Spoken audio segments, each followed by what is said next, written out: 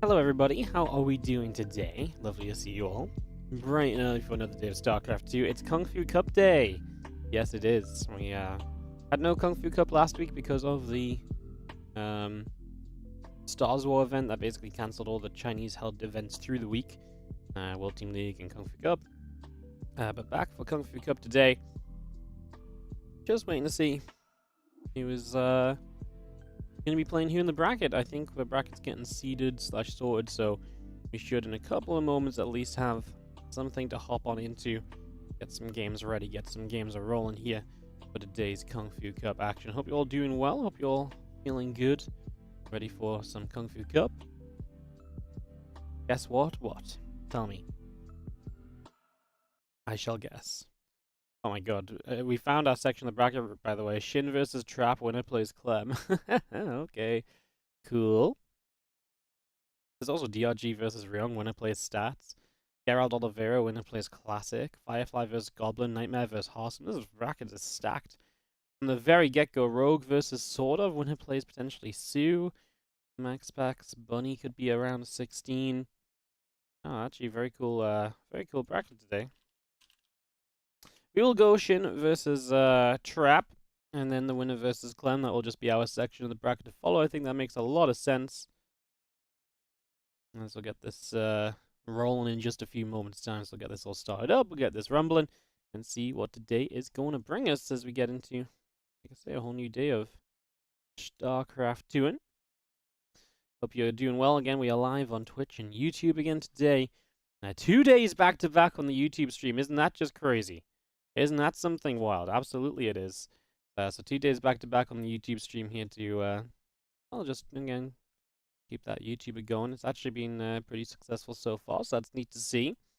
And yeah, we're going to be getting into this in just a few moments' time, guys. Our first match of the day is going to be that Shin versus Trap match. Obviously, just waiting for some vetoes. Shin versus Trap seems to be fairly popular. I think that's absolutely makes a lot of sense, especially if Clem is just waiting in the next round. It's a very easy place to go for the next step of this as well. So, obviously, quite happy with this little section that we'll get ourselves into. And hopefully just the next few moments, we are just waiting for, obviously, vetoes. Obviously, players may not be completely here the first couple of minutes. We really did start talking right on time. So yeah, we'll have a couple of moments here just while we wait for Shin and Trap to veto. That said, Shin and Trap are actually players who usually are here right at the start of events. So, yeah, actually gonna be, maybe able to get going nice and quickly. I don't expect these guys to be hanging around. Usually they're the kind of guys that are here ready to play. They don't show up 10 minutes late because they expected to get a walkover or something like that. So, yeah, that's what we're doing. That's what's going on. Just waiting for our lobby to come online. Lots of people are going to be joining Shin versus Trap. No surprises there. Absolutely none. Absolutely zero. All right, keep an eye on the players. Chicken butt? That was the guess. What? I don't even get it. Is that a thing?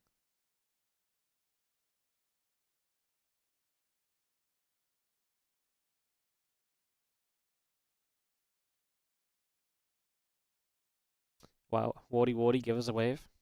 Hello. Good morning. Good afternoon, wherever you are.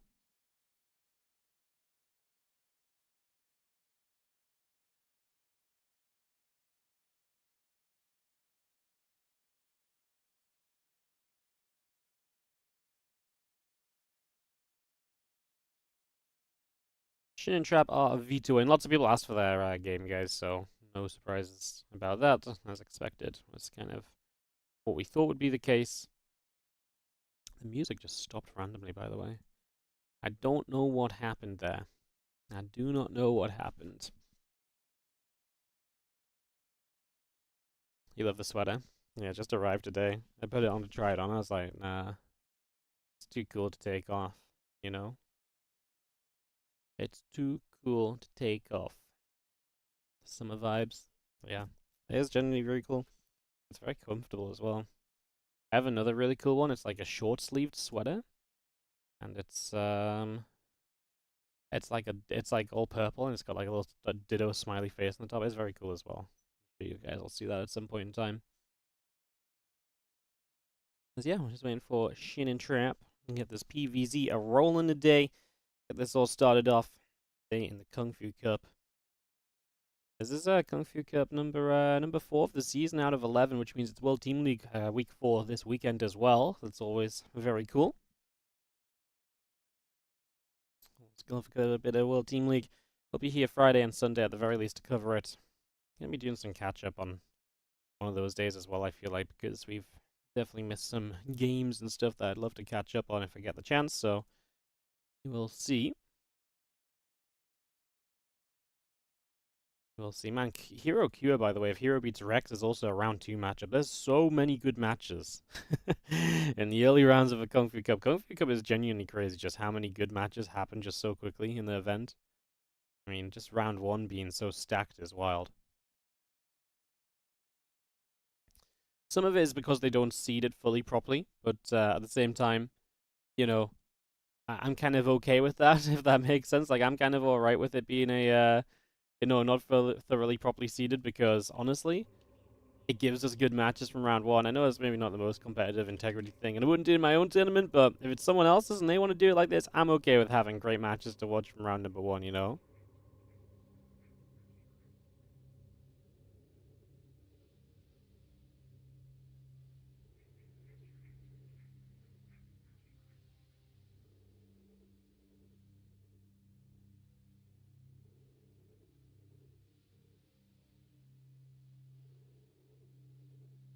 Waiting. Shin versus Trap. Get this on the go. Hopefully, like I say, very soon. Get into some Starcraft. We don't want to hang around too much. Shin just dropped the lobby up, so we'll hop on into this. Get this ready to go. The clickbait title. Yeah. Big names, big games, big names. I know. So clickbait. Who would have thought it? Who would have guessed? Alright guys, Shin and Trap are in the lobby, so we should be good to go in just a couple of moments here. There's a couple of people that asked for invites that have not actually joined, so I'm going to throw them an invite just in case they miss out.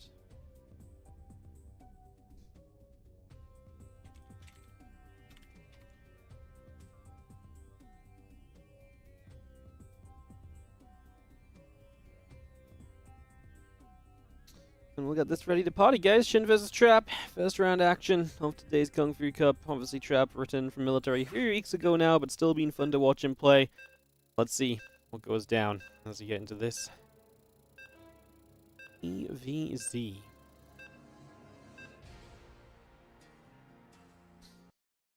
Hey, what's up? A day in the life of me. Hello, what's up? How you doing? Good to see you on the YouTube stream. If you are watching on the YouTube, major thing. Hit that like button. It's super easy to do. Helps us out a whole bunch, and is really, really awesome. The more likes we get, the faster we get, more people watch the stream, the better off it is, so do check that. As we get into map number 1 for the day, in the top right-hand corner from the Gaming Gladiators, the blue Zerg player is Shin. Up against the red Protoss, bottom left-hand corner of the map, give it up for Trap. Game number 1 of a best of 3.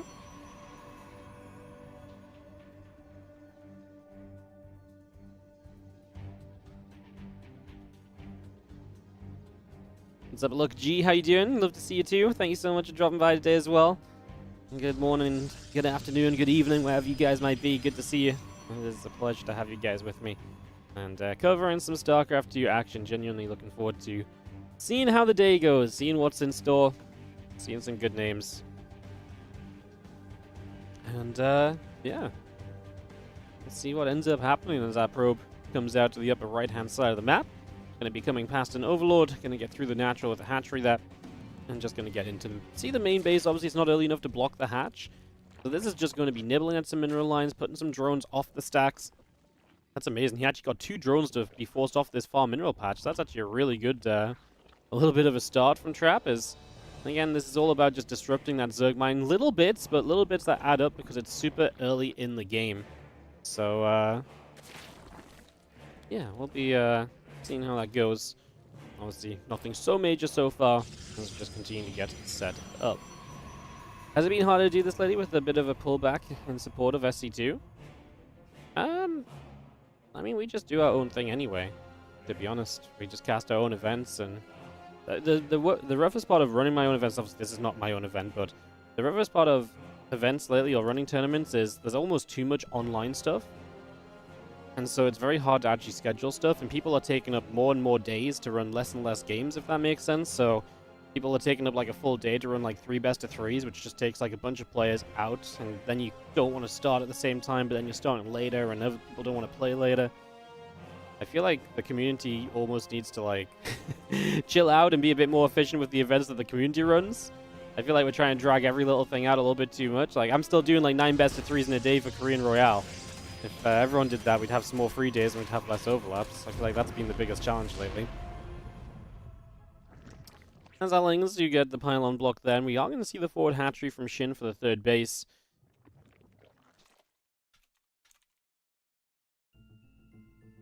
Obviously, this gives you a rich Vespene gas. It is the downside of being forward on the map. We'll see if Trap does anything aggressive to potentially take advantage of that. And it's a Robo first, so maybe we will see exactly that. Some kind of like Robo Prism harassment, and then into like maybe like a big push on the back of a Colossus or something. Kind of interesting as we have the link speed coming up. Hatch coming through. A couple drones on the way. We do have a couple gateways building up from Trap as well. And we just have our Adept already showing up to poke about for 3 more gates. So yeah, we're going to get aggressive. Oh, sorry. We already have the Twilight Council. I am blind. I looked in the production tab for this. I did not see it. I just looked at the wrong time. My apologies. So we got Glaives on the way. That makes a whole lot more sense than just a Robo. I was going to say, I was like, man, Robo with 3 gates? I'm like, this is a wild commitment. Glaives obviously makes a lot of sense. And it's a map where with this forward base, you are a bit more spread out than usual. So definitely some opportunity. Definitely some possibility in terms of what can happen.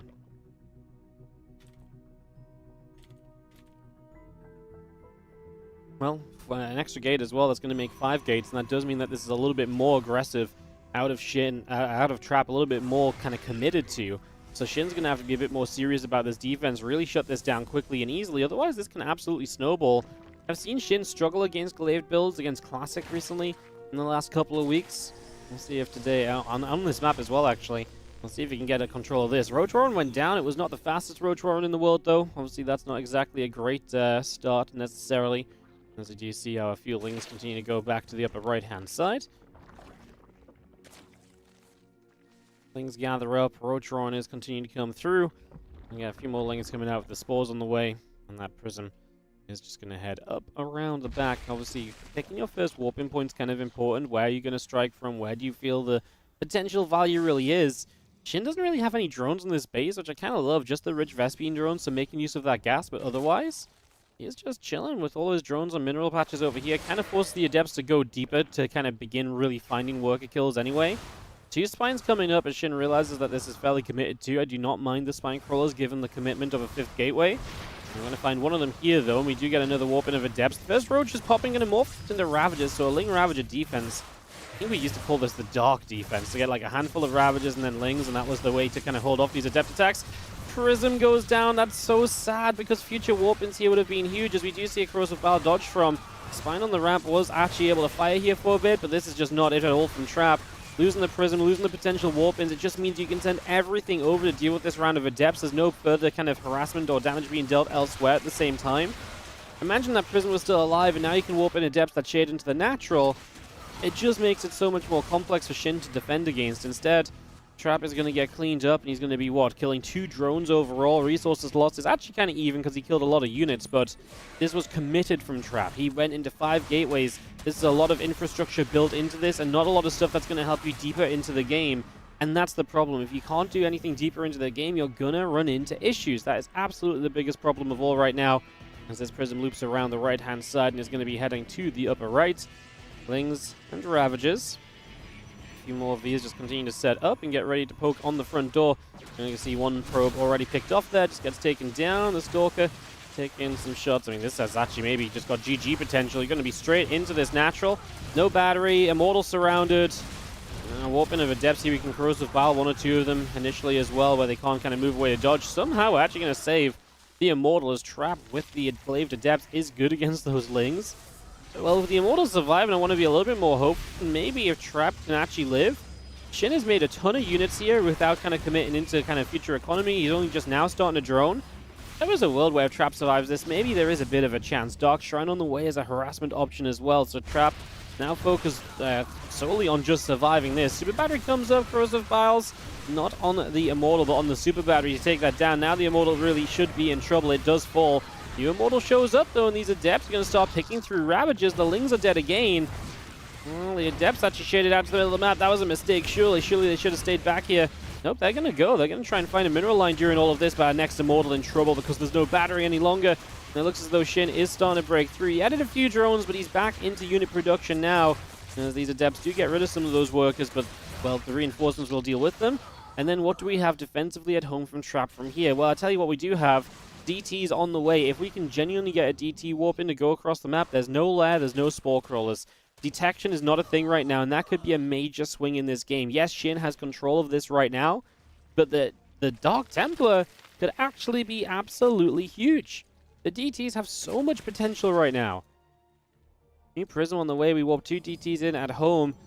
Now, if there's only the Prism already set up, now Lairs on the way. Obviously, given time, we might get a Spore Crawl up as well. We're missing opportunity to potentially deal supreme damage with these Dark Templars that can't be answered. Ravagers. Okay, we started up a Spore. I'm not sure if he saw the Shimmer or if he's just trying to be safe. And DTs can go everywhere, though. And we do have Ravager Roach that's approaching without Novaseer currently, so that is also a factor. Because these DTs are going to make their way into mineral lines. And the fact they're so spread out and the armies across the map, I actually think there's a huge amount of potential here as DTs are going to show up and drones will start to die. Actually saw hitting a spine crawler there initially as the DT goes in the main base as well.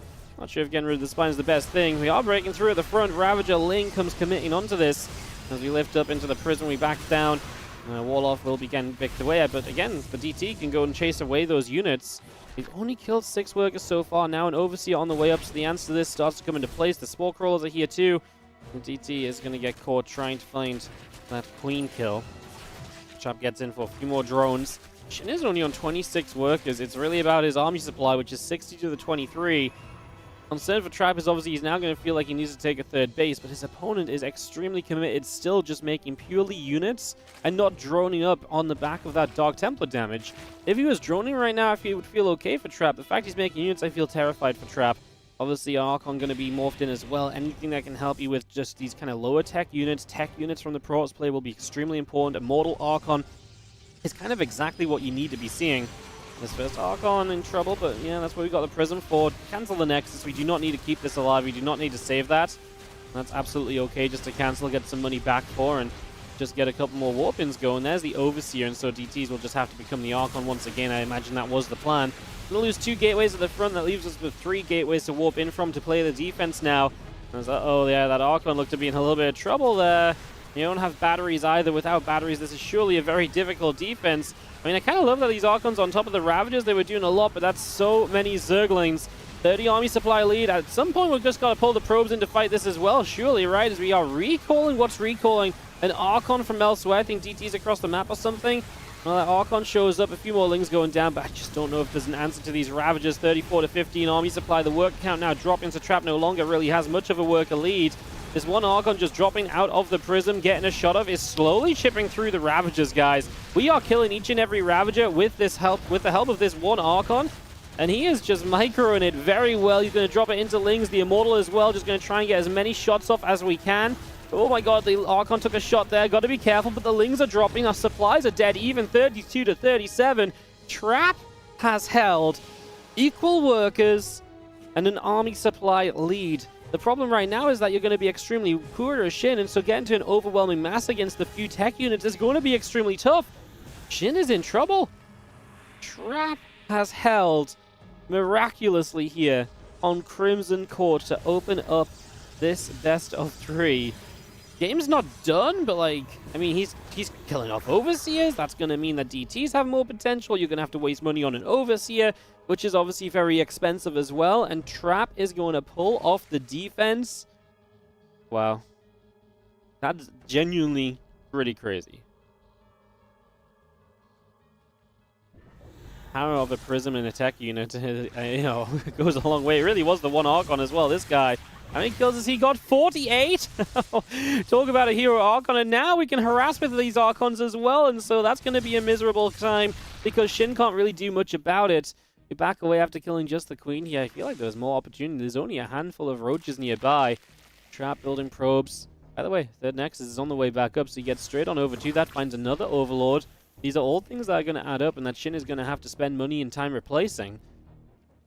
Just coming through, we'll just see our Archon's getting rid of a couple of drones. In a game like this, every single drone you get rid of is obviously going to add up to be very important, so that's going to be absolutely huge.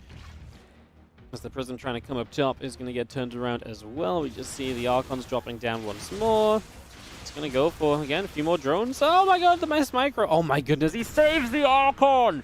Are you kidding me? And the Corrosive Files missed the Prism as well. Trap not afraid of that. That Archon survives. He missed microed and he just gets away with it. So Trap not being punished for his mistake. As we come back in as well, looking for more of these drones, not just getting killed, but some of the time not mining as well.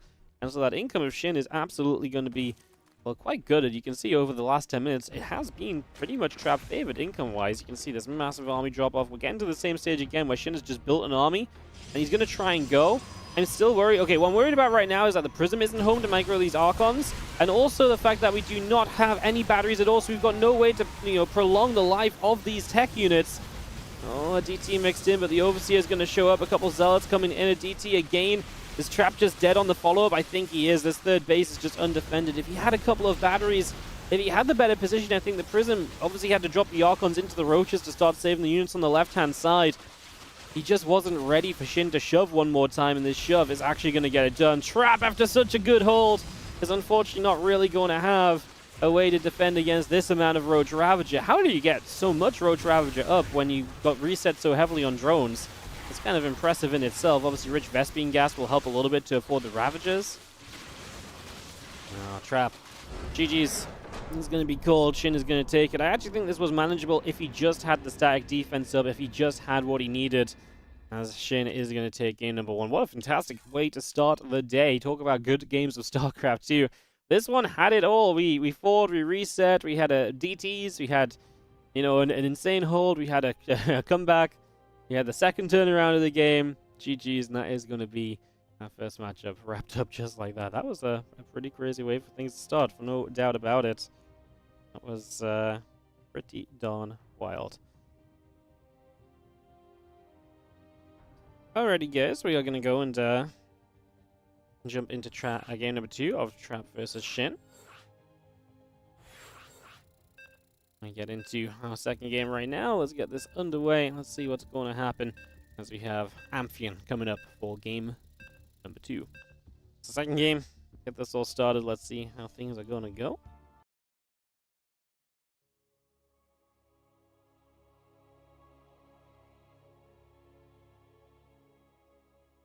Get into Amphion here. Get this all underway. Let's see what happens. Alright, counting down into it. And we are going to have ourselves in the bottom left-hand corner of the map, the Blue Zerg player from GG. This is Shin. And the top left, it is going to be our Red Protoss player, Trap. Already rocking a nice sweater today. I knew this sweater was going to get the compliments, man. I just knew it. I knew it right from the moment I saw it. That's why I just didn't take it off. I literally just picked it up.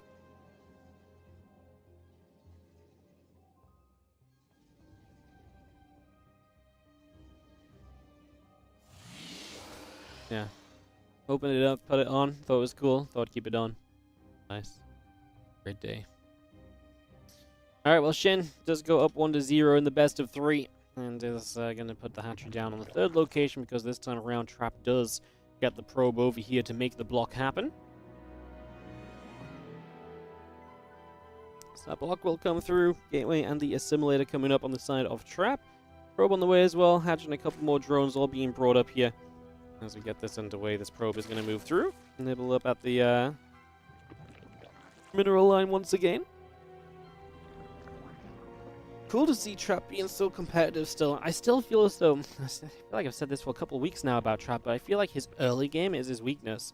I feel like he keeps getting behind in the early game, then makes really sick things happen, and then is just still too far behind to necessarily win the game.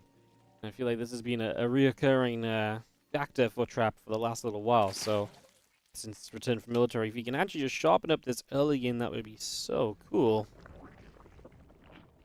That's all we're working on.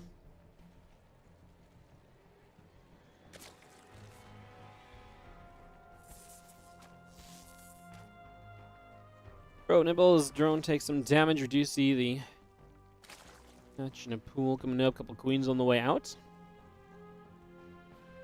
When did Trap come back? About 3-4 weeks ago, maybe. Yeah, it was about 3 or 4 weeks ago. It's not been very long at all. It's been a pretty, yeah, it's been a pretty short amount of time. I think this might be like the 4th ESL Cup that he's played in. I think 3 weeks ago he came back. Because he came back 1 week, we cast him a second week. I wasn't here last week. I think it was 3 weeks ago he came back. But it might be 4. It's within a month, though. I'm being oddly specific for no real reason. I'll just have a couple of lings poking about and just nibbling at this pylon, which is being used to block the natural at the moment. So, just working through that straight away. You have the Stargate on the way up from Trap. And the Adept is going to be looking around for some damage. Actually goes into this third location. We'll find a drone there straight away. Ling's out of position, so we get one drone off one Adept. That's really good. Going to loop back around. This drone does not move, so we're going to get kill number 2. The only problem is this Adept takes a lot of shots, so it will go down. But an Adept for 2 drones I think is pretty reasonable. The sad part of this is obviously now you don't have a second Adept to kind of join up with, together. And 2 Adepts can obviously one-shot workers, and usually that's pretty neat. Thing's still coming over. Probe's trying to fight back a little bit. Adept comes through. That's going to get rid of this circling as well, so just pick that off. And the Adept comes back over to the front. Just going to set on the natural. And you see a few more lings coming across. The probe is still being chased a little bit as well.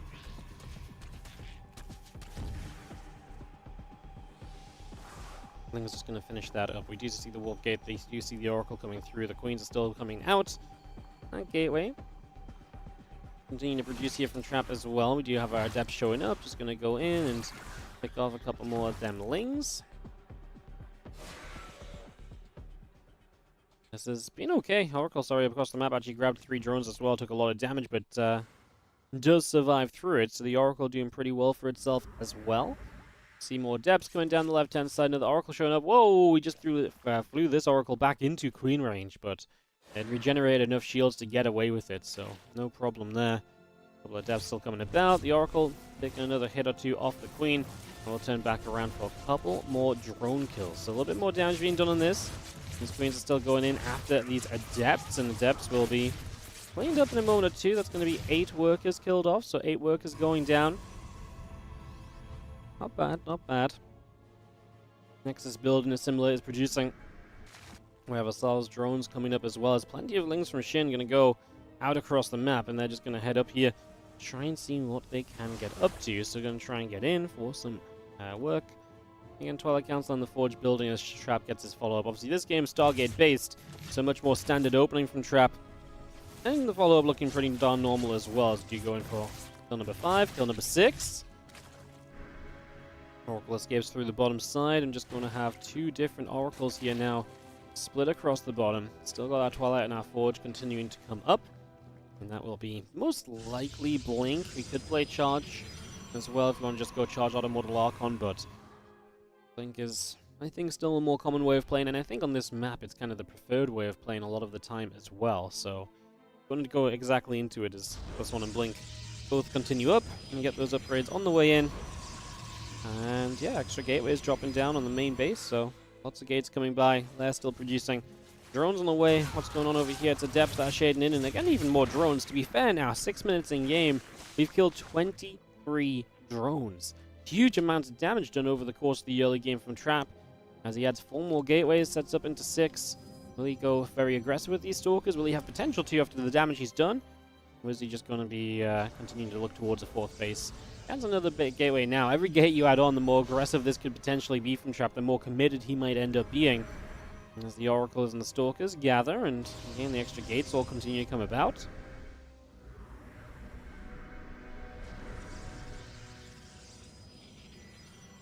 Working our way over to the right-hand side, and we just have a couple Stalkers going to decide to pull back a tiny bit as well. Still got the Blink on the way, still got the gateways coming up. Rotoron is not far from being done here for Shin, so you'll have something a bit better to help defend against Stalkers with, but well, he needs money. He's going to start 4 Roaches right now. This first wave of Stalkers could genuinely be very scary. Forward pylon, it's going to be slow warp-ins, but better than no warp-in. Stalkers get rid of a creep teamer as well, caught in that revelation. Obviously, walking on the creep's a bit scary. We will have oracles able to activate their energy, which will allow them to kind of zap down the zerglings. Oftentimes, you will also use these oracles to stasis ward to make it more difficult for the zerg to kind of run in after the Protoss player. As it's going to see the oracles just going to activate here, going to get rid of a couple of queens. Yeah, pretty quickly. There wasn't really a lot ready, especially only because there was a couple of roaches at first. Now all the lings are dead as well. Stalkers will blink back to reinforcements, but those reinforcements are looking good, and Trap putting the pressure on. +1 already done, so Stalkers are kind of adding that extra little bit of a punch as well. Good blink micro so far. Roaches do not trade well against Stalkers. We're really missing the Zerglings right now, but we used them all up, trying to hold on initially. Now as Zerglings show up, they're the only threat again. We actually blink forwards into Ravagers. Shin doesn't want to see it. He says GG. He gets out of there immediately. And Trap is going to take game 2 to tie this series up 1 game apiece. How about that? Alright, so we get all tied up 1s apiece. As we wait for game number 3, then Trap and Shin going to go the full distance in their opening best of 3 today. Hey, you love to see it, man. You love to see a full best of 3. And we are going to get everything here on this one, so able to get this up and rolling.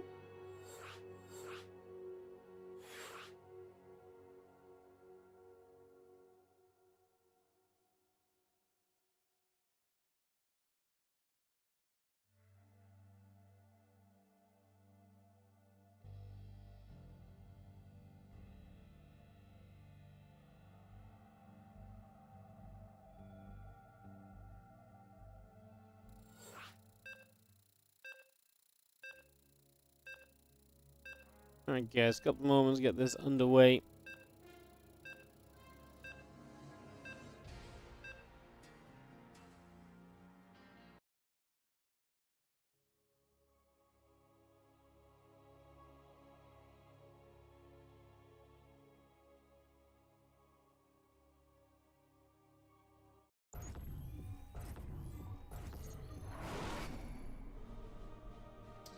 Let's dive into this. Alright, sorry, I was just checking up on a couple things while we were between games. Let's go, go, go. As we have in the bottom right-hand side, our blue Zerg player. This is Shin. Taking on the red Protoss in the top left side of the map, it is Trap.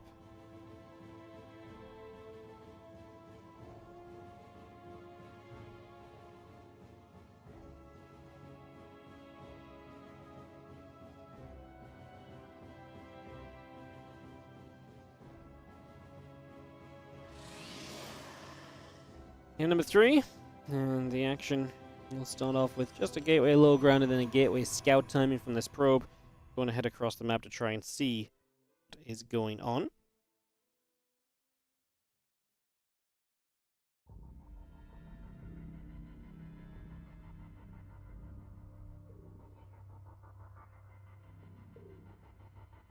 This probe heading down the bottom right then, going to be coming across gateway, and the assimilator coming up as well from Trap. The hatchery coming in on the natural. Still got our extractor going through the spawning pool to follow. Obviously this probe will scout in and start to be a little bit of an annoyance in the early stages once again. You're going to force the drones to fight for their mineral patches.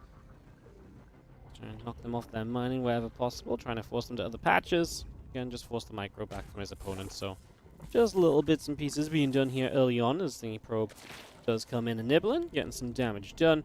Again, our Nexus coming up. Our Cyber Core coming through.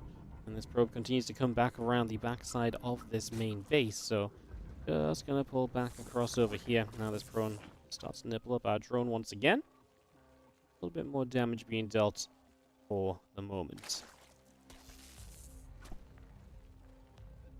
Well, drone still nibbles at the probie. A little bit more damage once more, and that is going to be our early game. This is PvZ. Well, Cybercore is about to be done, and with that we will see a tech structure go down most likely in a moment. Probe rallies out, builds a Stargate. No surprises really on the Stargate, kind of expected as well. Not a map to really try and kind of glaze on, especially when the normal hatchery is taken too, so Stargate just seems fairly scripted for the first 2.5 minutes of the game. We'll see what we do after the Stargate. We see if we see more blink play, maybe we do switch it into the charged arc on this time. And we'll also see how the early game goes, because Shin really just lost a lot of drones last game. He really just fell apart throughout the early stages to the harassment. He needs to sharpen up on that right now. There's no more second chances. You take damage like that again, you're probably going to die again.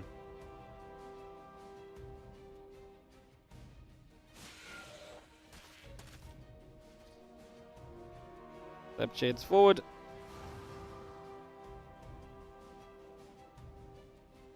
Oracle coming up, the warp gate building in. A couple of additional probes on the way out. We still do see the Adept just going to go shading through the center, heading down to that bottom right-hand corner. Just going to come straight across here, try and see what's up. Two Adepts together will be the harassment force. So no single Adept getting a drone this time around, or two drones like it was last game. Two Adepts from the very beginning here. However, these Queens are very quick to get on. Two set Adepts. So we actually knock down a Creep Tumor as we go. And the Lings are going to get a wrap around. One Adept going down. Make this a second.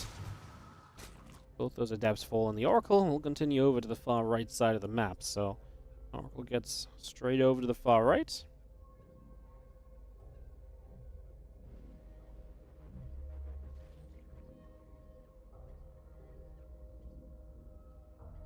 Handful of Lings are settling down in the center.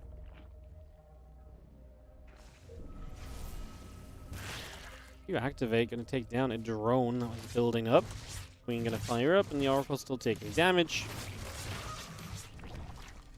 The Oracle taking quite a few shots here as they get pushed out the right-hand side. Twilight Council, Gateways, Nexus, all being built at the moment as we have our couple of Lings from Shin still continuing to the bottom right side.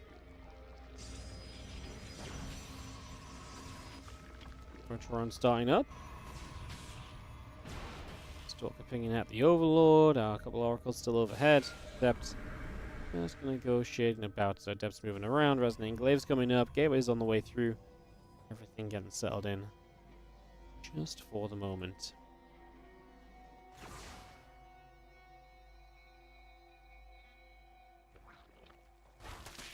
Oracles overhead. And we just see the Adepts there going to push the Lings away. Adepts will shade. Oracles will drop a little Revelation down. That creep spread. Going to get caught in the Revelation, but no advantage taken. The follow-up to this Oracle play is the Glaives this time, so going to be playing a little bit differently by going into this Glaives here. Yeah, a little bit of a different approach as we do see the Oracle's going to drop a Revelation again. Once you get the Creep Tumor, we'll get it. Now more Zerglings back to the upper left-hand side as a couple of Adepts go running. The Stalker and Adept gathering together. These Adepts, yeah, actually do get fully caught. Any Adept you lose right now is terrible because you want the power of this Glaives to be as high as possible. And that means that every single Adept will count for a lot. Love this. A bunch of these Adepts hidden, not revealing them for as long as possible, trying to make it so that Shin doesn't get a good scalp. I think Shin's feeling it out anyways. Starts up a lot of roaches. He is definitely recognizing a bit of what's going on. As we make our way all the way down to the bottom right-hand side. And away we go, moving in to try and get something done as our Adepts will just be coming over. Evo Chamber, Spire, both coming up as well. We do see the Roaches and the Queens going to be there too, ready to fight against said Adepts. As the Adepts do commit to that shade. Sorry, cancel that shade, not commit to it. As we do step forward, we get a drone. But a few more Adepts. I think these ones might stay split up as we will try and maybe kind of multi-prong. These Adepts go into one mineral line. If these Adepts can break into another, that full wall off, obviously making that a difficulty at the moment, though. Looks like instead all the Adepts will just go as one. Again, with the wall off being there, it's just become very difficult to really break through. If you commit to that shade, you're just going to get cleaned up. By the time you break your way into the wall, it's just not really worth it. So we'll Spire. It does come up, going to be online in a few. Adepts move forward, a Creep Tumor going down. These Adepts still not going to commit to the shade. It just doesn't make sense to commit to that shade, right? The Queens have a transfusion as well, and all said and done, we really got to commend Shin, I think, for a very solid defense. Really didn't lose much at all. 3 drones only, 23 Lings. He's killed a few Adepts already. Now, those Adepts are still up. You still got to respect them. You still got to deal with them should they, a couple of different situations arise. It's definitely got to be a little bit of caution there as Oracles commit through. 2 drones go down immediately. The Queen's going to finish off one of these Oracles. The Adepts actually commit onto the 4th base, looking for a cancel on this location, but the Roaches are coming, and obviously Adepts just don't deal damage fast enough to this hatchery. As this hatch probably going to go down, though. Yeah, so hatchery does die. We actually do get that. I'm not going to lie, I did not think that was going to fall. I thought the Roaches would be good for the defense. I think Shin thought so too, otherwise he would have just cancelled it a little bit sooner, right? So that was actually kind of an interesting way, kind of turn for this to take. The meter's popping out from the Spire though, and that's going to be an issue. We do have Stalkers with Blink on the way. As the mutas pop out, how many are we on straight away? 11, so quite a few, and if we're not aware of them as well, if you're out of position, these mutas can get so much done from the start. However, this Oracle is going to see them, so now we know. And actually, we're going to keep pushing here as Trap. Oh, this is scary. Not a bad idea, because if you can force the mutas to turn around, great. And obviously, if your opponent's making mutas, in theory, they don't have as much, much other stuff on the ground as well. But there's also the fact that if you then don't deal with the mutas and you don't do damage with this push, then you're in trouble. Those mutas do start to pick their way through some of those probes. Cannon in the main base finishes just to fire 2 shots and die. No, I think it was only 1 shot as well. So that's not exactly ideal either. Because of Val's going for the Oracles, but Oracles do dodge away, so they find themselves nice and safe. Middleisk still figuring out what they want to do as we turn back around, and a couple more of them probes going to get knocked away at for the moment. Additional cannons coming up, +1 ground armor being built. Lings, Roach, more Overlords all being set up here, as you do have the army of Shin collecting back over to the left-hand side, getting ready for a push onto this base in just a couple of moments. There we go. The Roach Ravager going to move through. A couple Stalkers already being shot at. Corrosive Valves coming down. Cannon in the battery going to be taken out. We're just going to turn back around to the right-hand side, and we do see Trap trying to make a hold on this base. No stack defense left alive on it. The Adept Shade through. Means they're just going to end up on even more of these Roaches, though. There's nothing good for them to really strike. Stalkers do have Blink, and may need to use their Blink here to try and survive as Trap. It's manageable, though, I think. More Stalkers showing up. I mean, Mutas aren't exactly a great fighting unit. The Roach numbers are not super high anymore. This is really now just capitalizing the probes killed, and 12 workers go down, but that's survivable from Trap. The base lives, and Trap lives. Trap's issue from here is he's purely Blink Stalker. He needs some other tech. The Baneling Nest is up, the Baneling Speed is finishing. These are reasons why pure Blink Stalker will not kind of win out. Usually you're going to need that Temple Archive, start bringing in the Archons. I don't hate this push here. There's not a lot of units up, although there's been quite a lot of Lings building. None of them are really showing up to this fight right now, and Trap, I do not blame him for blinking forward aggressively and finding himself some Ravagers. He's going to find more Ravagers up to the north as well. This is where the Lings start showing up. It's going to become a little bit more complicated, but the Lings are not good enough just yet either, and Trap, keep on taking this fight. We're going to blink back into Mutas now, which is a little bit frustrating. We do have reinforcing Stalkers, though. The Middleisks are looking low, and we have a couple of Zealots in the front to tank, and Trap keeps on pushing through. Trap looking better and better here as a couple of transfusions have to come off on Mutalisks, but I mean, Muta's not really, again, the most kind of fighting of units, so they're kind of prolonging the life of the units I just don't think are going to necessarily save the day. And obviously out of the back of this, you're not going to have Mutas anymore as Shin, so even if you survive, you're going to be missing one of the main things he played into. Ally upgrade starting as he finishes +2 missiles. Can these Stalkers trade out against the Roaches? I think we might have bought enough time by giving up the Mutas to get a Roach count that's somewhat compatible or competitive with this Protoss army. But no, the Stalker count keeps growing, and as more Stalkers show up, this becomes more and more of an issue again. Trap has to keep on blinking back, though. He is losing Stalkers, as the blink backs aren't always in time. This duel, this kind of tug of war at the front, seems to be going in Trap's favor as the Roaches come down this round because it's co-joined effort all at once. Slow Zealots, not even with charge, but honestly would not hate a couple of those just tanking. Some link shots and all the rest. You don't need charge to tank. You don't need shots to be the beef of the army. As the Stalker's going to keep picking off reinforcements. That's the problem. You keep running in from the left and the right a little bit too soon.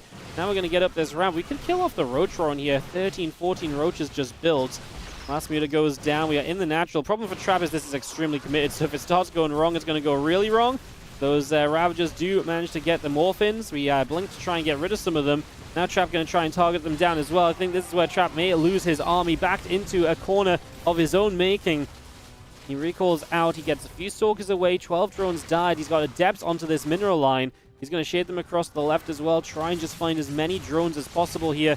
Any damage done is going to be greatly appreciated as Trap's army, 29 army supply to 77, puts him in a bit of a problematic position here. That's not a lot of army supply compared to his opponent. That could absolutely land him in trouble.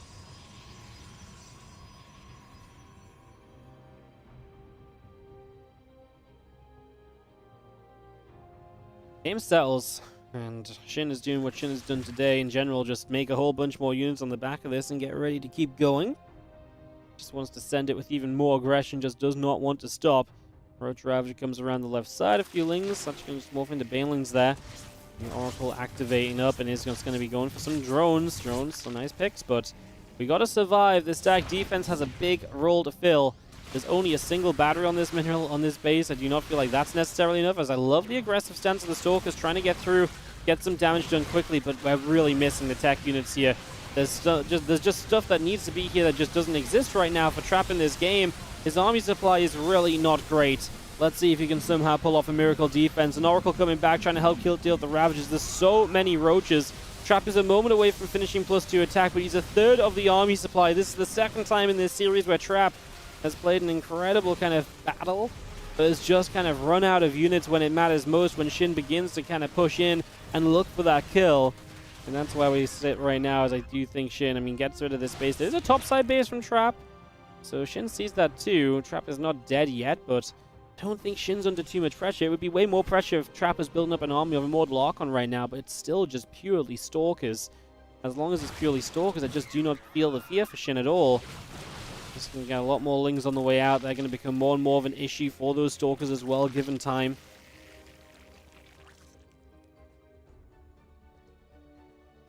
Roach Ravager still just continues to build. We get ready to push up this right side of the map, get ready to aim for this pressure base. Currently acting as the 4th. There's a new base rebuilds back on the left side to replace what we lost before. Oracle shows up, going to get a few more drones. Don't get me wrong, Shin is not exactly being able to keep an economy alive. His economy has been, I'm not going to say doomed, but it's definitely been taking damage. As Oracle pulls away from the Biles. This is the problem, finding the defense here, as we have a couple of force fields coming down, but Banes are going to come in from the flank. They're going to come in from the north. They're going to aim straight for the battery stack. Defense goes immediately. There's not too many probes on this base, I guess, as they're still just running away. Sentries are being chased by Banelings. That's a nice little force field, but that's another base going down. Shin once again succeeds in denying an expansion. And every expansion you deny, again, the better off this feels, as the Oracle still activating. Stalkers coming forward, hits the Ravager a little bit. The rest of the Lings are still moving through. Probes transfer away. Hydra Den on the way, as we actually see Shin ready to tech up a little bit. Doing this off of 61 workers. Obviously, Shin's had the same set of bases alive for a while. We've got 4 Oracles. The Hydra Den makes a lot of sense because these Oracles are becoming an issue. He can't shoot up. Forcing the Hydras is not a bad thing, though, from Trap, because if he has to fight if your opponent has to build Hydras, that's less just spammy units, and that actually might be okay for him to deal with. Better than how it's going so far. We lose an Oracle to the Biles, though, as Trap. Army supply is probably closer than it's been in a long time. Shin is really focusing on taking down economy again. The Trap will still have 4 bases on the back of this. Splits up the Stalkers now, and these Ravagers are very exposed. The Roaches are stuck in a corner, nowhere to run to. And this Zerg army is in trouble. We're going to run right to the corner, but realistically, we're probably just a blink forward away from clearing this up. It's almost like he's buying time, so that Trap just can't go across the map as quickly, right? So really the idea now is that Trap can't get across the map as quickly because he had to pull back and really fight in that corner. Hydra's on the way, but no real support for those Hydralisks. Trap has an army supply lead and potential to do serious damage here as he comes across the map. Since enemies just warped in back at home, they're just going to have to walk across. Now, obviously, this is a scrappy game. There ain't no time. There ain't no money for a Prism. Stalkers blinking back right now. There's not even a robo facility for a Prism. Actually, never mind time nor money. Oracle's activating, honestly just giving themselves up because Trap realizes he's pretty much in an all-in effort now. As he starts to work his way through the Hydras, he's getting rid of a lot of them. Hydras are very flimsy units, so being able to jump on a few goes a long way. Now we're going to find ourselves on a base. It's kind of a big deal as well. Trap still has the army supply lead, has the force fields available. Gets rid of one location here now. I think we just got to keep going, though. We can't just kind of back away from this. This has to be a push forward, but there's a lot of sentries, a lot of force fields. We are morphing in Ravagers once again as Trap trying to manipulate this game into a victory in game number 3. He's going to hallucinate Colossus, gives him high ground vision. He's going to blink on these Ravagers and Hydras. They do not last very long, these units. Where are the Corrosive Biles? I don't know. They're on the ramp. Sentries go down to those Biles. Those Biles were very, very good as Trap gets into the natural. He's killing a lot of drones. Where's this sentry going? I've got no idea. Oh, it's his reinforcements that he wants to get back to. He's running to try and help out again his reinforcements against this little bit of Roach Hydra, but Shin's army supply is only at 21. I do not think he has a way to stay in this game. I think Shin is in trouble. I think Trap has got this. As he comes back forwards once again, as units are spawning, there's just not in good enough numbers. Drones pull in, but then they decide to retreat. That's obviously not exactly ideal. We blink, we chase, we hunt, we look for everything we can possibly find here as Trap, as he just knows he can't give his opponent too much time. His opponent still has, in theory, an okay economy, potentially. I mean, Trap doesn't really know either, so again, he's kind of in the dark, trying to figure this out, but he has too many Stalkers, and he was absolutely right to come hunting, as he is going to get rid of anything that Shin owns. A few Lings spawning out, but it's too many Stalkers to surround. There's not enough lings in production. 20 lings is not going to do it. And GG is called. Trap wins round 1 of the Kung Fu Cup. My goodness. Plays like it's a grand final. And clutches and scrapes and grabs at any possible opportunity to survive and win. And he gets it in the end. That was an absolutely wild game of Starcraft here. A wild series as well. This was not just like one good game. This entire series was really freaking good.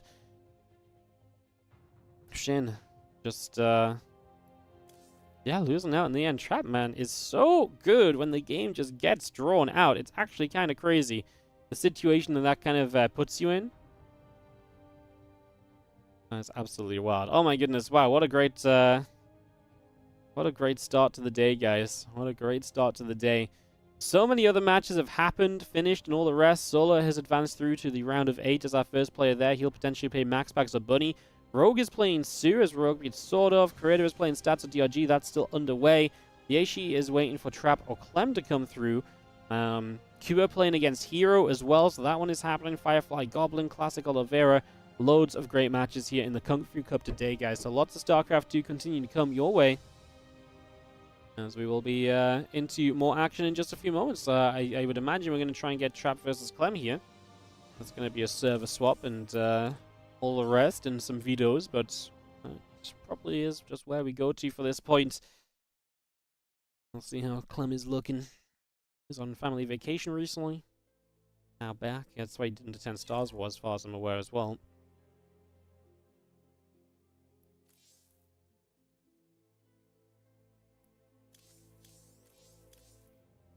Don't see Clem online just yet, but maybe he'll hop over now that the result is known. He knows an opponent is done and we should be ready soon. Get that underway.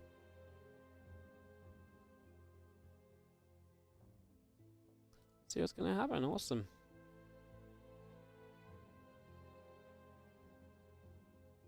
That's really weird today, on the YouTube stream. The YouTube stream is, so I don't know if this makes sense, but like it has the same views on the video as usual, but the concurrent viewership is way lower than it's been the last, well, in every YouTube stream we've done so far, so that's really weird. Like, it's a really weird combination of like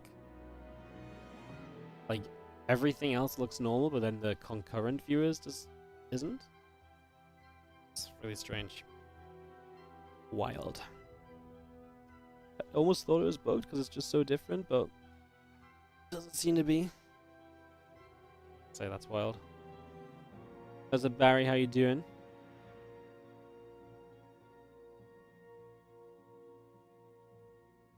Did I ever play RS? What, RuneScape?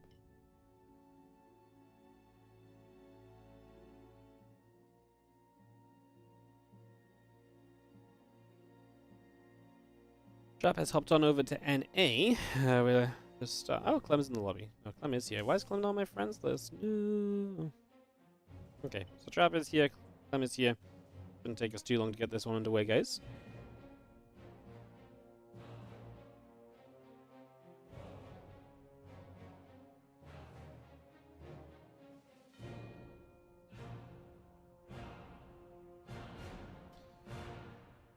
If you are watching on the YouTube stream, by the way, do give the stream a little like. It goes a long, long way to helping out if you just click the like button on that stream. I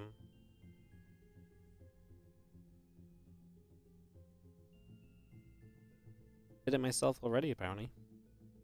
I don't even know when I did that. That's wild. Crazy. But yeah, give that stream a like. Helps out a whole bunch. We are just waiting for Clem and Trap here to be ready to go. Couple moments and we'll go into this round of 32 matchup. That was a great first round match. That's really good. There's honestly a lot of good matches going to happen later in the tournament today, and even early in the tournament already happening. And this cup really draws in the best. It's very cool to see.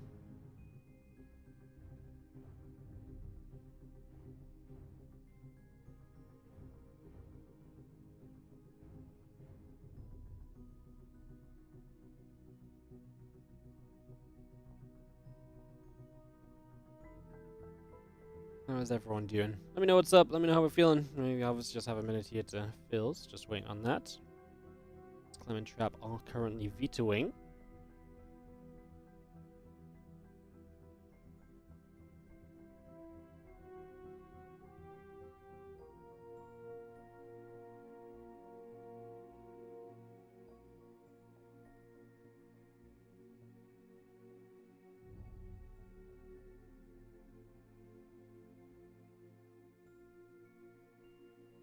Man, it's such a miserable day here. It is just absolutely pouring with rain. It's been kind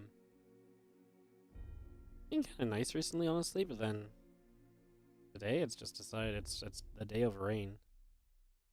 Looked outside and I'm just like it's like absolutely flinging itself against the window. Apparently it's just gonna rain all day as well. It's just gonna non-stop rain all day. It's just never gonna end. Crazy. Yeah, what's up, Nanny Al? Thank you so much for subscribing with your Prime. Really appreciate it for 4 months as well. Appreciate it. Thank you so much. Hope you're doing great. Thank you so much for supporting. What's up, Alexandre? Amazing gaming today. Hell yeah. Sounds lovely. You love the rain, Nano Flower. Honestly, I don't hate rain, but this is like bad rain. Like heavy rain. It also means Ellie hasn't been out because it's just too wet for her.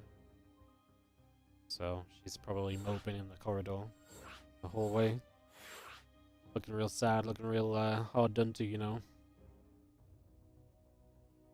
Tough life being a dog. Tough life. We'll be into our next match here in just a moment. Trap versus Clem PvT action continuing up. Put this underway in just a few moments. Get this all started and see what is going to happen.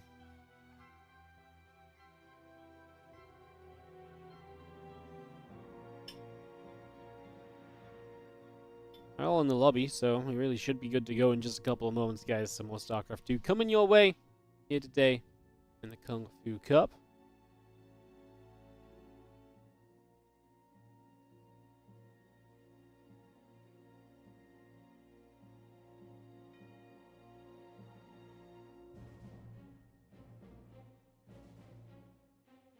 Clem is asking Trap if he's ready, so we really are just waiting for that confirmation, and we are going to be good to go. So let's get this started, guys. Thanks for a little bit of patience. Let's get this going and see how things are going ahead as we get into some more Starcrafting.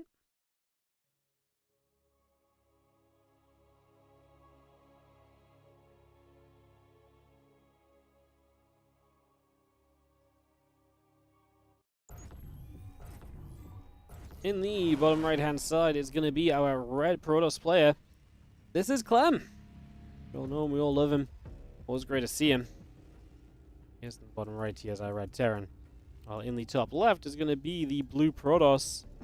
This is Trap.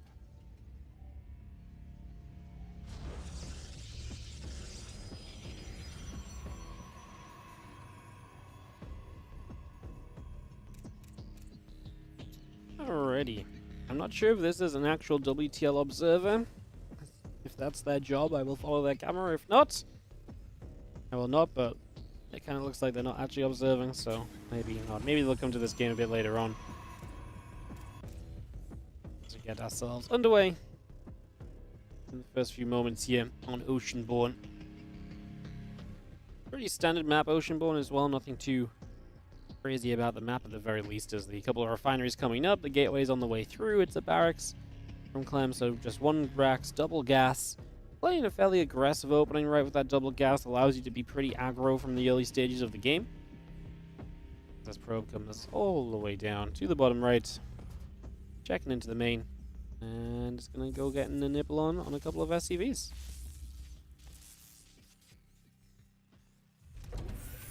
SCV already getting nibbled at then. Cybercore coming up, the barracks is coming through. This probe to turn it back around, gonna go a little bit of a different direction.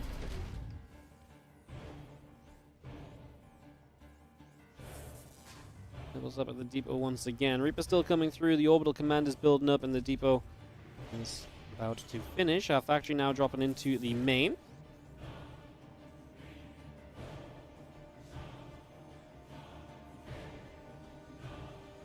And yeah, I'm just getting that factory up. The Reaper on the way. SCV still coming about, as well as you do see our probe. Just gonna recall back home to the upper left-hand side. It's just gonna come straight back over here for the moment. And now gonna go drop a little assimilator into play as well. Factory and the reactor continue to come by. And the Reaper of Clem just continues up to the top left-hand side for the moment. Get that all set up. That all ready to go, go, go.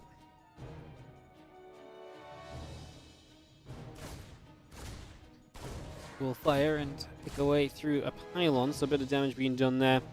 Do have the Adept continue to come about. Just going to be seeing the probe. Going to take a few more shots of damage. And the Adept continues to chase the Reaper back out. Again, we have the Stargate coming by. And this Reaper not really going to find too much in these early stages, so it's just getting turned around by the Adept pretty quickly. Plus, we do expect Clem, who's been playing very good TVP as of late. We do kind of expect him to be a big favorite in this as well, just to kind of set out the series in terms of expectations. Trap is, yeah, definitely returned and looked good while returned. He took down Bjorn in a series in an ESL Open Cup, for example. So he has potential, but again, I really feel like his early stages of the game are a little bit rough around the edges, and if he can't clean that up against Clem, that could absolutely spiral. So we can see how that pans out over the next little bit. The Cyclone still finishing in just a moment or so. Medevac and some Marines are building up. The Adepts will shade back to the natural.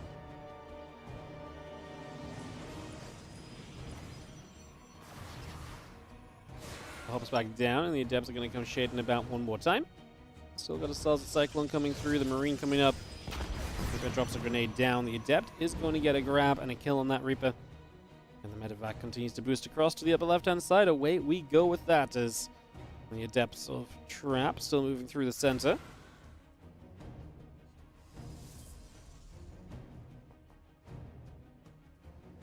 Stalker and the Adepts still gathering up. The two Adepts going to shade forwards. Marines beginning to unload, starting to deal some damage, and, well, it's going to get interesting because Adepts and an Oracle show up here. But that Cyclone, what a great lock-on. It's a little sad to see him running towards the mineral line there. Honestly, feel as though he could have chased that for a little bit. Gonna lift up the Cyclone here, but these Marines are getting low too. We will finish off the Oracle, however. And now we're actually going to hop up towards the main base where there's no units just yet, so it's going to be just some added damage. We actually warp in some Stalkers that we kind of turn onto, we kind of don't. This has been a bit of a messy time. Clem, I think, is a little undecided how exactly he wants to play this, how exactly he wants to try and get things done. We'll see the Viking coming through, and that's the Oracle. Still in trouble. Cyclone lock on as well. We lose the Cyclone, but we got rid of the Oracle once more. Trap is building yet another Oracle as another Cyclone shows up from Clem.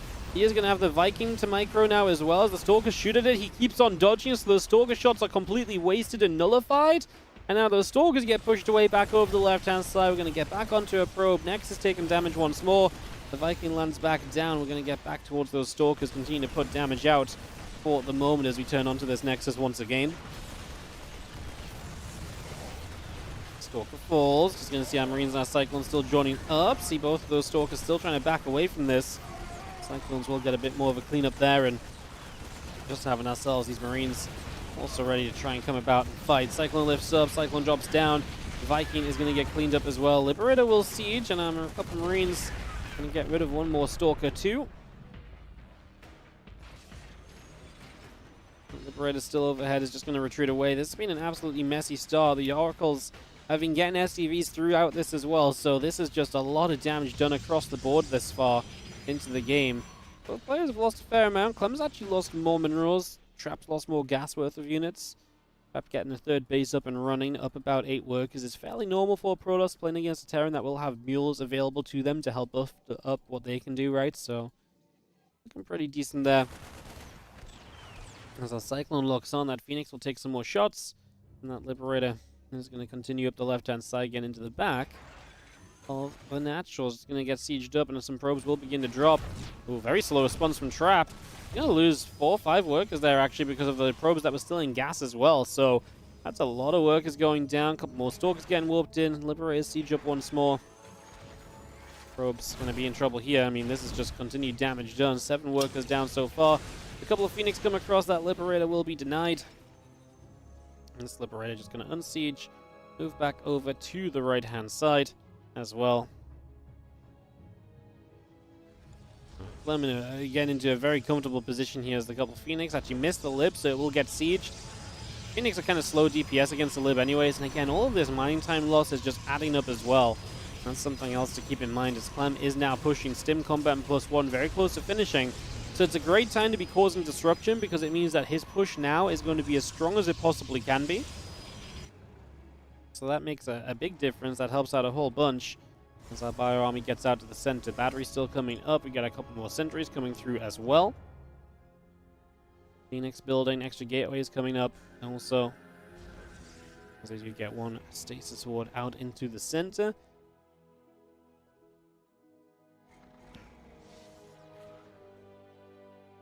Bio Army pushes all the way to the top. Stim available. If we want to do something here, we absolutely could. Stalk shots, Bio taking some extra damage. Clem actually able to get caught in the stasis as well, which means a little bit less good for Clem to actually try and fight. Zealot's getting warped in, they're about to have that charge. It's a big step in the right direction for Trap. Will help him out massively when it comes to being able to continue dealing with this. As we drop a mule down into that mineral line. Phoenix is still coming about, they're still grabbing some more of these cyclones. Now Zealots and Stalkers going to turn away. The rest of the Bio from Clem going to pull back down the right side. Just going to turn. A couple of those Widow Mines coming up. Bio continue to trade. Widow Mine shots looking to get set up again, but not quite able to land. More and more Zealots coming through, so those Widow Mines are so important. That splash damage on them Zealots is a big part of the reason of why and how you're going to be able to break through. The Oracle going down, so it has dropped its final revelation. It means that those mines are going to be a little tougher to see, but the Zealots counterattacking. And Clem doesn't notice it as well. His reinforcements just walk past them, so he is going to be completely missing this counterattack, and he'll have to rely fully on just what is building out of his barracks to handle this. SCV's pull quickly. He's got a few units there now. Actually starts to pull back with everything else. Just decides it's not worth sticking around for over here. Okay, that's another 5 SCVs killed, and that's definitely Trap just trying to slow that Clem economy. He's actually only 2 workers ahead, which we talked about when the Terran has mules. The Protoss wants to be more ahead than that. Well, that's obviously just not the case here, so that's something we could absolutely do with trying to fix a little bit. As our Protoss gets to base number 4, that should be Trap's cue to really try and once again regenerate a worker lead in this game. Otherwise, we'll continue to fall into a lot of trouble.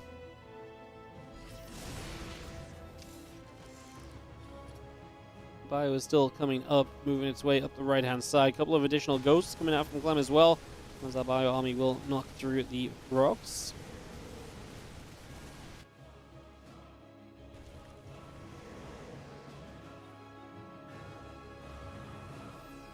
Phoenix pulling up top, the Widow Mine still burrowing. The Bio will come forwards. A couple of Zealots get knocked down straight away. There's a couple of force fields go down immediately.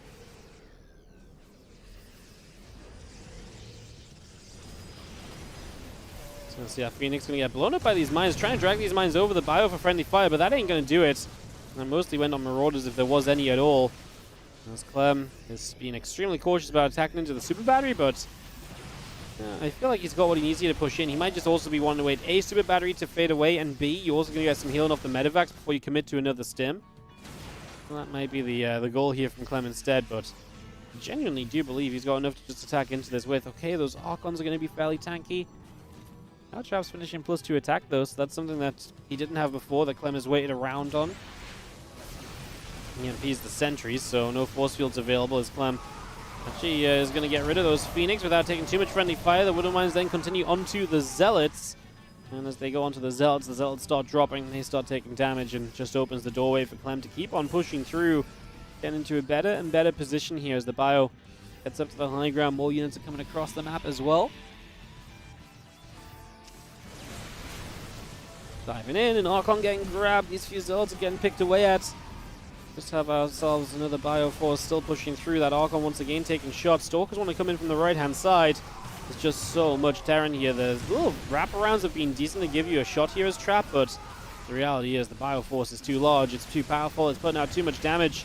With Ghosts especially now, the couple of units that were really good for you, some of these Archons and so on, are now just not as tanky as they were before. So Clem can just continue to really melt through this force. Make sure the sentries never have energy as well. Chase those down. They're all going to be dead. You can't afford to rebuild those in this moment as Trap. It's Zealots and only Zealots that can really be allowed to be built, but even that is not going to do it. Even the Ghosts here, just their auto attacks will do well. And Clem is going to take game number 1 of this best of 3. So Clem gets a 1-0 lead in the series. A little bit of a chaotic early game, but one that Clem was able to, at the end of the day, control, get back under wraps, and kind of get back going with it all. So was able to reset there and get going once again as we head ourselves into game 2 in just a moment. Just waiting for our lobby to come up. Hop straight on into that. Just a moment or so.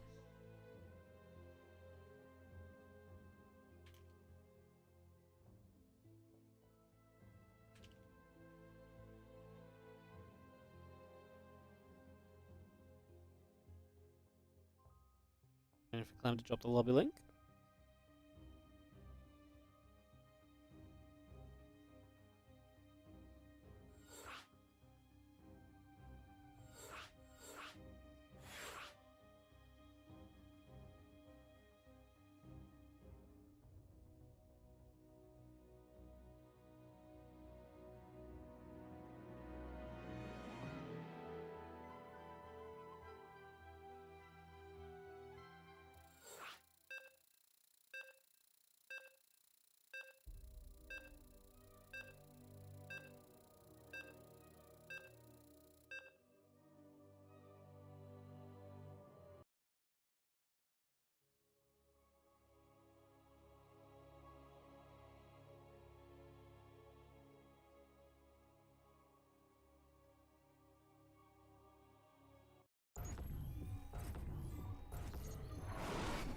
Alright, let's hop into game number 2.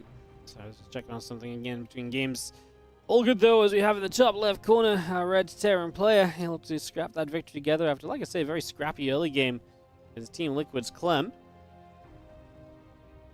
On the bottom right corner of the map, our blue Protoss player played a hell of a series to start the day off against Shin. This is Trap. We'll see what he can do. So get into game number 2 of this best of 3.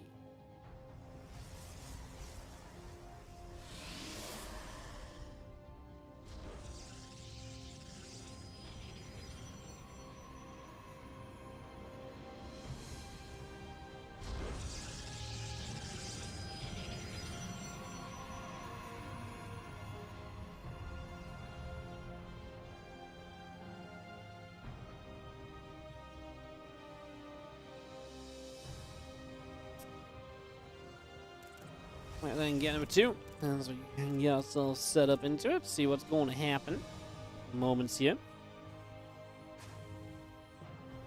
Clem's a beast. Yeah, Clem is a beast. He's pretty darn good. Fun to see if he can make a deep run today. Be excited to follow his games. You guys are enjoying the streams, by the way. Do you consider following on Twitch, subscribing on YouTube, see when we go live again in the future with more of these streams, more of these events. Probably going to be our last YouTube stream this week, but just because it's GSL tomorrow, right? So I'm live tomorrow, but it's GSL, and streaming on YouTube the same day as GSL doesn't seem great.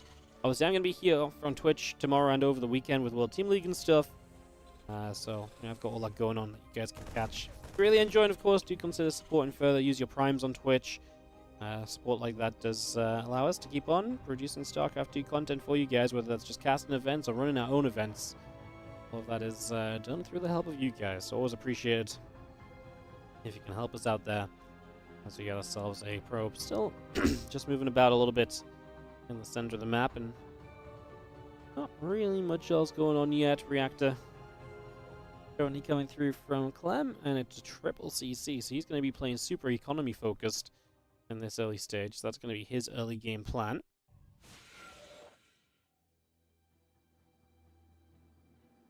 End up going through the Stargate, still building.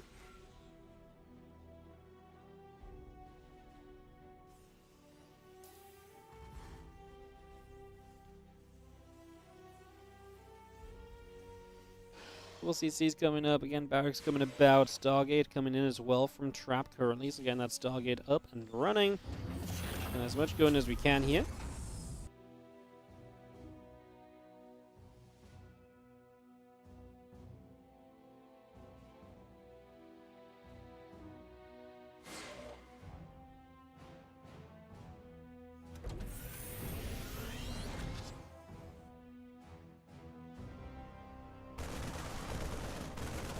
We're just going to dive forward, just going to see ourselves. And the depth is going to go down. Oracle coming up, Warp Gate still coming through. Well, Marines actually coming about. The barracks is still producing in. SCVs popping up as well. There's again extra gateways coming about here from Trap. CCing the main base. Third, obviously able to morph into an orbital here, and that's going to be Clem's economy. Absolutely booming early. Kind of puts the pressure on Trap to do something. I always feel like this is the worst case scenario from Trap. You're building oracles. You're just kind of setting up into like a very passive kind of way of setting up into your own third base, but like Clem is obviously just kind of out-ecoing you, and so you're not really in a way, you know, set up in any which way to kind of do anything about it. You don't have aggressive blink or anything to use, so that's pretty tough.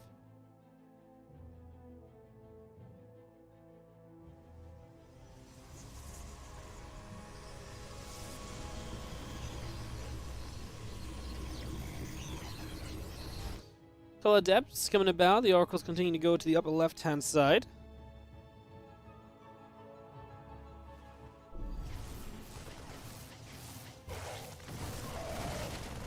Marines gonna fight. Oracle's taking some damage. I'm gonna see those taking some shots there. As we dive through, a mule very nearly going down. SCVs as well, just about living for the moment. Still that +1 attack upgrade coming through on the engineering bay. So bringing that up, getting that going here. As that Stimpack combat shield and +1 all comes up on the side of Clem. So we bring all of this through. A couple of missile turrets on the way as well.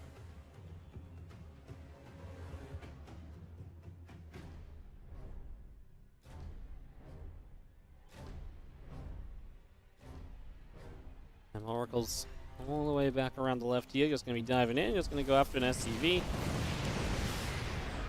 Clem finishes his bio upgrade, so I really feel like Clem is going to be in a very comfortable spot right now.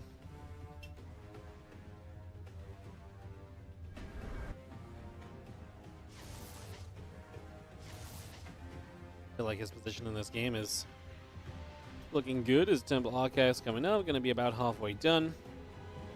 Charge is halfway done as well. Oracles are still setting up his Stasis Ward in the front here as well. Oh, their bio just going to stem, and that's going to be a Stasis. Whoa! That was a great turnaround from Clem, because that means he actually only loses a couple of units to the Stasis. It could have been so much more. Turns around from that force field. He's going to stim one more time. Super Battery activates here. Oracles will stay alive because of it. This was not a good attack from Clem. He's actually fortunate to not lose more, because that Stasis initially didn't catch much, and the second Stasis doesn't go off either. Slightly better position from Trap there. He would have been able to catch absolutely everything, and then once it pops out of Stasis, the cleanup would have been inevitable. Either way, this is pretty good from Trap. He really didn't lose much at all. He's lost an Adept and a Probe, and he's killed 17 Marines and 2 Marauders, so Trap has complete freedom to move into this next stage of the game. There's going to be no slowing down the Protoss player. You can just get Storm coming up, +1 attack is coming through. I mean, this was just not it at all from Clem. This was a stim and a miss, to say the very least. He's going to be very behind from that.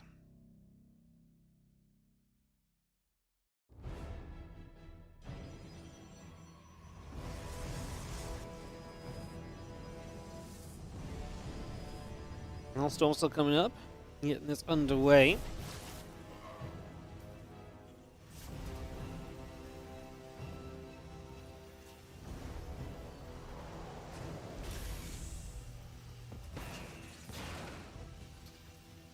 Ghost Academy coming up, +1 attack, High Temple coming in as well. And just have ourselves the couple of mules continue to drop down. As we have Ghost Academy finishing, and Clem is moving down the left-hand side of the map, so looking for something of an attack right here, looking to see if he can find some success attacking through for the moment.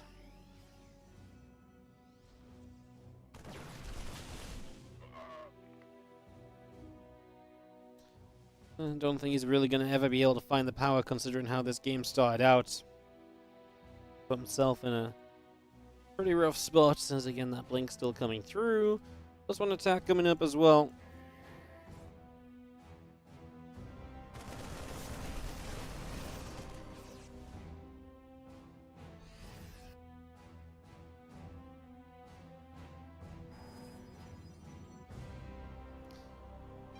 Obviously, Trap with Storm done, Blink and +1 armor on the way out. He's in no rush to really do much here. Clem is just going to tech up himself. He can't really do too much after that opening. There's a few Zealots on the top side of the map. They're going to come counter-attacking through. That's one thing that Clem is going to have to be a little bit careful of as these Zealots show up. He does have a bunker in a good position here that will survive, but we're also about to see this fight happening over on the left-hand side.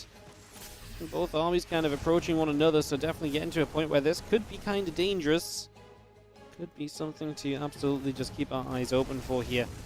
And just be very careful about as the bio comes through, knocking down an Oracle. Stasis Ward catches again. Clem has just completely ignored Stasis Wards and the potential of more Stasis Wards, it feels like. Just so many of them keep on dying. Not great thus far. Definitely some problems that you'd rather have been able to avoid here as Clem. This life has not been made easy by any stretch of the imagination at this point, as we are going to see a bit of bio pushing through. Zealots coming around, trying to get ourselves set up here. Of course, a storm coming down as well. Now more Zealots still showing up. Bio still pushing through. The Stalkers are coming back over as well.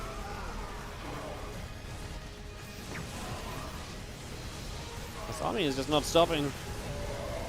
I doesn't even really respect the storm. So many Zealots in the main. As Clem will so far not be losing too many SCVs off of those, which is probably the most important part of this.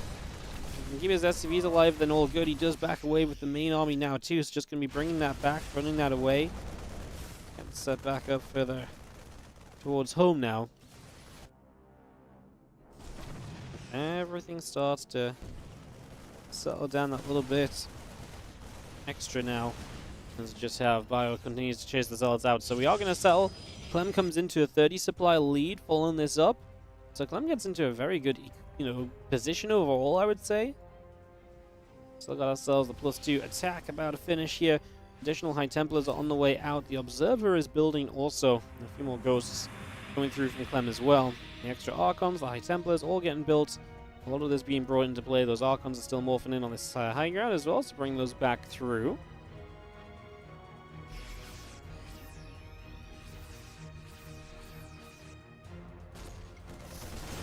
Get settled down. Bit of bio comes across, which is going to get rid of this Nexus, so we'll get knocked down as well. The army of Trap still moving into the center.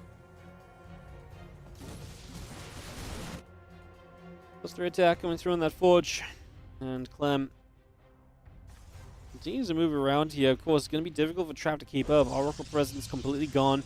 No more Stasis Wards either. That were actually a fairly big part of the game up until now. They were, pretty darn successful to say the least.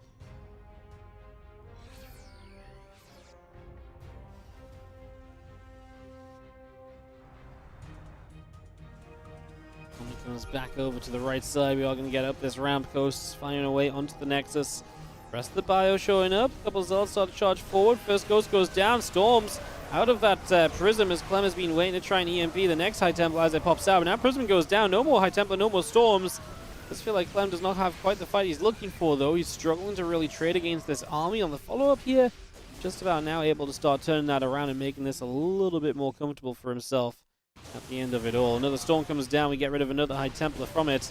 We turn back around onto these Stalkers. Zealots are still dropping, an Archon coming through. We do decide, Clem, to just shut up and run. Get the hell out of there instead. So he's going to back away. This is Clem falling back for the moment. 171 to 166 supply. Maraud's going to get cancelled on the bottom left attempted base from Trap. His Trap already has 5 bases otherwise. Don't think he really needed to stretch out a number 6 there, but in a way, I guess, why not? Just to see if something, can go well for you, if you can find a bit of value. Command Center drops back into the topside base. Just going to be able to get that into position as well. And you see another couple of assimilators still coming up. We get all of that underway. Continuing to bring this all forwards.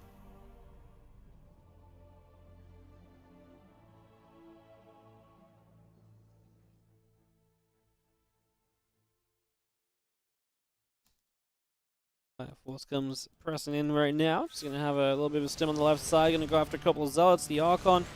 Some damage being done. We actually continue through, and a little bit more damage being done in general as we do have this force continuing across. Fusion Core is building.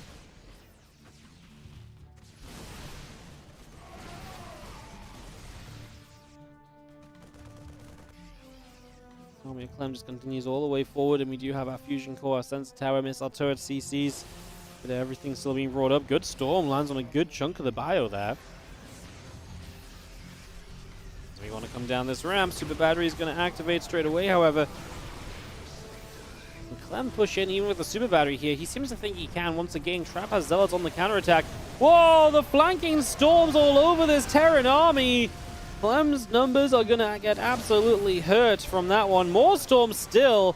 We are not done, says Trap. He is going to keep this fight going.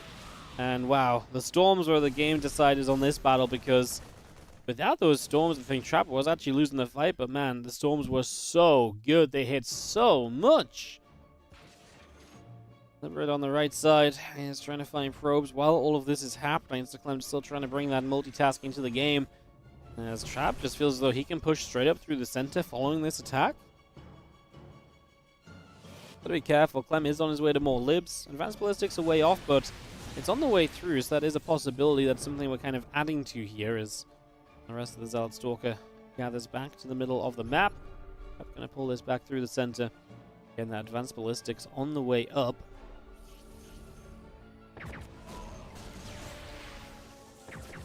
Couple more snipes and EMP coming down. Mortal's getting struck at for the moment. Our Stalkers will just finish up the Sense Tower.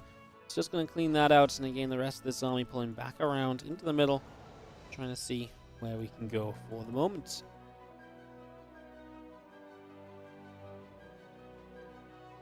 Advanced ballistics, +2 ship weapons. All this good stuff coming through. The Dark Shrine still halfway done. Colossus building from Trap. Did Trap forget Disruptors exist? And you don't really want Disruptors straight away, right? I think Colossus is a better addition because he's opened Storm. Storm and Disruptors have a bit of overlap in terms of how they achieve and how they do things to the Terran army. So it makes a little bit more sense to go Colossus now and then add Disruptors a bit later on. Obviously, the more you add, the more difficult it is to control these armies as well, but let's have this Protoss army coming up the right-hand side. What is that EMP? Yeah, I wondered if he saw an observer or thought he saw an observer, so that's what he was dropping an EMP on, but didn't hit anything, obviously, so I just didn't mention it. Stalkers blink up, a couple of those ghosts begin to go down, and the Liberator's going to siege once again. The Prism comes in with the Storm flank. It will go down, the High Templars drop. I mean, it looks cool, but was it effective? Liberators took a lot of the Storm damage, however, they are still healthy enough to survive and still cause a problem for this Protoss army that is getting kind of stuck in a corner. That base being down that ramp makes it kind of scary if Trap's army is over there, and then Clem can finally push into the ramp and hold the ramp. Then Trap might end up in some difficult spots, unable to break through here. The Liberator count definitely too high to just engage straight up into. Gonna have to replenish that War Prism, replenish those High Templars we lost, and try for another round of dropping the Storms on the flank and trying to get more done. Has to be a big part of the idea or plan right now is Stalkers, Colossus fighting through, Orbital Command taking some damage. The Libs are going to start showing up. Get set up down this right-hand side.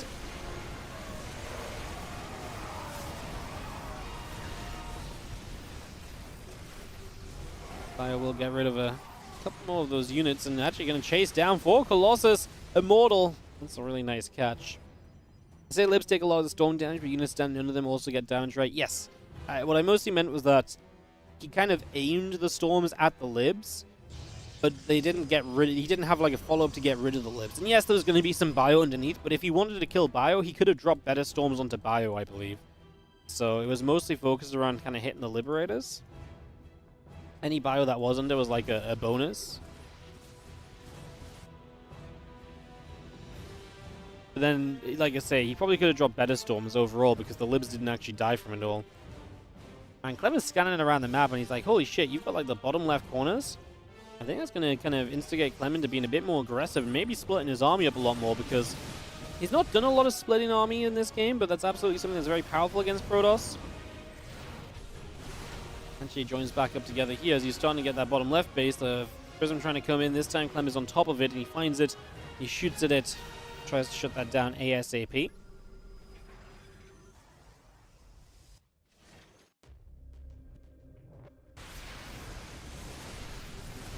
Liberators will still be sieging. We have ourselves the extra bio coming up. The ghost still coming out. That's another storm or two coming down. My Templar's still trying to fire up. Another storm on some of these Marauders. Storms all over the place, really, as you see Liberators are causing trouble there. The Voidry comes in to answer it. We chase this army, and we will once again get a Colossus. As Trap just tries to avoid any moment where he has to attack into Liberators. As long as you can avoid attacking into Liberators, you're going to be able to remain pretty happy, pretty stable overall.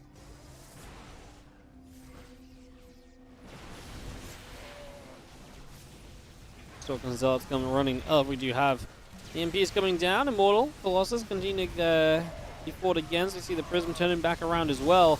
It's another couple of storms coming through. The Liberators are going to be sieging across the board. Trap breaking into the production lines of Clem as well. Man, there's so many low HP bio units here.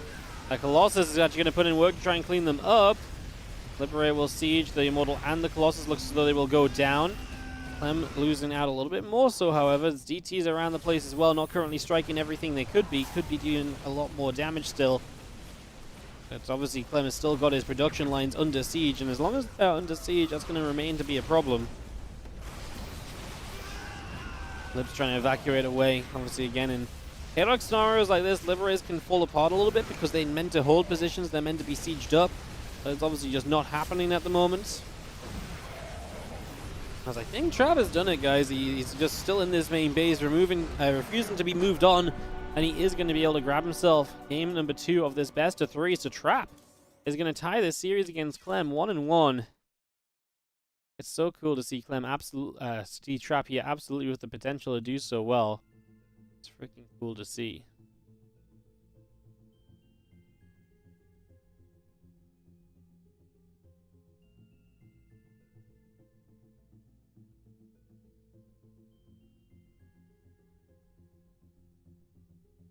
Alrighty guys, so we are just going to wait for game number 3 of this to get hosted on up. We'll get that straight underway.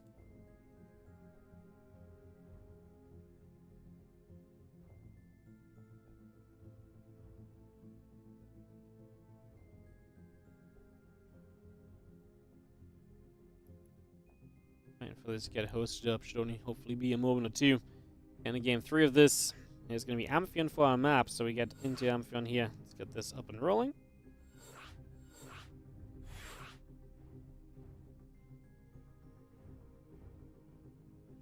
Is there going to be a Season 3 of GSL? So GSL is in a bit of a weird space where in terms of fitting in with the eSports World Cup season, the eSports World Cup is in August, so we would have to probably wait to find out more about GSL until like the new ESL season starts, which would be like later this year. So I would imagine if there is going to be a GSL, it would probably be kind of synced up with that, you know? So yeah. We probably won't find out for a while unless they make an announcement after this season.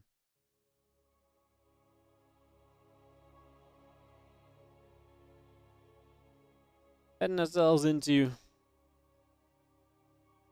game number 3. Man, what a great matches today. We have absolutely joined the blessed section of the bracket. We've seen so many cool games already so far. I love the sweater so much. I'm glad you like the sweater, guys. I thought it's really cool. It's my local Pokemon night tonight, so I'm gonna wear it out as well. I'm gonna wear it out to the to my trading card games. Just to be the coolest person in the store, you know. No pressure to everyone else, but you know, I'm gonna be looking pretty badass.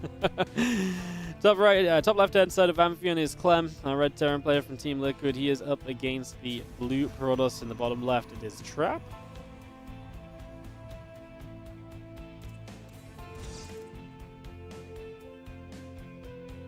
As our probe moves out, heading to the upper left-hand side of the map, trying to see what's going on.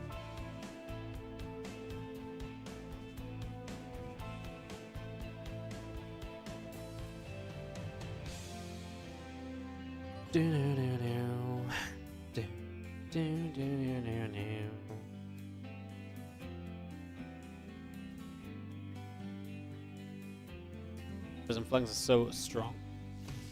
Really are. The Storm is being used very well lately by Protoss players, I feel like. They've really stepped up their Storm game. They've really started to do it a whole bunch better than they have been doing it, so it's really cool to see. That, like I say, they've kind of just leveled up the way in which they're using the Storm. It's really cool. I'm all about it, I'm not gonna lie. It's very neat. It's very fun to watch as well, right? That's the other part of it. Like, if nothing else, it's absolutely very fun to watch, so... Very, very cool as we get ourselves into Game 3 here. Pylon will block the add-on location for the barracks. We're actually going to go second Reaper, though, as the first Reaper wants to chase the probe down. Second Reaper will pop, and I guess at some point we'll have to go after this Pylon, although the Pylon might cancel, might not feel it's worth finishing. Obviously, if you finish it, that's a full 100 mineral investment, which we do, instead of just 25 minerals of canceling it. And, you know, at this point, he's building a second Reaper. Do we really love finishing the Pylon? It keeps this first Reaper at home a little bit longer, I suppose, so it stops that from moving onto the map as quickly or as easily. It's definitely one thing we've got to consider.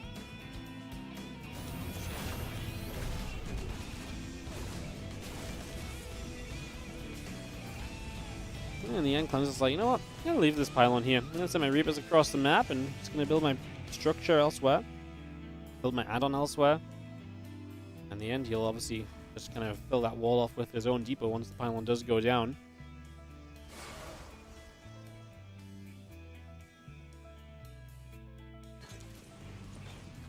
It's because they've been playing Stormgate? Oh, I see.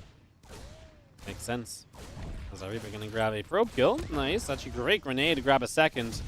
That was very important because otherwise the Reaper would have been too close to the Adept Shade. Or to the Adept, and then a Shade on top would have probably got him in trouble. Very cool. Pylon will go down eventually as well. Did we just lose a Reaper? We did. Alright, well, Pylon will go down. Cyclone gets rid of that, and Clem has got the expansion in base.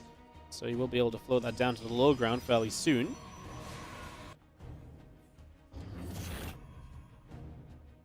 Command Center lifting off. Medevac, Cyclone, and a couple of Marines all coming in.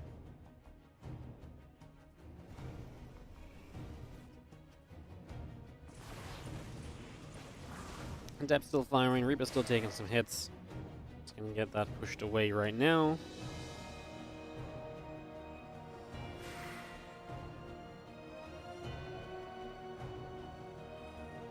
They're still moving together. Gonna come up to the top side of the map. And Gateway, Immortal. All coming through. Our battery coming up as well. Our Marines gonna be there to meet these Adepts, and Adepts will take some shots. Cyclone showing up on the other side. Marines also showed up on the other side. This will be a cleanup.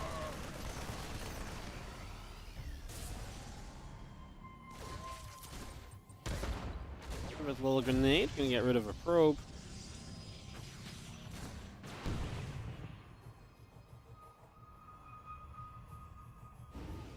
Was able to finish up there in the end. We grab another Cyclone, gonna move that across. A couple more Stalkers on the way out. The Immortal still building. Simulators coming up with additional probes as well. All of that being brought through. We have our bunker, extra barracks building up also.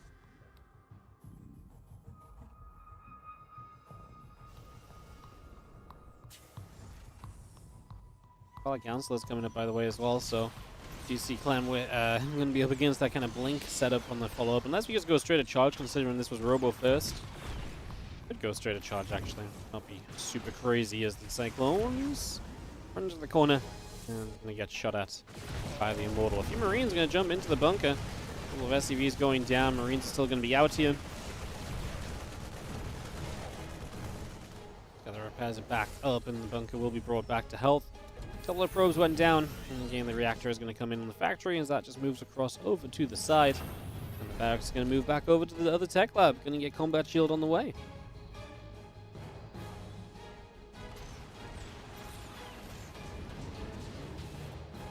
Well, I'm still just trying to find opportunities with the Cyclones. Obviously, a couple of walls out. This army pretty buffed up because of that. They're going to be good defensively. They're going to be good at tanking a little bit as well.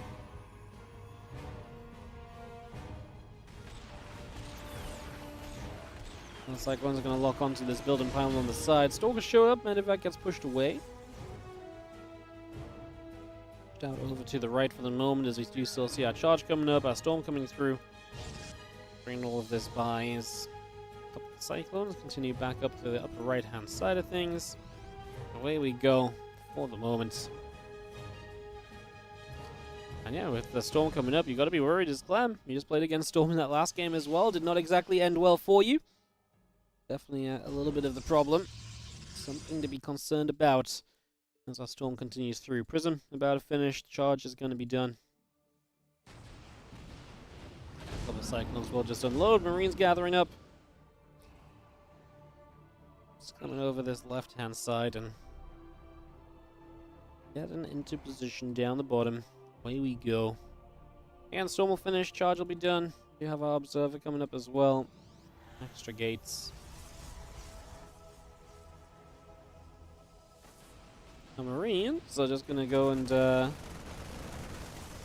unload. Stim it up onto that pylon, which will go down.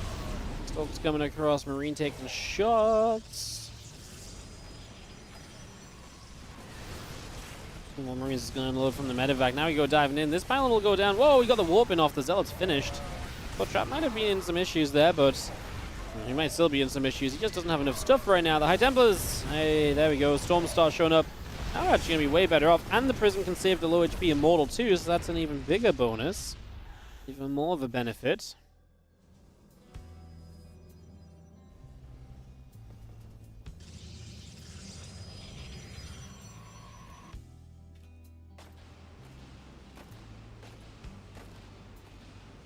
Unload into the center. We continue to push down to the bottom. We got ourselves a +1 attack coming through. That Ghost Academy coming up. Reactor and attack lab on the way.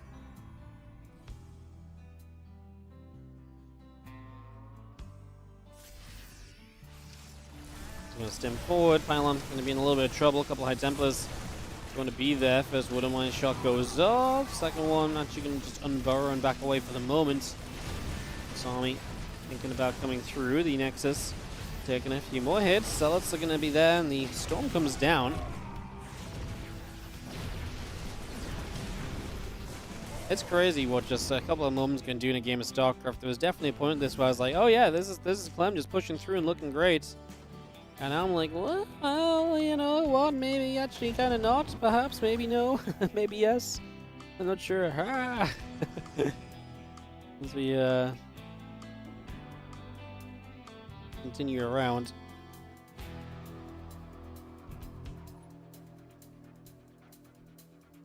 Well, Medevac's actually slipping down the left-hand side. Could get kind of interesting. I can slip and slide through in that direction as the extra warpins come through. Super battery activating.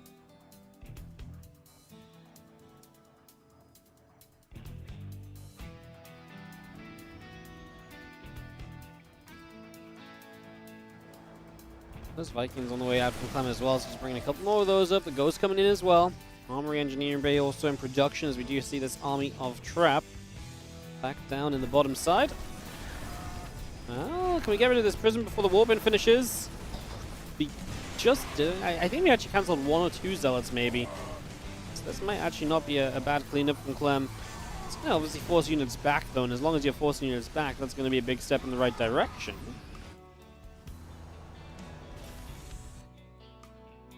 The Armory is still coming up, so we get that on the way. A couple of Wooden Mine shots coming about.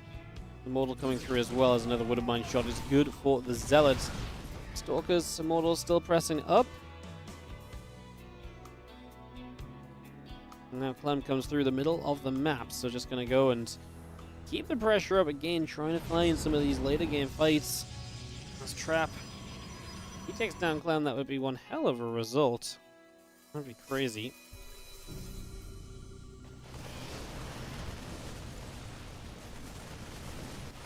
Fire will fire, a couple of Zealots going down.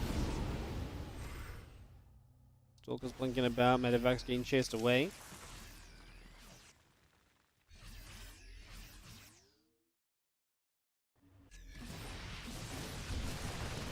A little bit more bio showing up, Pylon in some trouble. +2 attack, +2 armor, still coming about here. And then the Immortal coming up as well. Still have this army of Clem making its way down the right side of the map here currently.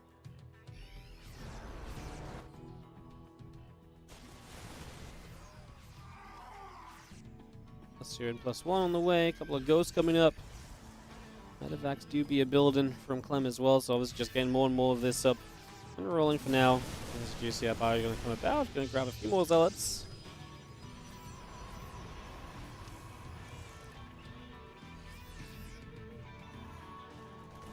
Another Widow Mine comes into place. These Marines going to nibble at a pylon there, and more Bio still out in the center.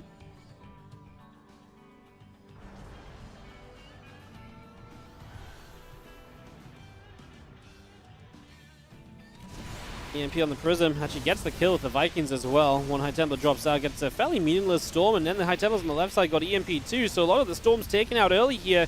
That means that Trap is going to have way less to work with. He's got one flanking High Templar from the upper right, and that's going to be able to storm nicely if it doesn't get EMP'd, but it does once.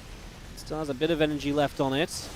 There's another Storm coming down. A few Marauders come out, going to get rid of that Templar. The Templar on the high ground, just trying to run away and preserve itself, but in the end got EMP'd, so couldn't do anything either. Another Storm coming down. We still see EMPs continue to drop.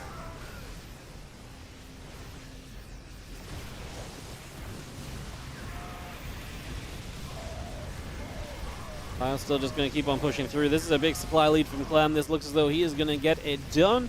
As the Archon goes down, Zealot's going down. We might just about live for now from Trap, but... see the rest of our Bio coming through.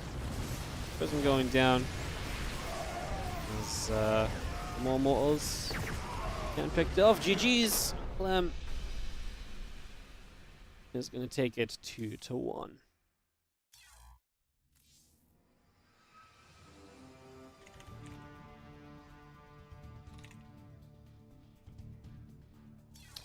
Alright, so Clem takes it down. Congrats to Clem, man. That was a great series.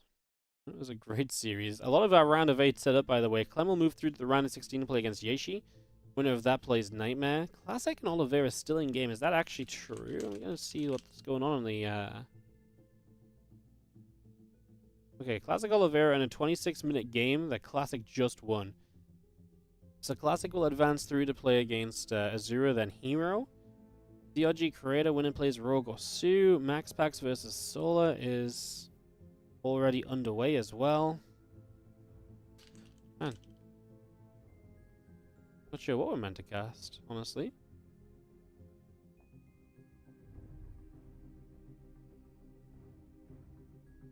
Maybe we wait for MaxPax Solo to come out of game. That's on Steadfast stream right now, though. We could just cast... Solo's going to win 2-0 over MaxPax. Never mind. Yeah, we could cast... we could just follow Clem against Yeshi and then versus Nightmare and just follow his section of the bracket in general. That might actually just be the best thing to do, guys. We might just follow Clem. I don't think Clem Yeshi was the immediate match I wanted to go into, but yeah, I think we just follow Clem is actually going to be the answer in terms of what we do here, so we'll get that on the way. We'll get that started. Looks as though we're going to be having a party host set up for us, so get that going.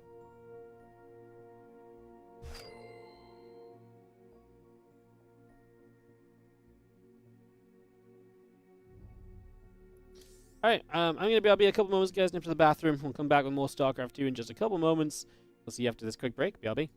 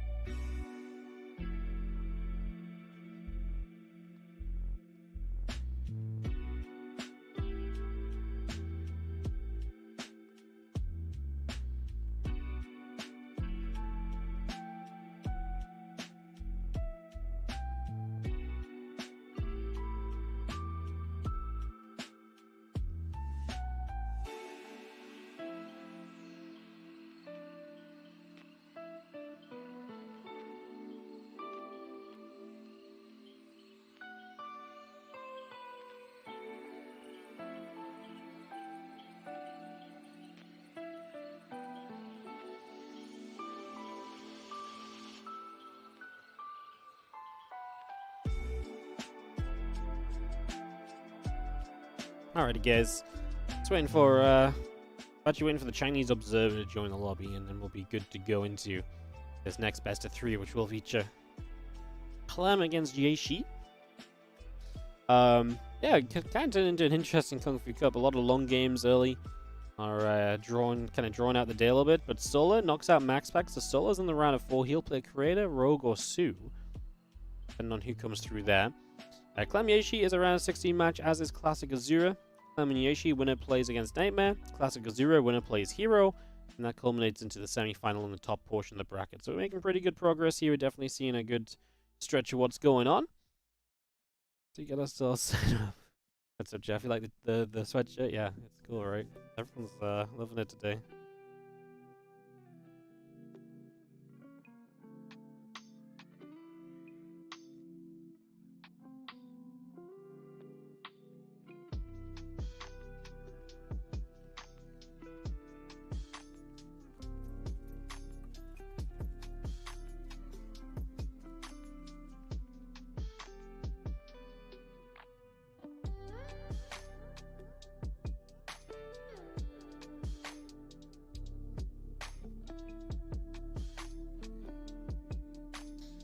Gonna jump into our signing.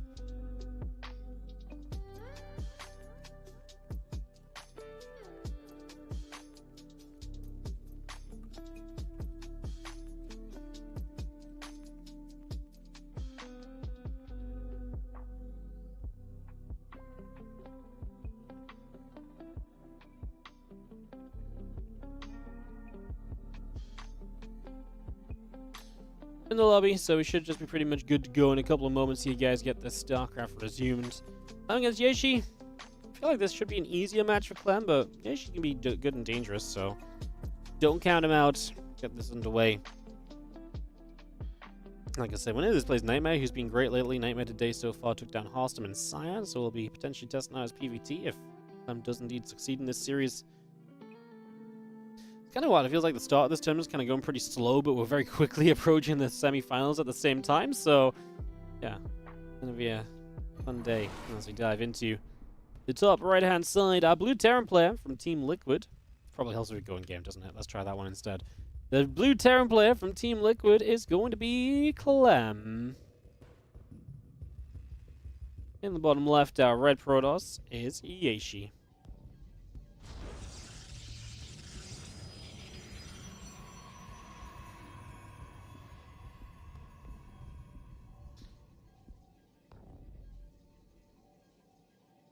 Alright, so we get this underway, we get this all started up.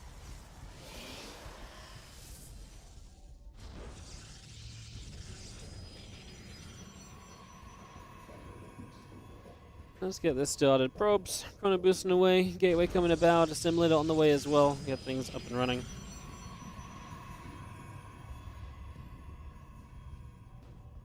Seeing a couple of refineries and the racks coming in. We are proxying that barracks from Clem, so he's already going to get a little bit excitable with that right from the very start. So yeah, proxying and racks up, going to be our starting point. It'll be fun to see what we do from here over the next little bit. What does DKZ stand for? That's Yeshi's team. That's Dragon Kaizi. Called Dragon Kaizi Gaming, I think, actually. Same team as Dark was on for a long time, and Hero is on. He's a Chinese player. I'm part of that team. Has been for a long time now.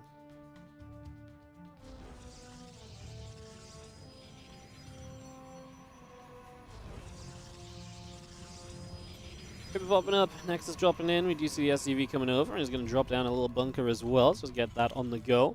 So bunker coming up, next is coming through. Probe is going to come nibbling at the SCV for a couple of moments as well, so some damage being dealt.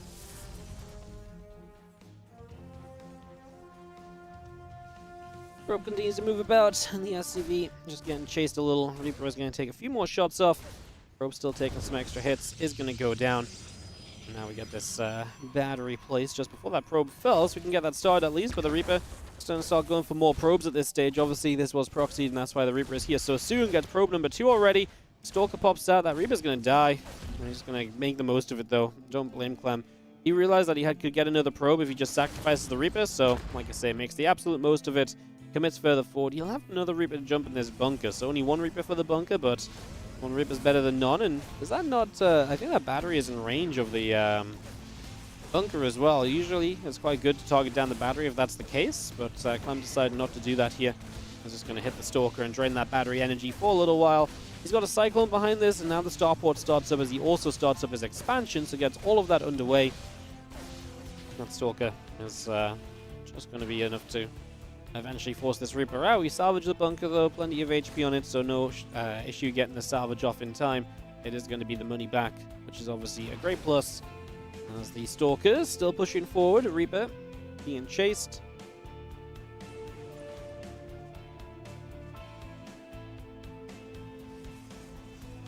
Cyclone is building, about halfway done. Medevac coming through as well. This Reaper hops back up to the high ground.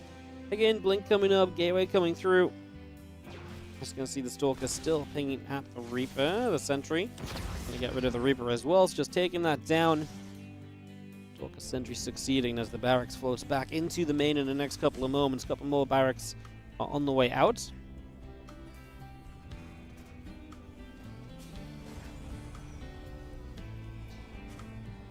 So just straight into the bio follow-up. I'd say that Clem's had a pretty good start, honestly, as we now have the medevac of units to harass with coming across the map. So I'll follow this medevac and 2 Cyclones that has a lot of potential. Hallucination misses the move out as well, so Jaishi will just be a little bit more blind as to what's going on than he might have liked to have been. So that's a little bit of a shame. And Hallucination does end up flying through the main base and is going to continue to move about just a little bit. The Orbital still finishing on that natural in a moment or two. As the Cyclones drop, and that Sentry is going to go, not down, just gets to a battery in time actually, so battery saves the day. Medevac going to go between the bases and then into the main, so absolutely is committing for more. Medevac already hurting, so it's going to be kind of dangerous because we're getting to the stage where this Medevac will not be getting out alive. Clem very well played though. He keeps the Medevac moving at all points and then just gets it into the corner. Now, it is going to be stuck in the corner and it can't really escape. However, for the moment at least, he is going to be able to just keep units there from Yaeshi because Yaeshi wants to catch this Medevac if it comes back in. So he's getting something out of it still. Still not ideal to get caught. I think he did want to be out on the map again with it. He tried to escape through the bottom, was taking too many shots. Just didn't quite take the angle that would have helped with that.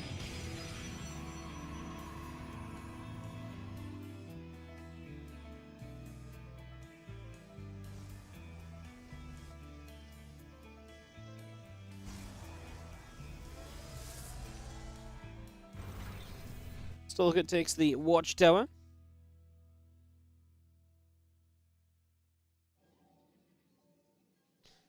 Impact Combat Shield +1 coming up. As our Medevac still chilling in the bottom left.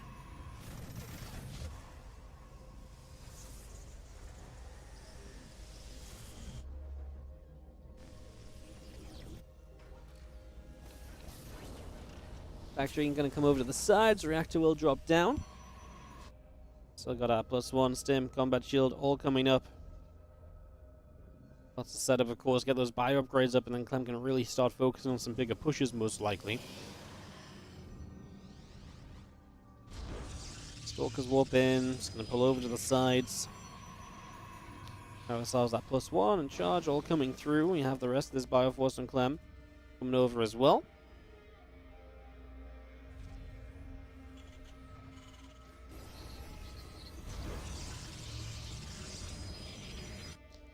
Just Impact, Combat Shield, +1. All coming up. We got ourselves a couple more Marines and Widow Mines coming about.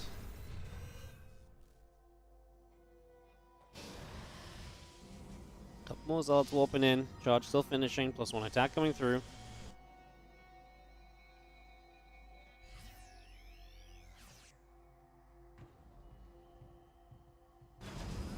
This Medevac actually did get to come back in. She does somehow find an angle. Doesn't last long though.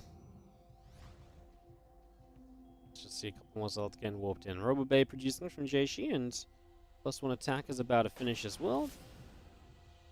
Marauder coming by, extra barracks are building. The single Marine's going to go for a stim down and try and catch this probe, although if it had kept going, it would have actually had the probe. Now, Nexus might build. It's a real standoff over here. Nexus does go down. And the Robo Bay to follow on as well. Immortal producing through. Getting that up and running. As you do see, our Marine need to move around a little bit as well. Marine Zealot comes over there, knocks another Marine down. It's just going to take that out. Widow Mine's coming up. The barracks is still producing through.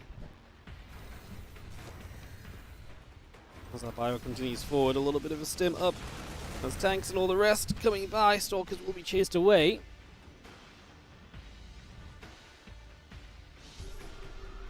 Drop our cheeky little scanning to the third base. Just for the moment.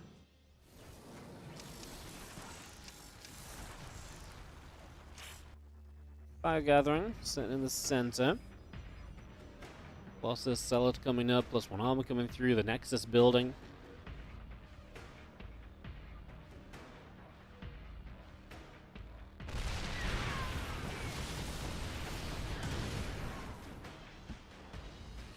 Wouldn't mind just fires, and we just have ourselves the army still coming in from Jaishi. We actually have a counterattack as Zelda. Clem has units nearby, so that shouldn't be too much of an issue. Zelda's going to charge forward, a couple tanks going down. We're going to turn back here, as we do have ourselves a Protoss push that's absolutely kind of wrecked the force of Clem so far, so success story up until this point at the very least.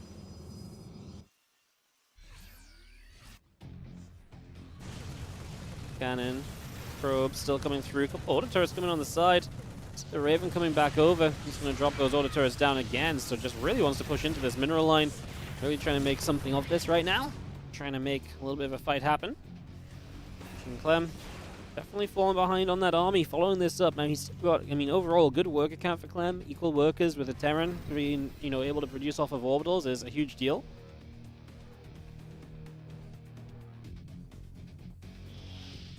So that definitely helps as we see the couple of extra racks coming through from Clem as well. I think that 3 more barracks actually coming up right now. Starport also in production, and just seeing this force of Jaishi going to come across, going to pop up a Guardian Shield, going to start charging forward. Bibbling forward, and he's just going to send it, and Clem is in trouble. Backed up into a corner against Colossus is never going to be fun. Tries to fight his way out of this. Widow Mine dies before it can shoot at the Zealots. The next Widow Mine hits at least, but those Colossus are going to have an absolute stomping ground here. We're going to see them drop in a moment, but they've done so much damage already, and Clem, he's just about going to break out with the last few bio units, but to do what? Well, he might be able to chase this away, but down 24 SCVs now. Hefty losses. As the Marines will get rid of the Immortals, the Stalker going to get hit by an EMP, the Observer still overhead. GG's. And Jaishi is going to take game 1 of the best of 3. Well, Clem just kind of gets shut down, stomped, and turned around all the time. So Clem is not going to get the 1-0 lead here in this best of 3. Clem is going to be struggling all at the moment. By the way, result in Sue takes down Rogue 2-1. So Sue beats Rogue. That was a long series if they didn't update for a while. So Sue's going to play Creator. Winner of that plays solo in the semifinals. That's how the bottom portion of our bracket is currently going. So just an update for you guys there. As Jaishi goes up 1 against Clem, looking for game 2.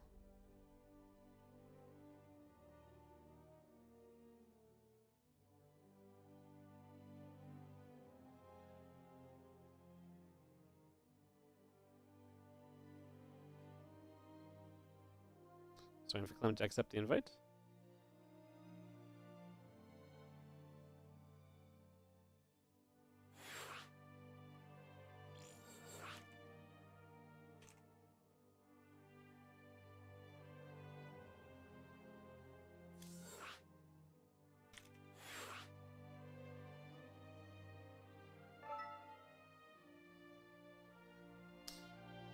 Alright, hosted into Amphion here. Just waiting for everyone to join us.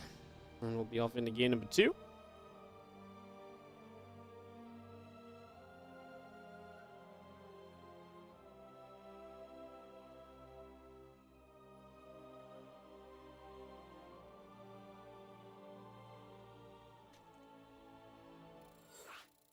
Alright, let's get into game number 2. There's Amphion on the way. As we continue our way through the games today, guys. Again, appreciate you all dropping by, hanging out, checking out some games with us here for the Kung Fu Cup, this weekly tournament. Clem is, double game. Sorry, Clem is down a game, and that's obviously a bit of a shocker here. See if Jayshi can follow through for a result. That'd be amazing. Jayshi take out Clem. Big result. In the bottom left, Red Terran is going to be Team Liquid's Clem. Looking to bring himself back in this best of 3 against Jayshi. Chinese Protoss in the top left of the map.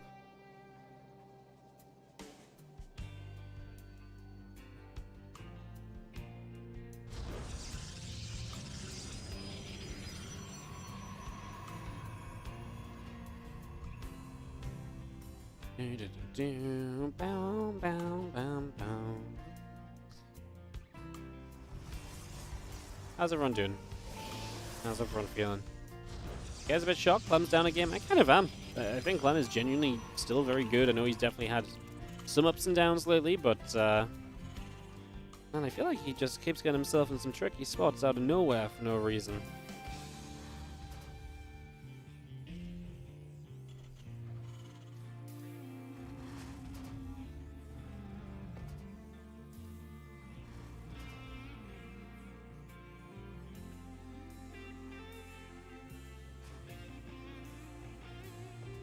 Well, Rex, yes, coming up.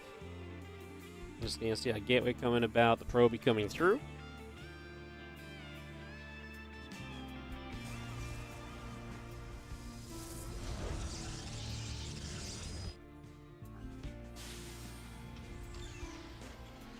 Paper orbital depot all coming about here. Clem getting this on the go.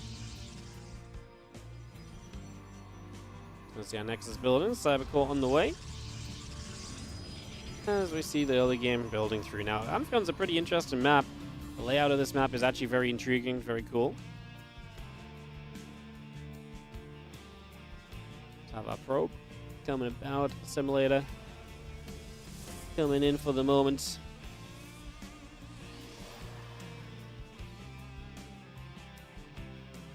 As our probe just comes about. We have our Ripper again coming back towards the upper left side. Factory is going to be done in a moment. And we'll see where Clem goes. Obviously expecting kind of a starport just to come through as well. He'll get a Hellion. He's got the gas for a starport following the command center. So just waiting on the minerals to get all of that on the go. And we will indeed get that on the go.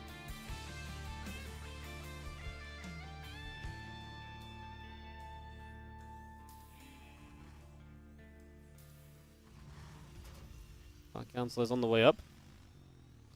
So that's going to be Jayshi's tech choice here, just straight into some Twilight tech work from there. Use that as his starting point.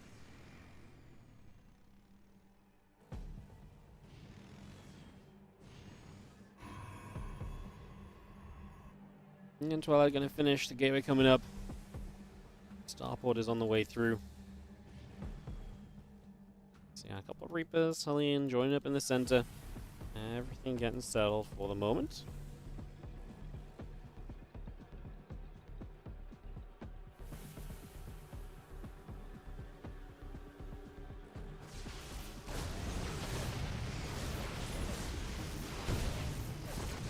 Soon as get through, Sentry is going to get knocked down. A couple of these probes will get taken out as well. We're going to get rid of a few more of these workers. It's actually a nice little run by from Clem right from the start of this game, able to do good damage. 6 probes killed. This last Hellion, I think, probably better off trying to escape out than do much else. He wasn't going to get a kill, so trying to escape maybe could have kept some map control. Is really not a bad choice. You have a medevac coming up, so Clem will be able to follow this up with a Widow Mine drop and just further aggression in general. So Clem is kind of setting up to get that ready to roll out. As we have the robotics facility just now starting. Nexus building, probes on the way. A lot of this up and running. Them 2 Widow Mines. Going to be heading up to the top left into that main in the next moment or so. Spoken coming up, tank on the way. Stalker already firing at the medevac, and it's going to force the Widow Mines to unload. 1 Widow Mine, 2 Widow Mines. It's going to turn the Widow Mine onto the Stalker. Widow Mine unburrows and reburrows. Oh no, it doesn't even reburrow, actually just gets away. Would rather keep the medevac with the Widow Mine active. A chance to come in later, and on Amphion you actually have a lot of dead airspace here, so you have a choice, main base or natural. That's kind of threatening because it means that the Protoss has to have different units in different places to make sure that either of those options are covered and defended against. So the layout of the map makes that, makes it so that keeping that one Widow Mine alive is actually very effective here compared to on some of the other maps. So that's a very cool little feature as well. 2 more Marines popping out, Cloak on the way, Banshee coming up, Siege Tank popping. Have an Observer on the way out as well here from Jaishi. As you also have the Forge and a few more probes continue to be built in. And this Banshee just floats up the left-hand side, so is going to go and make a little bit of a play. Out and across we go with said Banshee. Going to get across for the moment.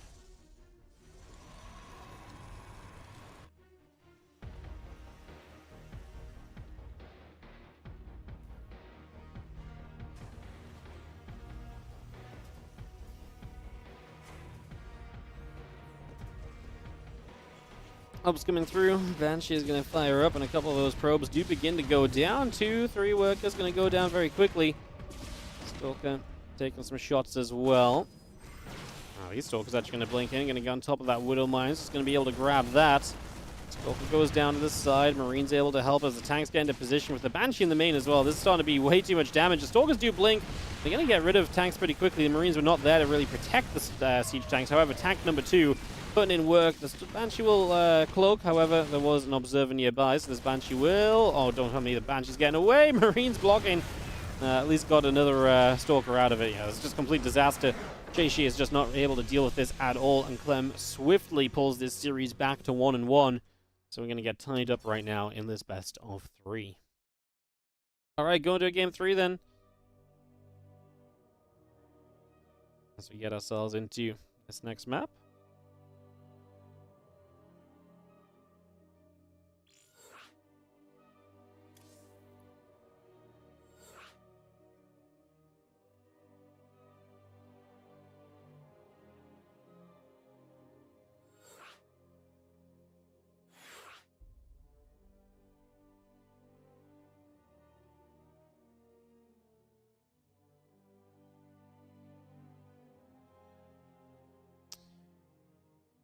Just waiting for next game to start up. Get this ready to go.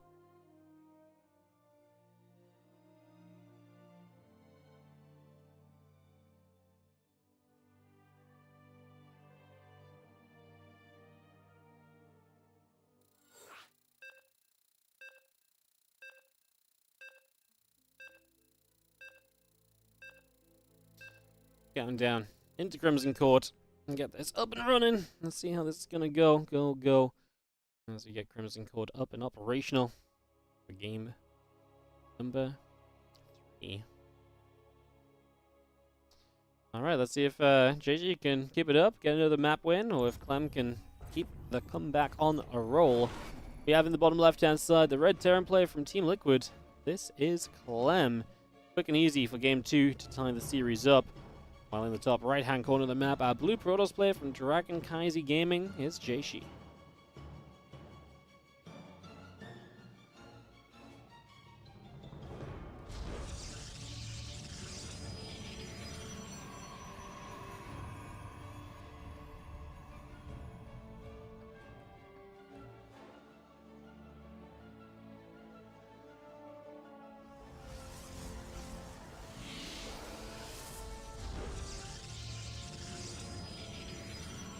It's up and rolling. And gateway coming down and get set up just to begin with.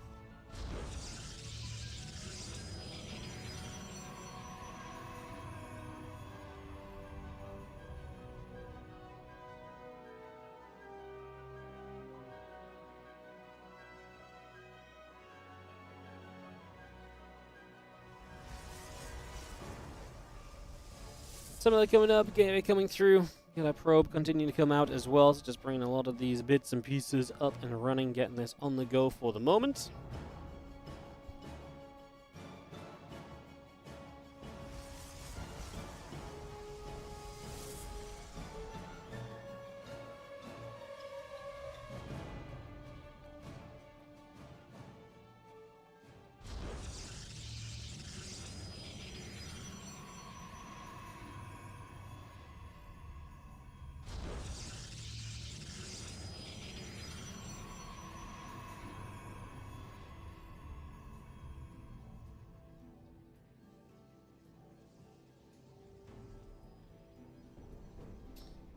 Oh, we got ourselves going Crimson Court. Let's see where we're going to head to. Let's just have our early game. Going to be this probe getting picked off by a Reaper. The factory on the way again early from Clem's going to go factory before we expand. Just working on that to start out. Let's just have our, again, Nexus on the way up. We get that up and going. This started for the moment here. Let's just see our warp gate still coming by. Reaper firing, pylon taking some shots. Sentry in the warp gate still coming up. Probe and the Nexus and everything else continuing through as well. Stalker will fire at the Reaper for a couple of moments here. Dealing some damage. As we get another battery back down.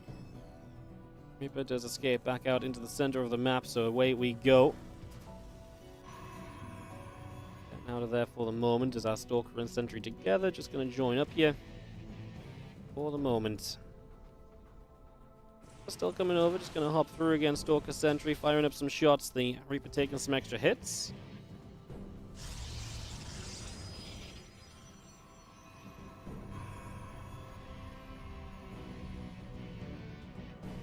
Let's got our gateway. And the Twilight at the front, so full scout from Clem. He gets to see exactly what's going on. This Reaper definitely delivering so far. Walling off because he wants to establish this right side gold through the gold mineral line base or expansion. So Jaishi just trying to be as safe as possible and setting up to that point. Marine's already going to get some good damage onto hallucination, so some damage getting done by that. And let's just have our hallucination continuing through. Starport moving about a little bit. CC does land on the natural, and the robotics facility is very much so still on the way. So again, that robo facility up and running. We actually start Cloak, we cancel it, we go into Interference Matrix with the Raven instead, so a little bit of a switch up of choices, but actually going to cancel that Matrix upgrade as well, so it's just going to be a Raven. No Interference Matrix added on from Clem right now. As Tech Lab going to be finishing the factory soon, so you can get some aggression out of that, as we are going to see the Widow Mine drop coming in. Where are we going to go? We are just going to hit the mineral line with the first one, and the second one will go up into the main base, so just going to try and cause trouble in a couple different places. No units in this main, so this is likely to cause a lot of lost mining time. We're just going to take... I think we'll take the probe and just unburrow and just back away as Clem. Just lift that Widow Mine off, and similar to the last game, keep that Widow Mine drop available to come in again later, potentially.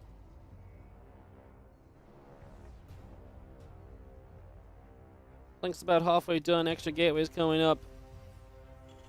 Now, Robo Bay will start from Jaishi as well, so getting that Robo Bay up and online. Bringing that through, we have the Raven still coming out to the right side. And again, the Nexus setting up on the third base as we speak. So getting that up and rolling. Robo Bay coming out.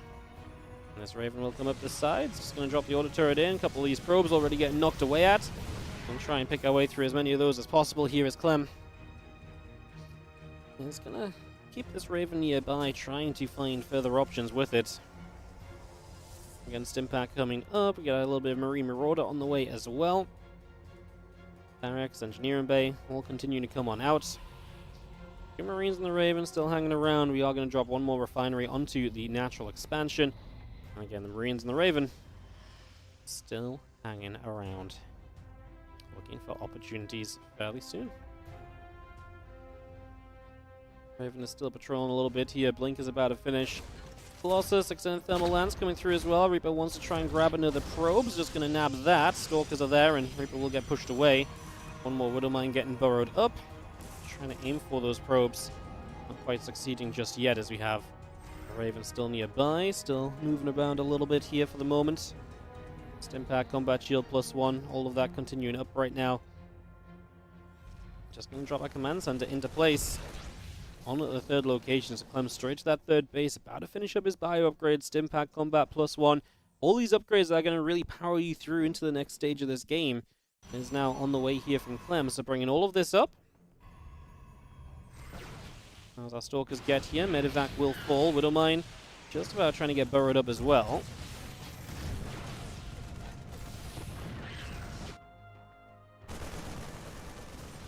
Marines, Marauders, and a tank gonna go knock down this set of rocks. Obviously open up access to this third base location, and apparently JJ just has no idea. Okay, he's moving into position now. No, he's turned back away. He's just not quite aware of where Clem is at. Clem can have a stim here. We're already pulling probes because of the auto turrets. Clem does get on top, and, well, knocking away at a pylon currently. Nothing super major just yet. Medevac's about to arrive. Clem's going to stim. Force fields drop down. We'll split a few units off to the side. Probe's in trouble, but that doesn't last long with the Colossus firing.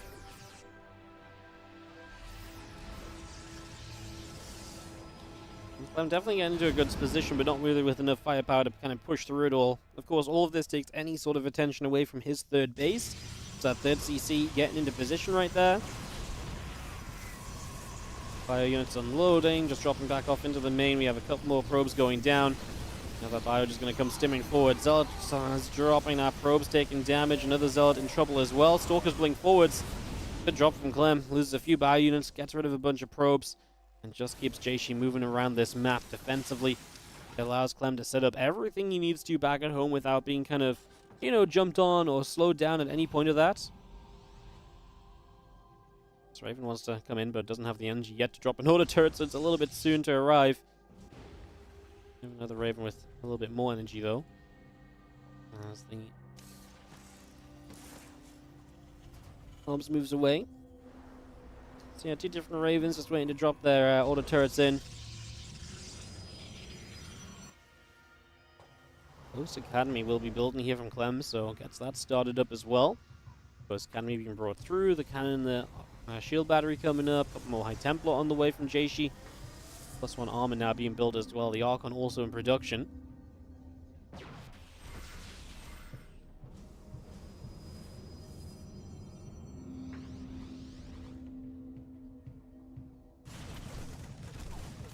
Auto turret drops down.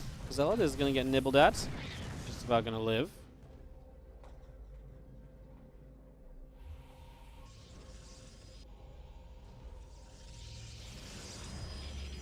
Raven still nearby. Stalkers nearby. Ready to potentially shoot onto said Raven. Stalker still blinking about. Raven being kept at bay. Disruptor on the way. High Templar on the way. +1 armor on the way. A lot coming through from Jaishi, and Clem just going to slow this down as well. Not in a major rush to kind of, you know, push through and get this all done and anything. And very sensible about this right now as you get that CC still coming through. The couple of Vikings are coming in. The Ghosts are still producing onwards. That +1 armor is a moment away from finishing as well. It's just getting that completed.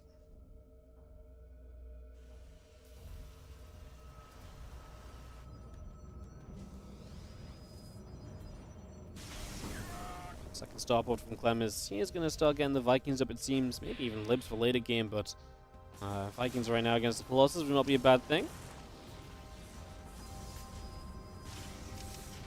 There's the shots.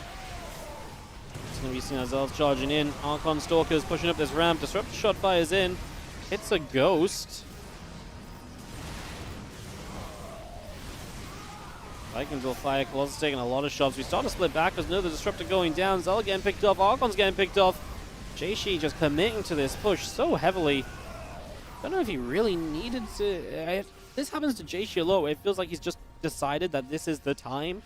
And if it's not for this moment in the game, then there's just no point playing the game almost. And he just tries to send it. Clem could really do with some reinforcements. The Vikings are on the way, for example, would do a lot against these Colossus. But as two of those Colossus are low, if we just finish off those two Colossus alone, that would be massive in itself. Now getting through the Bio Forces, Colossus do start to force. There goes a lot of the splash damage. Now it's kind of just Stalkers. And the last Colossus is not going to last long. We finish the Prism off, so no further warp in, and Jaishi is absolutely dead for cash.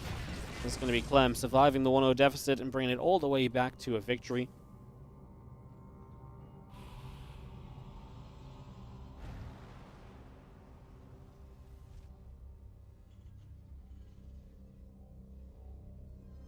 Well,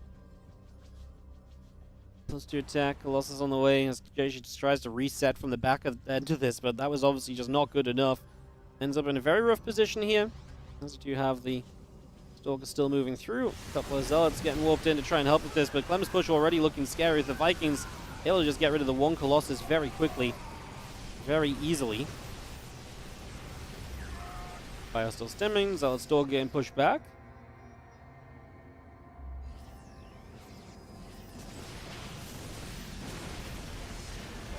Bio will stim. A couple of Zealots continue to come through.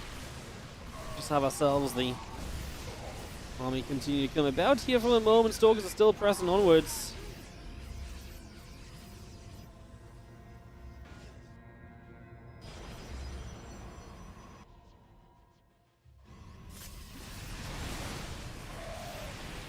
Vikings gonna get rid of a Colossus. I'll just see the couple Zealots still coming through.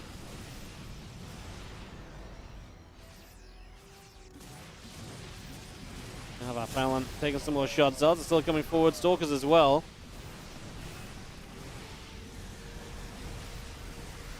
Vikings will land extra DPS on the ground. Clem with an upgrade advantage as well. Just continue to push on through. And we are just going to see our Colossus still firing. Just going to see our Vikings lifting back up. Super Battery Active is going to be good enough to hold for the moment, but Clem is really just going to rally and probably close up.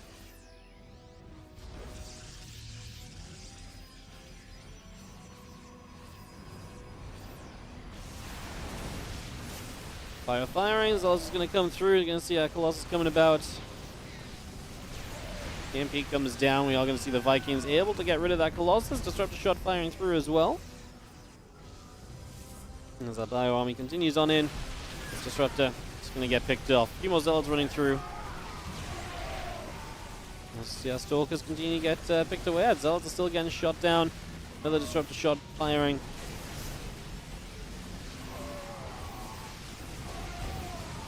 I mean, this is, again, done and done. Dusted and dusted. GG's called. Clem is going to take it out. And is going to get himself the victory after a shaky start in the matchup. But he got there in the end. Bottom side semi-final is ready, by the way. Solo vs. Creator. I imagine that's going to be allowed to start. I think we're going to just follow Clem Nightmare, though, guys. I think we're just going to follow straight into that TVP. And keep following Clem's run today. So Clem Nightmare, winner of that plays Hero or Classic. On the bottom side, Creator Solo in the semi-finals. I believe Creator Solo should be up next on the... Like, they should probably start that, so I imagine that will happen on the mainstream / other streams, etc. As, yeah, we will get into Clem Nightmare in just a few.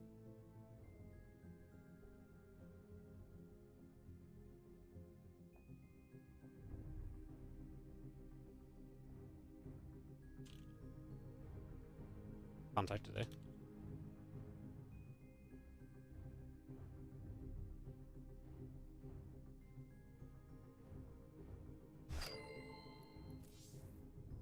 Alright, Clem's BRB as well, guys. I'm just going to BRB again. I'll see you guys in a few. I'll see you guys straight after this for more Starcraft 2 action. We'll be right back.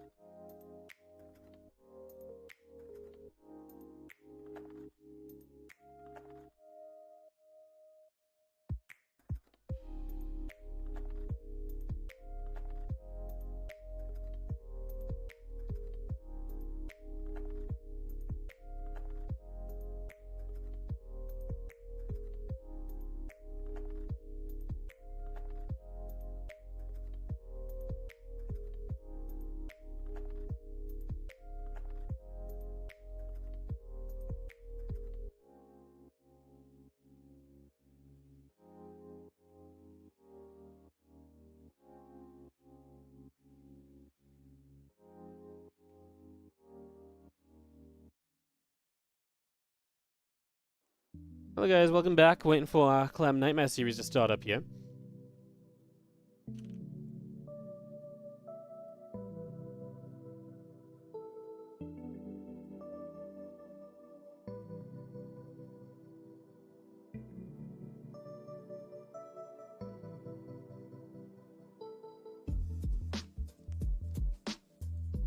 Trying to figure out what else is going on. Is everyone being made to come here? Like, solo and creator aren't allowed to start? Is that actually going to extend this? Huge.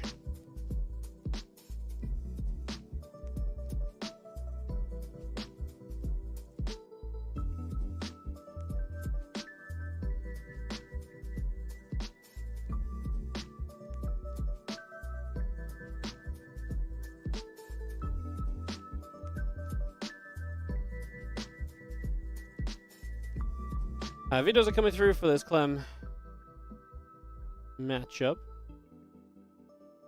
Clem Nightmare coming on in.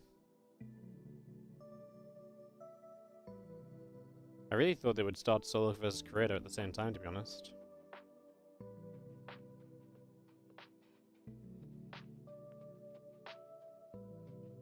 Classic 2-0 hero, by the way, so Classic will be in the semi-finals against whoever wins here.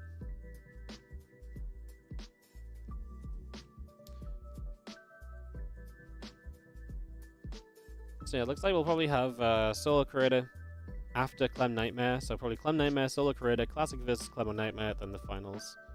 Seems to be the go-to at the moment.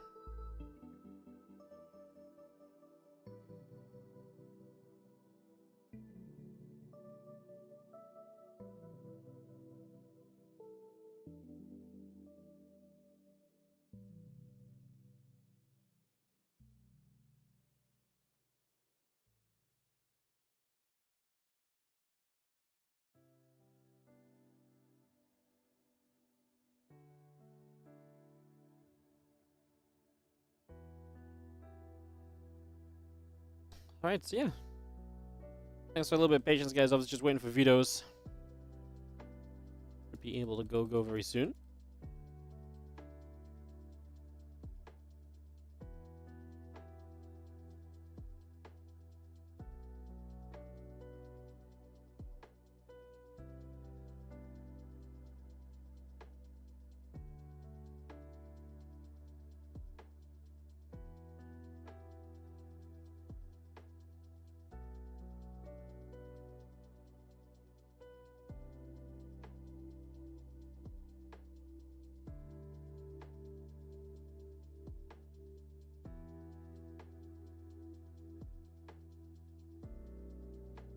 Alrighty, just waiting. Get this underway. Again, like I said, just waiting for everyone to join us. Looks like we're changing parties.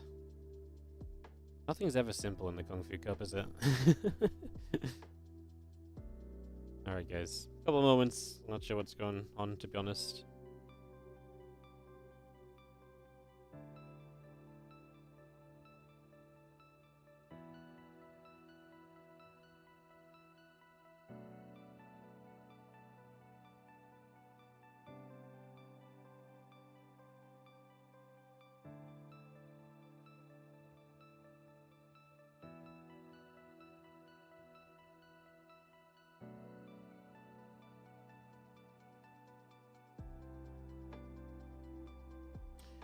Just waiting, guys. Who's the player that beat Rogue? That's Sue.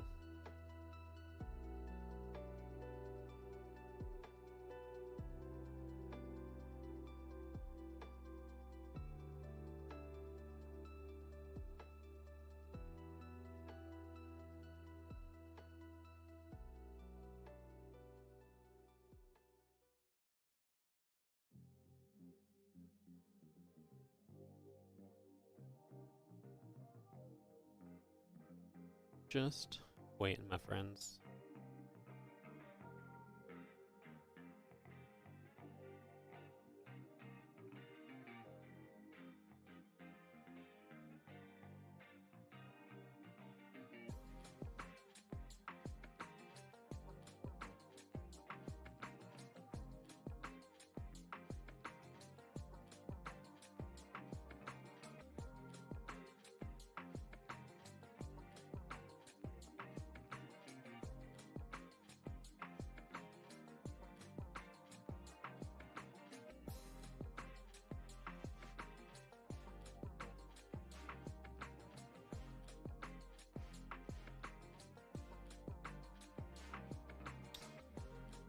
Not really sure what's going on.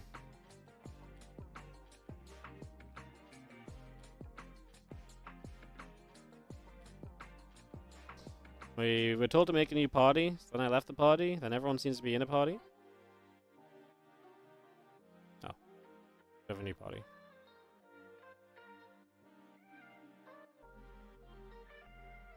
Alright. Clem Nightmare. Coming up, guys. Sorry for a little bit of delay. We are going to have our first map picked here in a second. Alcyone going to be the starting point. Get this underway in just a moment.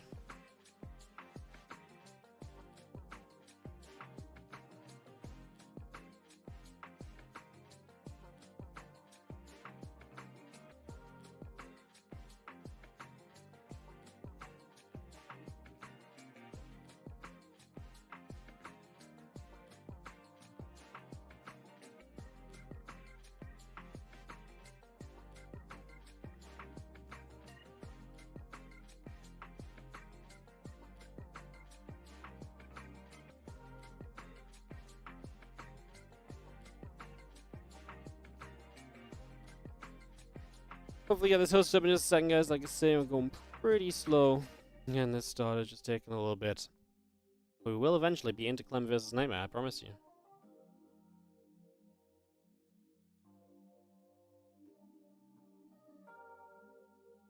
I've got no idea what's going on. People are getting kicked, people are getting invited. Beautiful.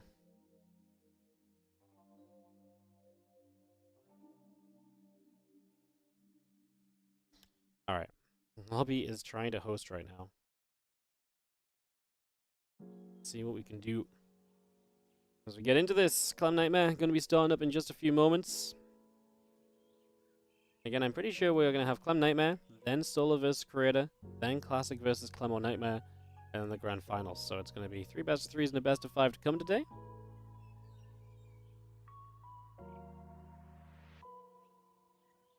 I might not be here the whole time, guys. Probably got to go in like 2 hours 20 or something, so we will see, I guess. As Readies and GLHFs are going to get dropped, I'm going to kick this off in just a moment, get this going and see what's going to happen.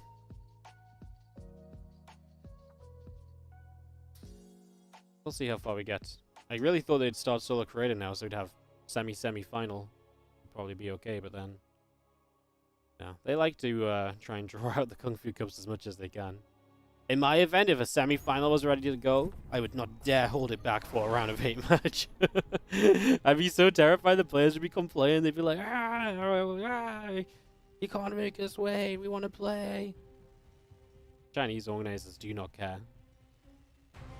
Top right side, our blue Terran player here from Team Liquid. This is Clem. Taking on the red Protoss in the bottom left, Nightmare. Let's get this up and ready to roll. Game number 1 of a best of 3 series between these guys.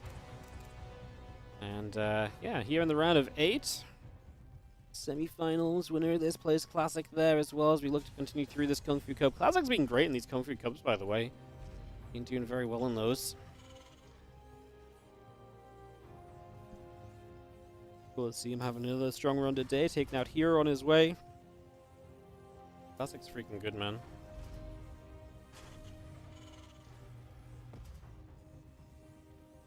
Classic's freaking good. Cover Refinery still coming out, the barracks still coming through. Let's see if he comes to nibble at the probe. This probe getting chased away a little bit as well. Obviously nothing too wild. Let's just have the SCV. Pulling back around, Rax is going to finish. SCV here kind of early, but yeah, just going to have Cybercore dropping down. Nexus will follow up very shortly. And then Clem is going to go Reactor first, so he's not on a rush to kind of go into any Reaper. He's going to get Reactor first. Then he could go multiple Reapers from there, or you could just start powering up that Marine count.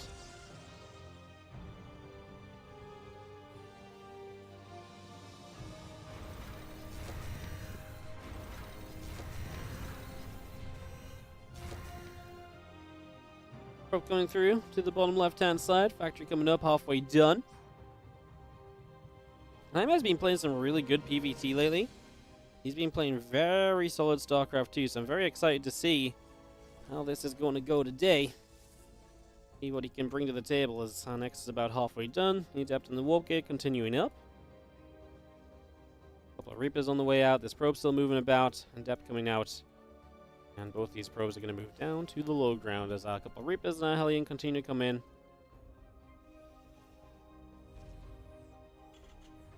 So here's Reapers from Clem's. He's going to get into quite a few of those, and I will give him some early game kind of pressure options.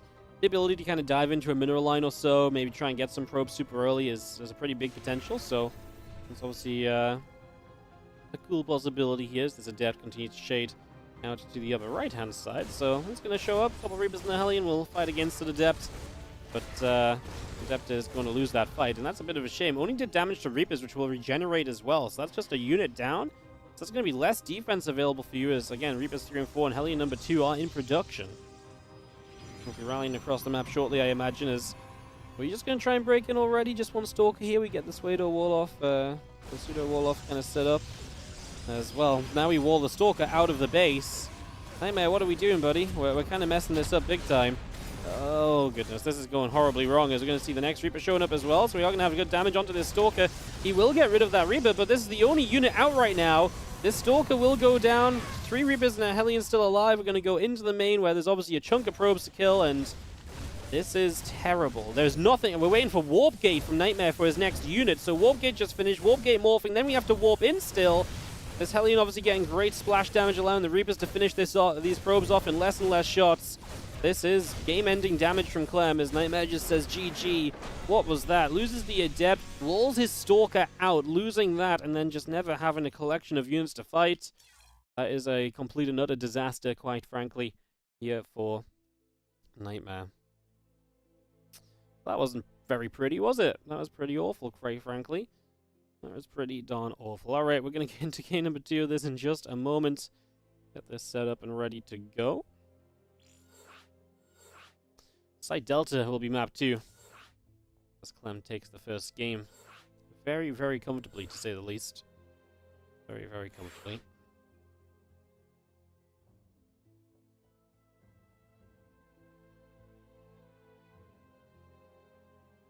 Do-do-do-do-do-do-do.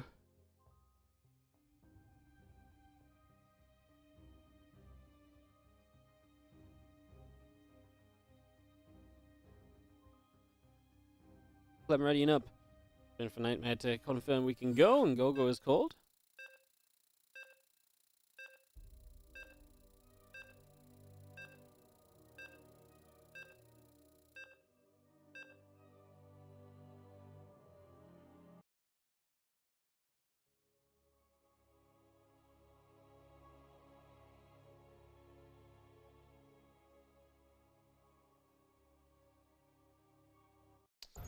Let's dive in. Was that a double gas opening from Clem? It was a reactor first. I don't know if it was double gas, right? I think he just reactor expanded. No, it must have been double gas for the factory to come up on the same time and get the Hellion out, yeah. Yeah.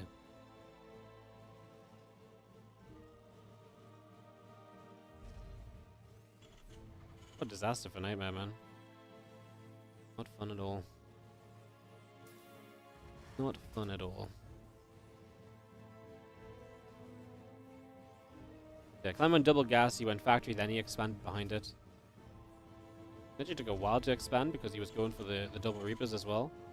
So it was definitely kind of committed from Clem. He definitely wanted to find some damage with that, otherwise he's going to be in some trouble, but we got there.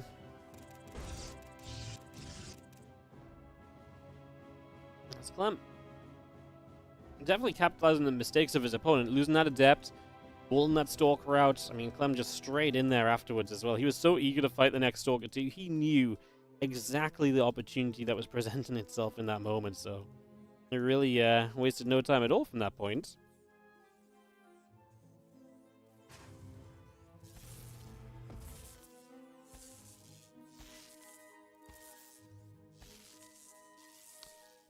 Probe nibbling at an SCV. Barracks is coming up. Our Cybernetics Core is going to be on the way.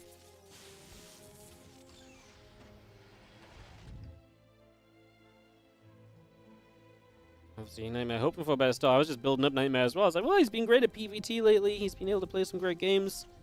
And I feel like the current meta, is something that kind of, Nightmare really kind of gels with. But, yeah, none of that really matters if you just die at 3 minutes to the Reaper Hellion. So, hopefully something a little bit more convincing this time around. Something a little bit more, a little bit more solid through and through. As you get our command center coming up, React coming in on that barracks as well. We get that all coming in for the moment. Everything getting set just for now.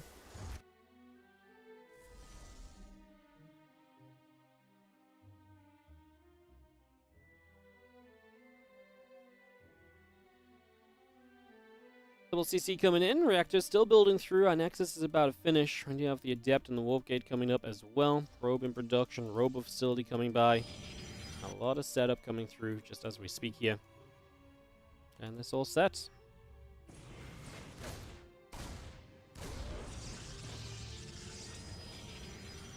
Reaper coming back around. Adept going to be there as well. It's got a couple CCs coming up. Got a couple of barracks coming in. You drop the CC into the main base there as well. It's going to be a third CC also building from Clem right now. A couple of Marines coming back over. Barracks all joining up together.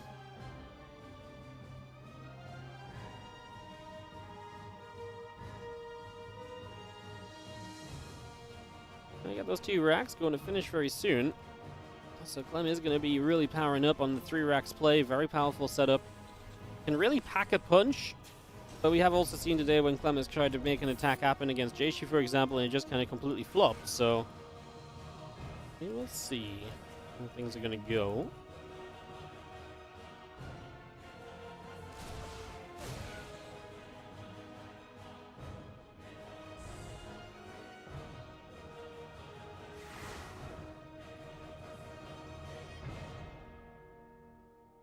Have our Adept still moving about there. Stimpack coming up. Robo Bay, Robo Prism, all getting settled. We have an Engineering Bay from Clem, also in production. So you can get his +1 attack started at some point during this as well.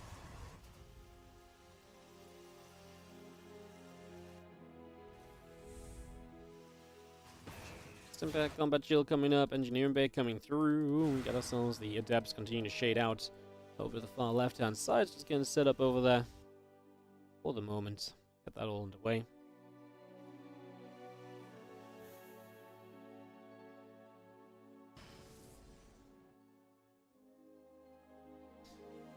Instant in combat. Continue to come about here. Prism will just move back up to the top, so it's going to keep this running around. And there's that triple CC from Clem, so he's got the biopower, but he's also got an eco power of the triple command center.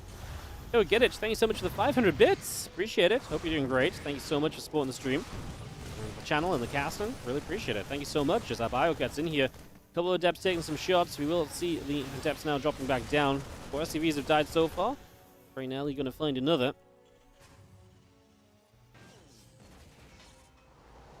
And Stemming Combat coming through. The Twilight Council building from Nightmare. Colossus moving out the front. Prism still getting that speed upgrade going as well. So we'll have the Prism be even more active here very shortly as Nightmare wants to utilize maybe even a Colossus drop. We don't see it every day, but there's something you can mix into a series.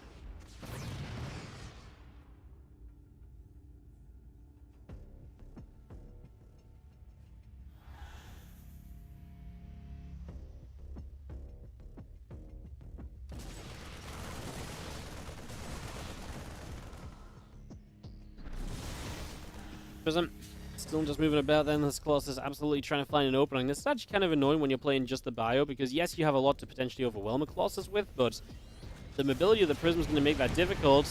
That's quite the dive, though. That's a scary dive. I was going to say the good news is obviously there's no Vikings out straight away. Although now this Prism's kind of somewhat stuck in a corner. We might have to recall this out. Vikings on the way.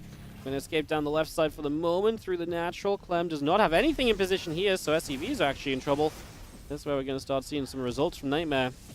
Clem is across the map. That's what he's up to. That's what he tried to do instead of catching this Prism. Oh, he's going to kill it with the missile turret, though. So Colossus does go down. He does get rid of that drop, and now he can focus fully on everything else. Yeah, an extra barracks coming through. The Blink and the Extended Thermal Lance coming up. 2 more Stalkers in production as well. The bio comes across, clearing up a little bit.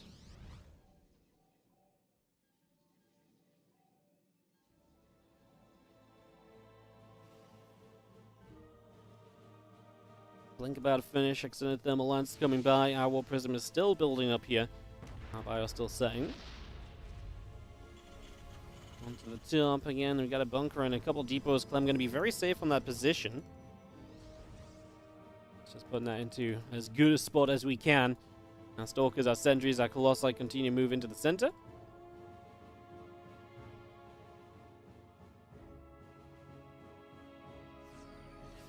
Pushing up through the middle of the map here. Have a Protoss army ready to potentially jump onto this Terran force. There's not a lot of Protoss army though. I feel like if we attack forward with this right now, we do not have a good time. Single Marine gonna see it coming. Oh, I guess Clem, yeah, he's got his units split up a little bit. Yeah, that's what I was gonna say. There's a lot of units somewhere. They come down from the right side. No force field there. Really felt like that might have happened. To stop these units coming down the ramp, we just get rid of both Colossus. The Prism is not nearby to micro those at all. They land the one Viking. Clem's army supply is still good, but it's just not here yet. Can he deal with these reinforcing units? He is going to have a couple Marauders from down the ramp.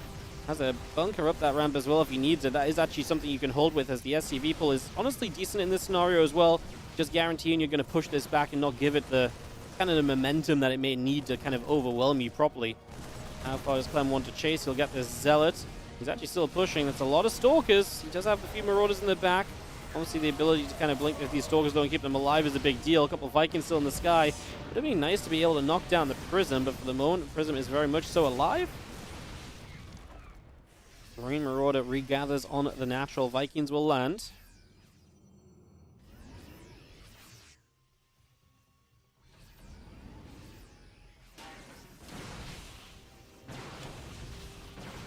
Stalkers will go through for a few of those SCVs. Going to see the Zealot's going to come charging in. Marauders, Viking getting caught. Just going to see a couple of Wooden Mines burrowing up as well. Does Nightmare have enough here? He's got no upgrades, by the way, so Clem does have an upgrade lead on this as well. As our bio pulls away. And he kind of really needs those Wooden Mines to kind of land, it feels like. Clem is just missing army. He's just got it all in production. He's going to try and use this base as a chance. He actually is going to have the bunker there. The Stalkers blink on it. We are going to be able to start getting on top of those Stalkers. Now they can't blink away. That should help. Some SCVs doing some tanking. Clem taking damage. And he's dealing with Zealots on the front at the same time. But I think he's going to handle that pretty nicely. He's going to get rid of so many Stalkers. Not cheap units to replace. The Zealots are up against a bunker on the natural, as Clem is indeed defending on the third base. Yep, the natural defended too. This is looking as though Clem is coming out of this better than his opponent. Wooden Mine shot still firing. Zealots are still going down. Only 11 SCVs lost is so manageable as well. This only puts him down 10 workers in the game. And with mules, that should be manageable. I think this is okay for Clem still. The upgrades in his favor. 1-1 to just +1. Zealots go down. Our Stalker just about able to sneak away for the moment.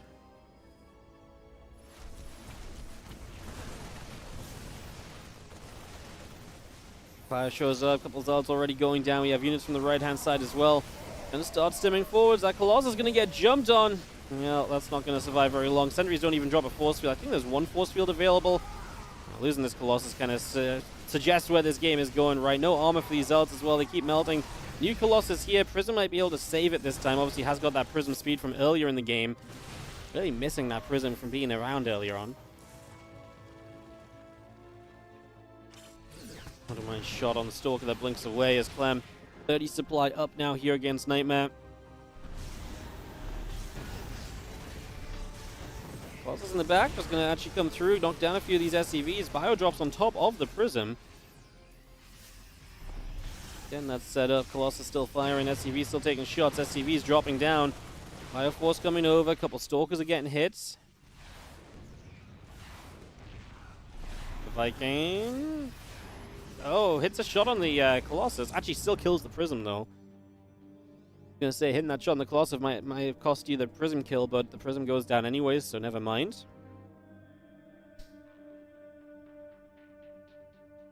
Solid Stalkers, Colossi still moving through the center, still heading to the upper left-hand side here.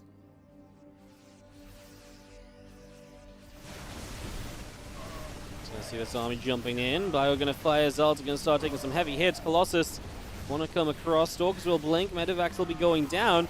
Actually a good fight from Nightmare. making something of this. He's really lacking Stalkers. This is where a few Vikings would go a long way from Clem.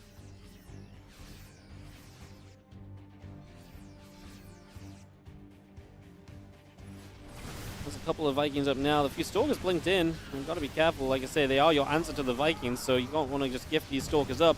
Good Widowmine shot as we run up the ramp here. Clem on 4 bases behind all of this, as is Nightmare. And Nightmare again pushed back out into the center. Vikings are still going to come across to chase. A few more pot shots on the Colossus, trying to knock this number down. And just take away even just one of these Colossus, you take away so much of the splash. And then the Bio Army is able to withstand this engagement so much longer. We really would like to get rid of that Colossus in the front, but the Prism here, the micro potential increases. Clem again has 99 army supply to like 70, well 76 with this warp in now. It just doesn't look like it. It's the production tab is so full. He actually also has 15 Marauders. Okay, there we go. So much just walked down from the natural all at once.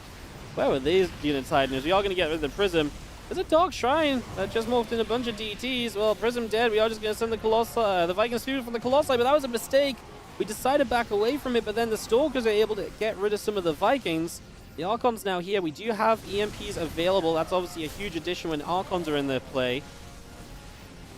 Clem holding on to those EMPs, waiting for the right moment. Does get rid of that Colossus that was low from earlier.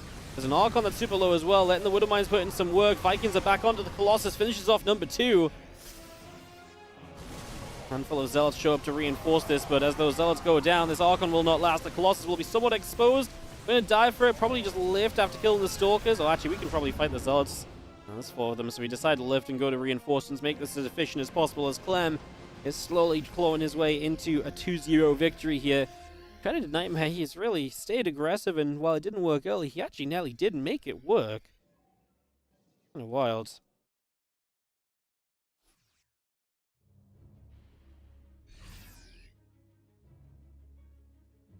Some more Stalkers coming up, Shadow Stride coming through.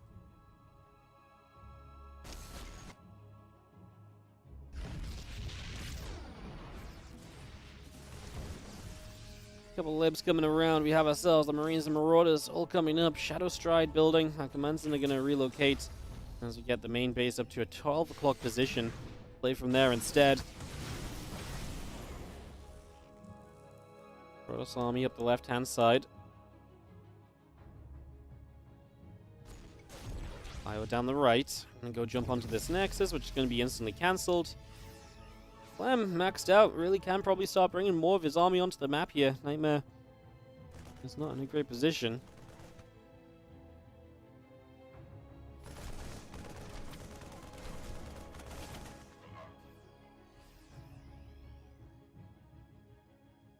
Couple CCs coming up.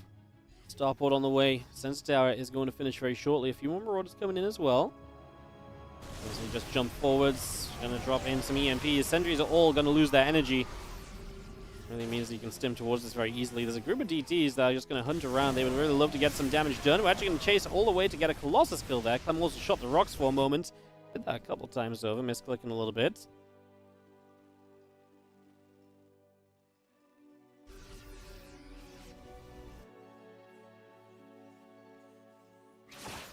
DTs get into the top side of there. We're actually going to see the Bioforce coming through, getting rid of 2 Colossus. Stalkers, Sentries taking a lot of hits. Bio will continue to come across. DTs are going to get back onto the mineral lines, going after those SCVs. It's a lot of probes dead on the bottom side. I mean, the DTs are putting work in, but Clem is finding just as much damage, if not more, than what those DTs are getting. So that is a huge deal. And it does really seem as though we have ourselves Clem looking very comfortable here. In Game 2 of this best of 3, we'll win out and get into the semi-finals against Classic. DT's showing up from the other side. I mean, Nightmare will hold out as long as possible. He does clean up this portion of the army. Obviously, Clem has so much more. He's 105 to 22 army supply. And it's going to be GG's. Clem takes game number 2 of the best of 3. So Clem takes the second game of the series. Clem gets into those semi-finals. I imagine now we are going to be going over to the Korean server for Solo versus Creator in the bottom side semi-final. So I think that's what we are doing now. I'm not 100% sure. No one told me. So we'll just pick it up as we go along. You would think so, though, right? Let me try check the feed stream. Doesn't have an update yet.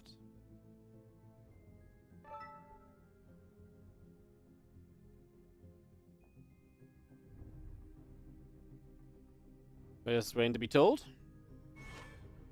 what the Planarinio is. Yeah, Solo vs. Creator first. Okay, so we hop on over to Korea. We get into this Solo vs. Creator series. Get this underway. This set up.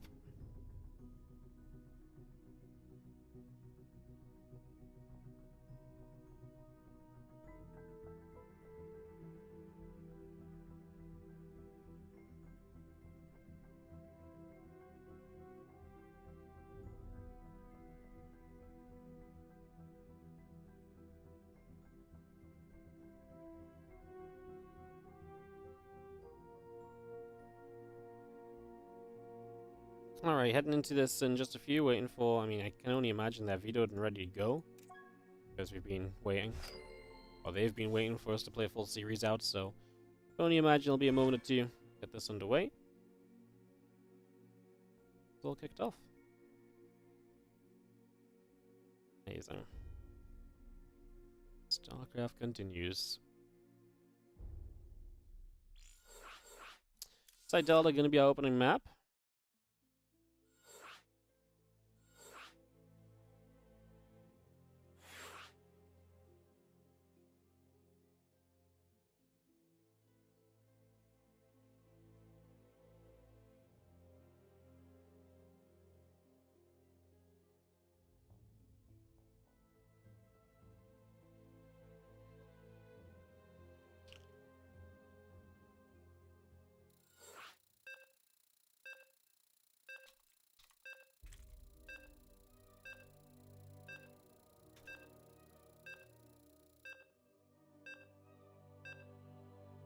Alright, we're going to kick this off. We're going to get this going. Creator versus Solar PvZ is coming in as we get this underway. We get this set up to go as we get Site Delta for map number 1 of this best of 3. The good news is, at least they should have videos ready for the next couple series, so we shouldn't have too much downtime between the matches. We should just be able to go back-to-back-to-back Starcraft games. Let's see what Creator Solar does. In the top left, a man who took down MaxPax earlier today. Never easy to do. It is going to be our Blue Zerg from Vitality Solar. Bottom right, Red Protoss. It is Creator. This has been very good as of late.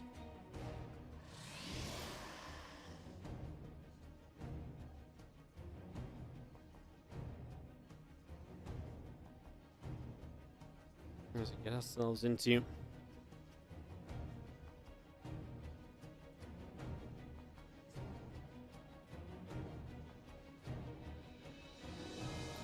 game number 1 of the best of 3. Probe comes over, hatchery gets dropped down. We are going to have ourselves a probe getting up into the main, trying to see a little bit of what's going on. Just for a few moments.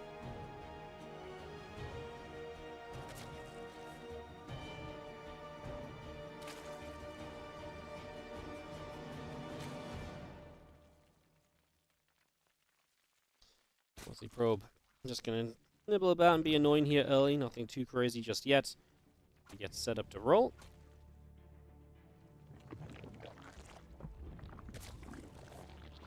And drone's just going to be mining away. Chipping away at whatever they may find. For the early stages. Nothing too crazy.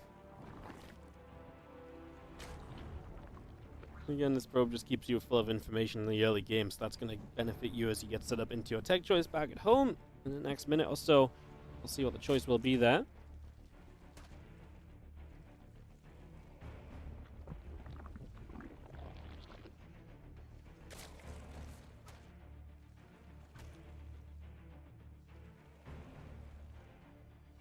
And just, our spawning pool coming up, a couple dronies coming out. And that probe's still getting nibbled at as well. Just for the moment. And it's all a-rolling.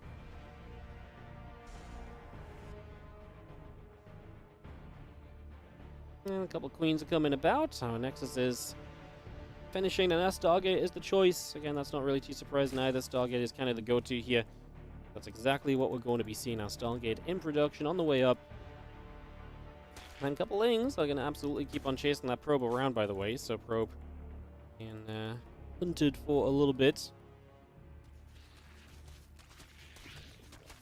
Speed already building, the probe moving through, Stargate in production.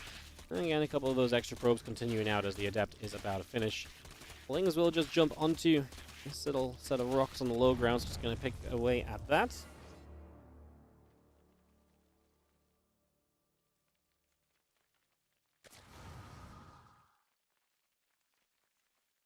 Ling speed coming through, so that is going to give Scylla some map control as well. And just waiting to see what Creator's going to do on the back of this Oracle. A very standard way to open here for the Protoss player.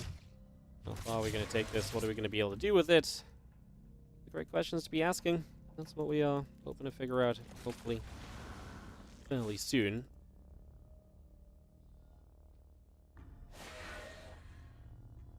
Deb's still moving out. We've got the Queens in the front. Cryptium does go down. The Adept Shade back into the center. Be holding back there as the Oracle shows up as well. Gonna head towards the upper left-hand side too. A bit of figuring out what's happening.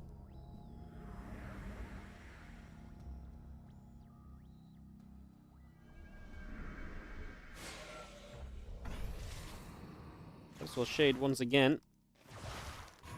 Couple of moments here, put some positions into play. Just have the couple Lings still fighting, Pylon dealing some damage. And we got a couple of Queens gathering together now. Obviously, defense against those Oracles is going to be absolute of utmost importance. We have the Oracle coming about. Currently about halfway done. The few drones transferring towards the third base. These Adepts still moving back across as well. All these Lings gathering together now. Have our Adepts coming over. Lings wanting to go and grab those Adepts also. Let's see what we can do. A couple of Adept shots continue to come about. Oracle still overhead is about to finish up. And the Robo Facility starts also now. So bringing that through with additional assimilators also coming into play now. So again, all of that up and running. Ling's coming in. Our Oracle moves across. Queens are going to get here to try and push that Oracle back just a little bit further.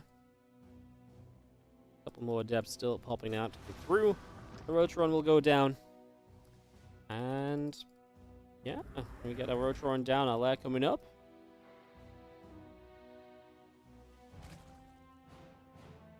Six more drones coming by as the extra Lings in production as well. And just Twilight Forge Robo, everything very typical at the start of this PvZ. Nothing to really kind of point out, single out, and be like, oh, look at this, oh, look at that. There's really nothing crazy going on at all just yet, so very chill, very casual, very, normal for now. Do you see the Rotron about to finish? And again, the lair coming up, the drones coming in. Charging +1 building as well, so just getting all the little bits and pieces added on for the moment.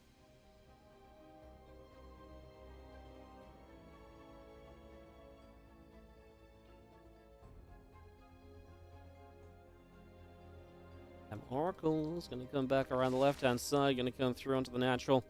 +1 missiles, Roach speed. Both getting started up as well. We have the Queens coming over, just going to push the Oracles back a little bit. Again, +1 in the charge, continue to come through here. So it's getting those upgrades brought in, getting everything brought into play. Obviously, Creator deciding to just go straight into charge, not going to go via the blink. So a little bit different from what we've seen from other Protoss players today. But it is one of the common choices in terms of how you play this matchup out. It's a lot more aggressive, a lot more quickly. Do you think Sola's style, though, playing Roaches against the charge is obviously going to be a big plus? Right? If he's playing Roaches against the Stalkers have a better time. If you play Lings against Zealots have a better time. But he's kind of picked the right choice for the build that Creator's going for. Playing into them Roaches, Infestation Pit done as well. Intrigued to see what that gives us. It's going to be Swarm Hosts. Okay, very intriguing. So Swarm Hosts from the right off the bat of Solar. Swarm Hosts have really taken a big step back into this ZVP meta. A lot of people have been going for them lately. It's very interesting to see as our Queen fires up. Another Oracle taking a shot. It's 9 more Swarm Hosts still building here as +1 missiles comes through. Roach speed finishing in just a moment. Charge about to be done. And that Robo Bay of Creator just starting up as well. It's still bringing that through as the top of everything else. A couple more cannons in production as we do get one more Stasis Ward off on the right-hand side.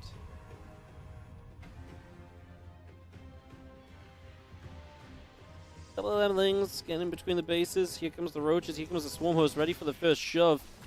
Well, What are we going to jump on? Like, are these Swarm Hosts going to engage the army? Oh, we're going to need the Queens to protect from the Oracles. The Oracles do get turned around by Queens. Stasis Sword goes off. Now we're going to just focus on trying to get a cancel on this base. Now the Roach is going to decide to back away instead.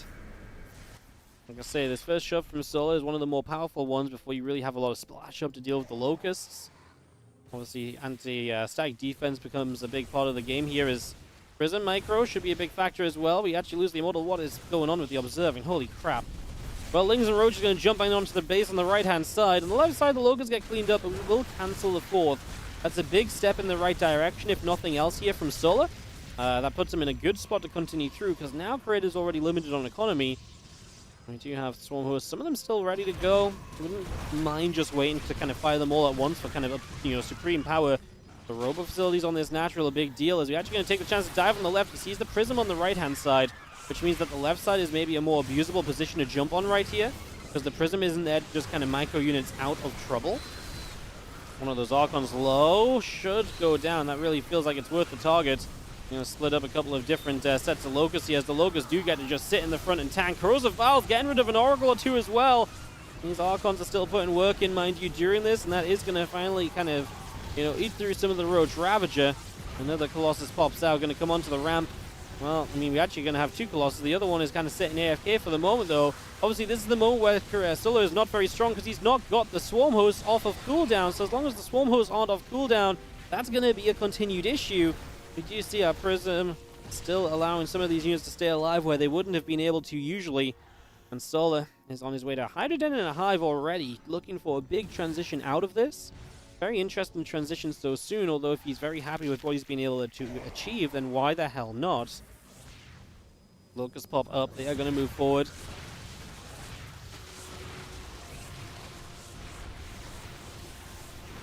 Locusts drop straight down, that Colossus has to be saved immediately. However, you can't lift up everything, and we do see a few Probers and Stalkers going down as well. And Colossus staying in the Prism at the moment to stay safe from this Roach Ravager follow-up. Solar still currently seems like he has so much, but can he actually start killing some of these tech units? This is the moment he changes direction again. The idea is to dive where the Prism is not, because the Prism is going to provide that safety net. The Prism is going to provide the answers. So if you go where the Prism isn't, that's where you can actually get some kills. And that's exactly what I think we've been doing very well so far, actually, by Solar. Been doing that very well. Oh, Locust pop. They're going to come forwards here. Prism overhead. We start to drop these Locusts down again. Super Battery will be one of the main targets here that allows the Roach Ravager to punch through more easily. Prism off to the right side. So guess what? Off to the left side, sorry. And the Colossus off to the right is then the target, is what I was going to say. So again, it's constantly been that duel of finding where the Prism is not. GG's. And this was Creator doing everything he could, but it really did feel like too much was done too soon. And Solar just punches through. We got MaxPax earlier. Got to be playing well to take out MaxPax. And, yeah. Just Solar comes in and takes game number 1. We'll see how comfortably he can take a game 2 as he looks to make his way into the finals. It would be great if Solar won. No offense, Creator, but Solar is the candidate for no mirror matchup in the finals. There's no Zerg on the top semi-final. So if Solar wins the bottom side semi-final here, we are guaranteed a Zerg versus Protoss or Zerg versus Terran Grand Final, which is obviously very nice also. That's just how Solar and Creator getting set up. Ready to go.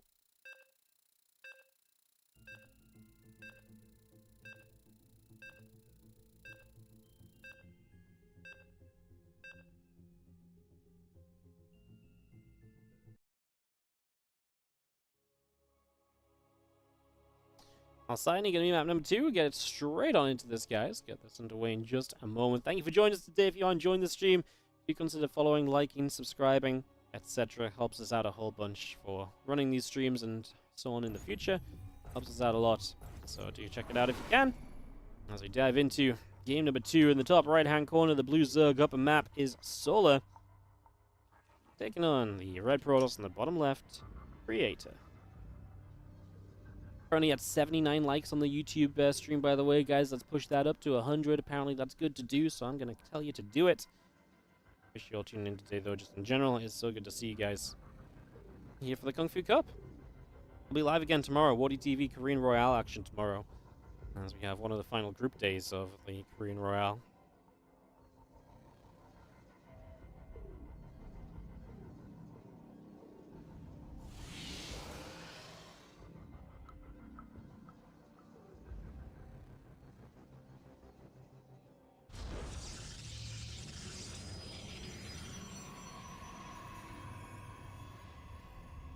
Well, Solo's going to take the gold base early this time around, so gets that going over on the far right. And you see our probe heading back up to the top side of the map.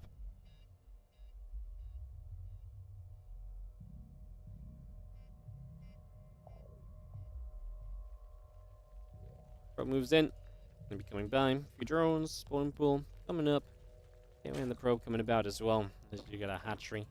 Like I say, on the gold base to start with, so the gold base to open the game with.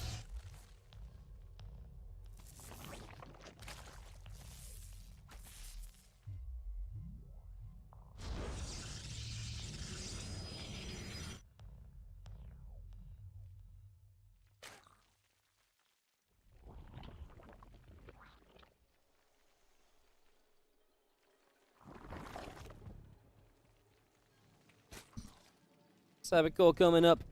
Nexus coming through. And we got ourselves a couple of queens just out on the way from Solar at the moment as well, so and all of that settled. Couple of queens, Lings, the drone, everything coming by for the moment.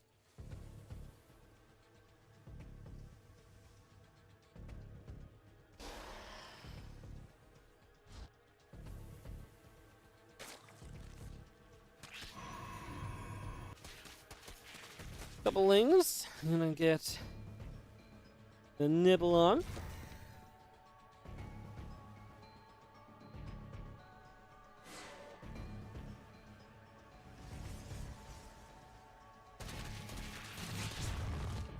I was just opening up space on this map so Adepts can't camp the wrong side of the mineral line to what Solo can defend.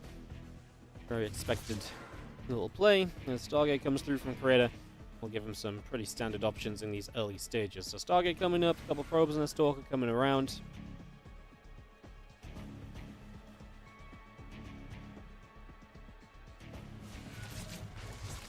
Screen will fire, Adept will take some shots, Ling speed building up. Couple queens and Lings coming through.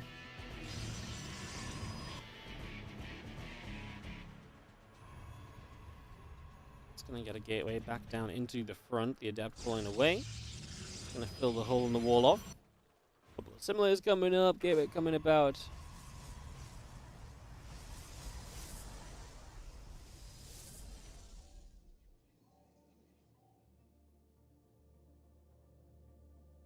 Oracle moves out up the right-hand side.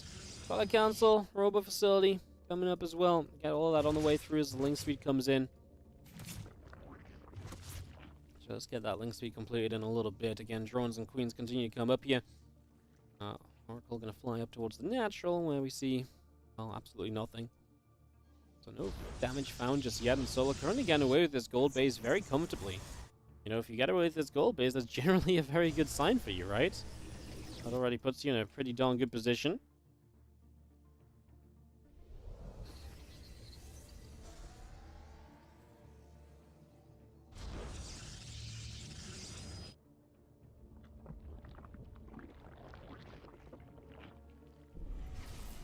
Oh, the Oracle does come in, finds a couple of drones, a little bit of damage finally done here. That's the first 2 drones of the game at 430, so really not bad for Solo to go this long without losing any.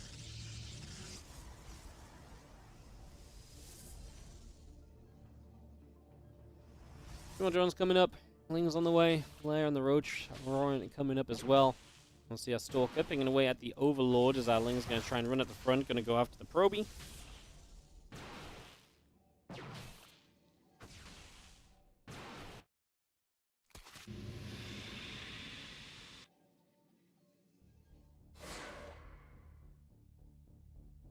And drop that Nexus down on the 3rd base, get that going as well.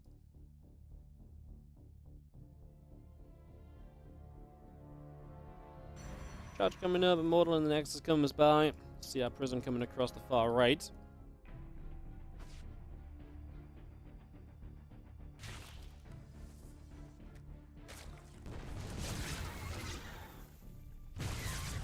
Falcons will just show up. I mean, we do see the Queens. They get chased around a little bit. Drones pulling back a little bit as well. Pulling away to the sides. Ling's absolutely going to be the only answer right now. Solo having a little bit of an issue against this Archon drop. Having some problems clearing this out.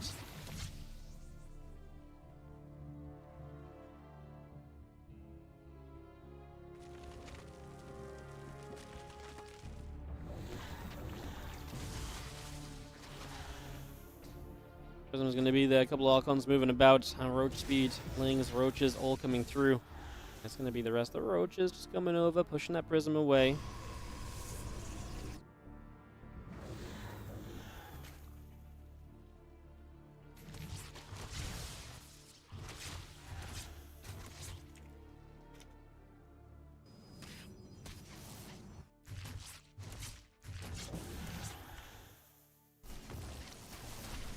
So yeah, Link's coming about. A couple of sentries are going to be there. Prism is going to get recalled back over to the right-hand side. Queen coming up. A couple of High Templars coming in. Roach is coming through. Ravagers producing. There's our army. Continues to get into the center, so this army of Creator continues to move on through. Ling, Roach, Queen. All gathers together. Just going to push into this Watchtower. 34 more Lings in production as well. Ravagers and Queens still coming about. We've knocked down one Ravager already, getting a cancel on it. Things start running through, going to turn around. These Zards going to start playing. Immortal Archon trying to fight as well. A couple extra force fields coming in.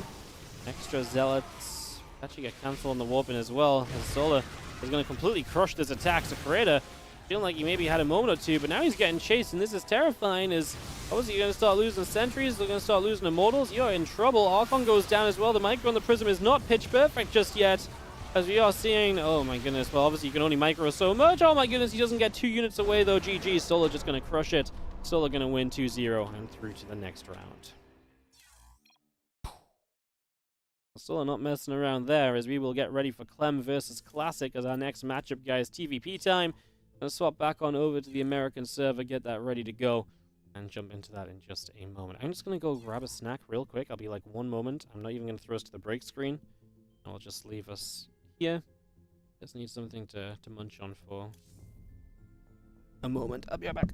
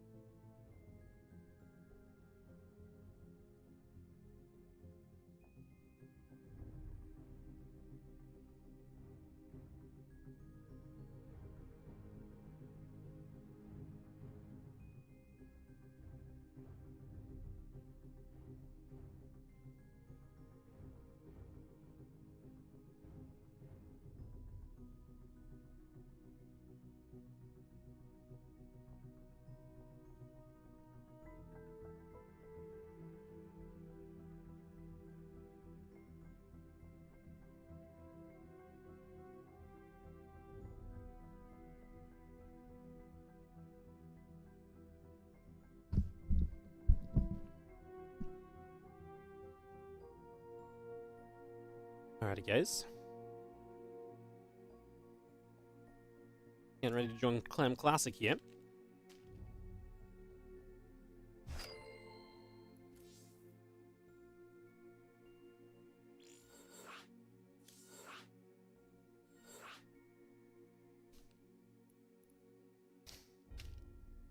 Excuse me, munching a little snack while we get resumed.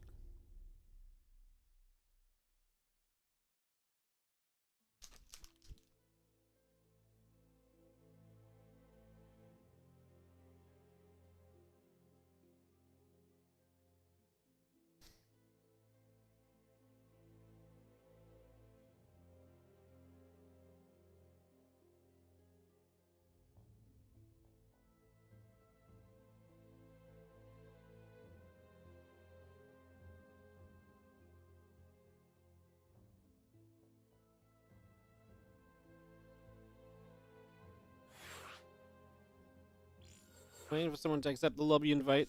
Didn't do so just yet. You can have Ellie in the meantime, guys.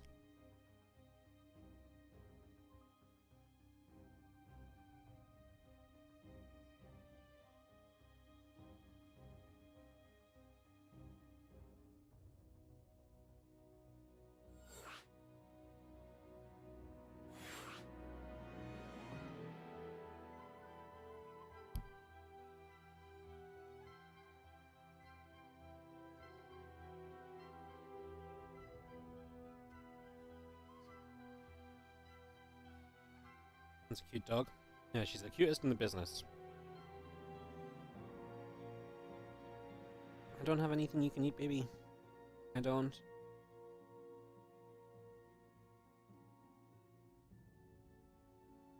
It's a tough day for Ellie because it's raining, so she's not been out. And she is very sad.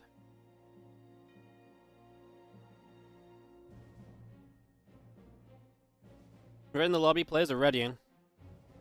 Gonna have to turn Ellie off here in just a second, guys.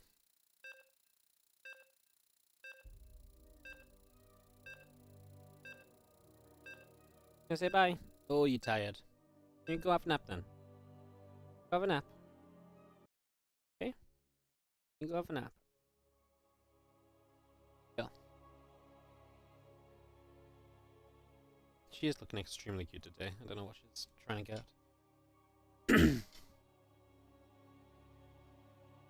Alright, countdown. 3, 2, 1. And Clem vs. Classic will begin as we get into another semi-final here on today's Kung Fu Cup. Top left-hand side, red Protoss player. This is Classic.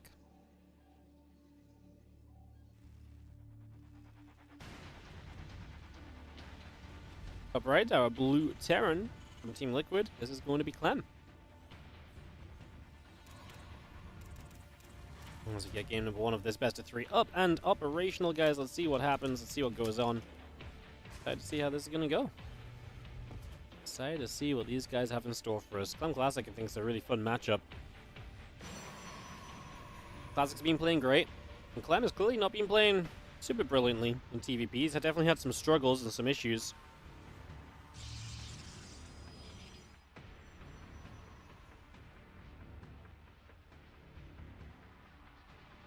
It's not been easy.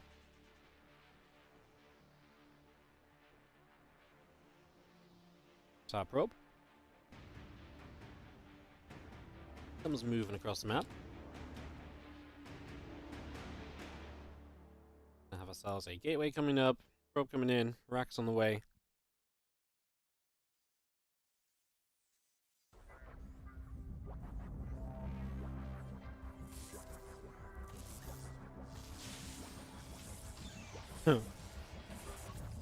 Behind the barracks fight, as the probe and the SCV drill at each other.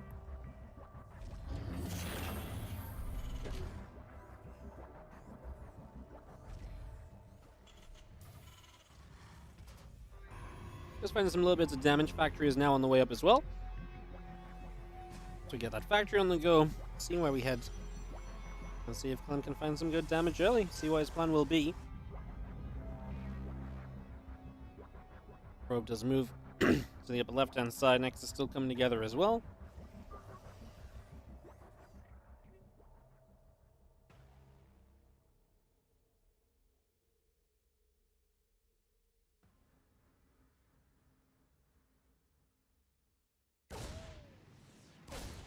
Reaper fight's just going to be going after this pylon. Just going to get some damage done.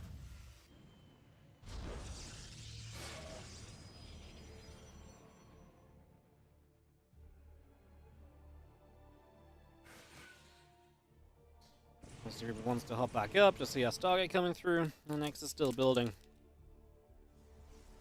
And this up and operational as we do just see the depth continue to shade around after that Reaper. We'll actually get 2 shots off here. Has to get a grenade to try and save it, but Reaper will die, so nice catch from Classic. And the Reaper kill is a big plus.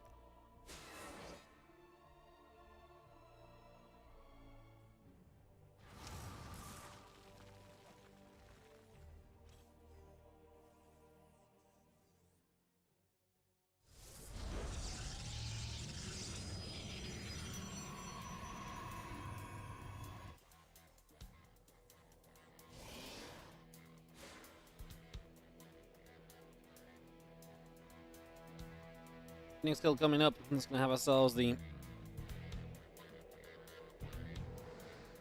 Cyclone coming through. Phoenix moves through the top side. And Wolfgate coming up as well. Medevac also coming in from Clem.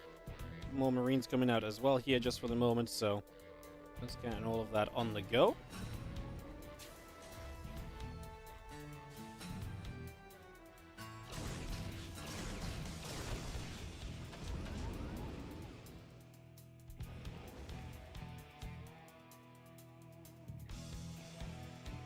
Medevac pulls back over, and obviously is ready to go and try and deal some damage to Clem. Looking to get in here early towards Classic's main base, moving forwards right now. Phoenix out of position fighting a Cyclone over there, and this is, well, for Clem, an ability to get rid of a pylon at least. The Widowmine's going to kill an Adept. Kind of a big deal. There's not a ton of units here from Classic, so losing one already is absolutely a fairly sizable factor.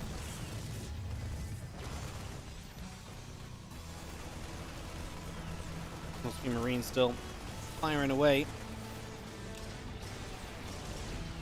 Actually, Phoenix is going to try and intercept a Viking, but the Viking survives and we lose a Phoenix as Classic supply blocked as well. Gets out of that, but this is all going wrong for Classic early. As Clem is able to maintain position across the map now. And even just being able to hold here is a huge deal. Just being able to keep his army up goes such a long way for Clem, does so much for him. As our Marines now, Phoenix going to fight. Super Battery doing what it can. Phoenix getting knocked down. Cyclone gets picked up. And Clem comes back over to the left-hand side where he's had a lot of success. Wants to try and finish off the Cybercore, but let's see, there's still a Widowmine there. Liberator needs to be careful. It's going to get jumped on as well. And maybe a bit haphazard with the way he's reinforcing here, because that really is just rallying into where your opponent is expected to be. I think Classic does know where that Widowmine is, so he's trying to play around that position. I'm trying to keep the most hurt Cyclone back. It's one shot away from dying to the Immortal. And what is Clem reinforced with now? Another Cyclone, but that's just going to walk straight in again. Reinforcements are taking a lot of hits as we have now the Immortal locked onto, but it will be able to get away. And this is all going to be starting to settle down here. Clem a little bit better off in terms of resources lost, but well, we'll see how the follow-up goes for him. Third CC is finishing. He is going to have Stim now starting, so ready to play into the bio from here.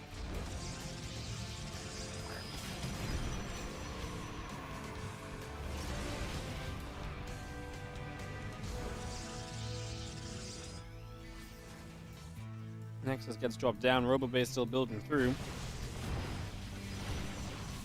Classic now making some real steps towards his Phoenix Colossus style, after obviously being slowed down up until this point.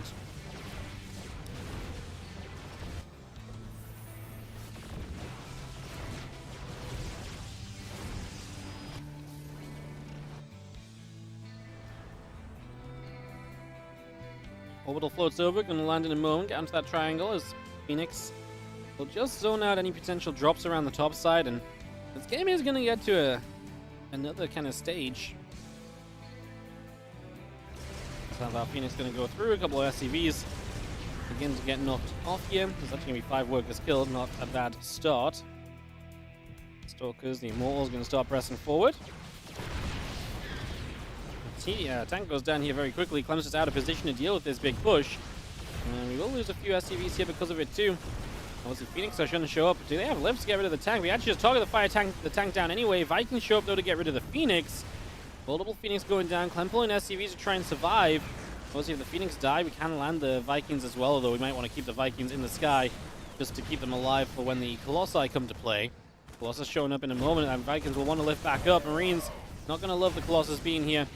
We actually just started to run away the moment the first shot was fired, because the Colossus laser beams are going to do a lot of splash damage to Marines that are already been stimming and moving around a lot.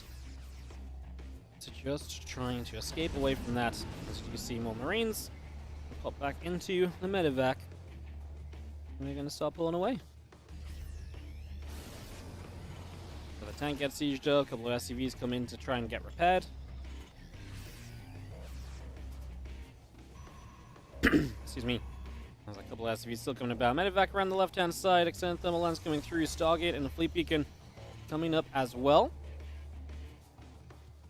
Well, Gateway is still in production. As you do see, our Marines continue to unload back out from the medevac here. So bringing those back along. I'm just going to have Clem trying to poke around in the bottom side.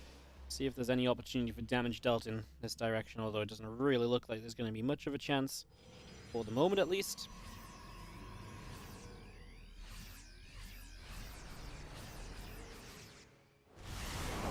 Fire still coming across, a couple Colossus shots firing.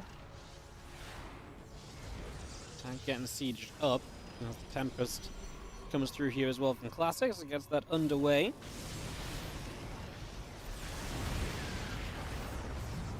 More shots still coming down. +1 attack and armor on the way. Concussive shell's about to finish. Combat shield's halfway done. We're going to find one tank in the back there. Going to get caught. So that is going to get grabbed. Now a few of these probes getting picked away at as well. Vikings going to try and get rid of this Phoenix, which they will be able to do. And now, well, the Vikings are able to go on the Colossus, but the super battery is going to be very powerful and it's in a great place. Can't really be denied. As Clem pushes around this corner, is absolutely spot on to keep the Colossus alive there. That was a fantastic position for the super battery. And now the Tempest out is Classic. Playing into these Tempest very quickly, absolutely going to push Clem away. And Clem going to have a tough time pushing into the Protoss anymore, which is tough because you're going to have a tough time pushing in just as this game gets to a point where you kind of want to be pushing in and stopping the guy getting up to carriers. Clem is trying to not play too afraid of this army, but I actually think he does have to respect it. I think he's genuinely in a bit of a weird spot. Extra starport comes up from Clem. He starts a Ghost Academy too. Yeah, this position feels very, very strange right now as you see a bit of bio still coming forwards. The Stalker's still being chased out of here. Medevac will load up one tank already, and our carriers, our Prism, continue to come through. +1 air weapons is about to finish. Stalker's still chasing down a siege tank. As the Medevac lifts off, pulls back further away as well. And you do have the +2 air weapons coming up from Classic, still bringing that into play also. One more Adept continuing to come about. Stargate is coming up.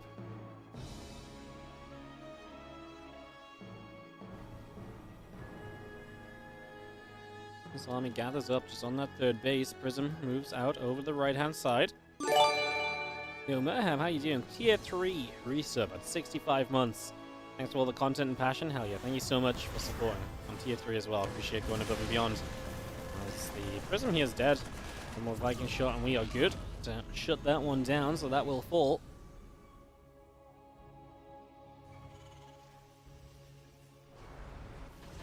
Cryo gathering, still gonna see our +2 air weapons coming up, +2 ground attack on the way. Blink is starting as well. A whole bunch of extra gates in production. Out of Classic right now. Just see the Chief Vikings gonna get gathered back up together as well. Vikings 3-shot prisms? No, there was Marines underneath the prism as well. That did a lot of the damage. That just allowed the Viking to finish up. Was the final a best of 5? Yes. Finals of the Kung Fu Cup are best of 5. Army still moving about here. Vikings bio coming over. We are going to see a couple of laser beams dropping on down. The Vikings still coming across. In the bottom left corner, a little bit of a push into that corner as well. And Classic might lose the 5th base. That's the challenge for him actually getting towards base 5 as those Vikings firing big time. Nothing able to come out as a response. One Tempest shot, but nothing major. Prism going to show back up, but guess what? Units in position. Great defense from Clem. Immediate shutdown on that Prism is so good for him. Just gives you such an easier time. That's absolutely fantastic.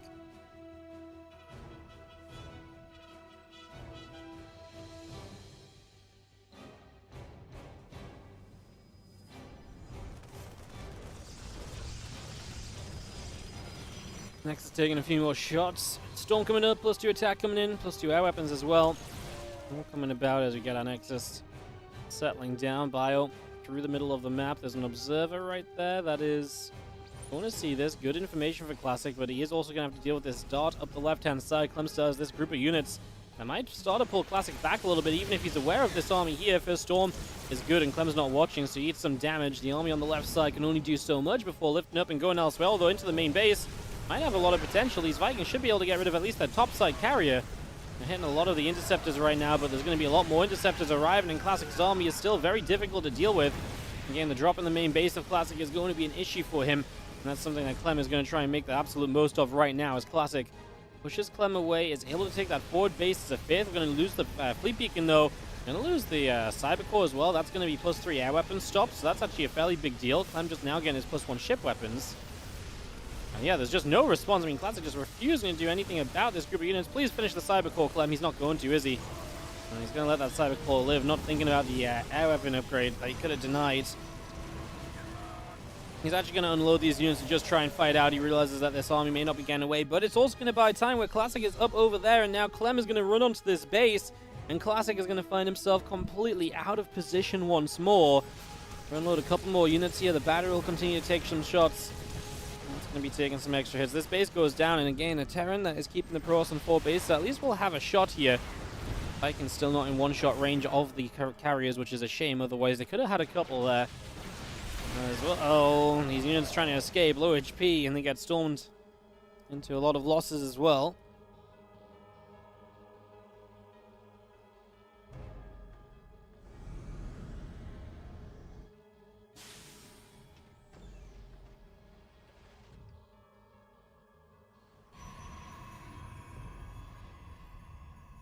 This one vehicle plating is about to finish up. Vikings going to come through. Mothership getting chased away. Carrier's getting shot at still. Fire continuing to fight. Well, these Vikings absolutely doing pretty decently. Able to stay alive for a long time. Allows them to chew through a lot of the carriers. The ground army of Clem is running a little shy though. And there's still going to be a few air units left over. Problem is this fight happens right on top of Clem's base, which means that Classic will be able to keep on fighting. Will be able to keep on moving through. And Clem is never going to get the chance to reinforce, and that's going to do it for game number 1 as Clem takes the map loss. And he just never really found a proper answer to that air army. He was trying to counterattack, he was trying to do this or that, but was never able to, like I say, really find like one true answer to that situation. As we get ready for game 2 here in a couple of moments. Site Delta coming up. Into our second map, we got loaded in immediately. This ready to go. Loads of people joining our lobby. Kick this off momentarily, guys. Yeah, Trap did take a map of Clem earlier. That one does look a little lost in certain parts of TVP. To be fair, I think he did a lot of things right. He just still needed one final lance, and he was very close to maybe even having that final fight go well enough for him. Not quite well enough in the end as countdown finishes up. Get ready to go into game number 2. Just a couple moments. Site Delta will be the map, as mentioned. Get this started. Thanks for joining us. Some Classic semifinals continuing here. Winner of this will play against Solar in the finals, by the way, so something else to watch for in that regard. Let's get into this. Is in the top left-hand side, our red Protoss player. This is going to be Classic, taking the 1-0 lead in the best of 3. Bottom right, our blue Terran from Team Liquid. It's Clem.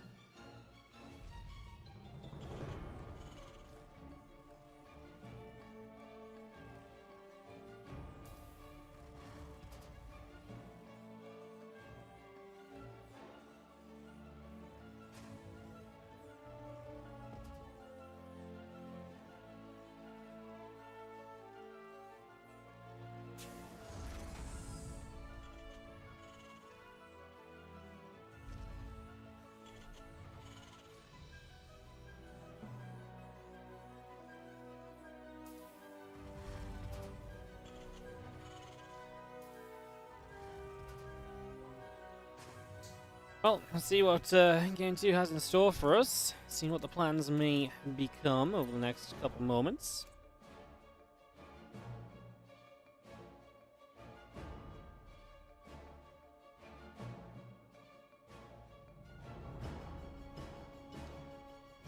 Excited if Clem brings us back to Game 3, actually. Love to see it.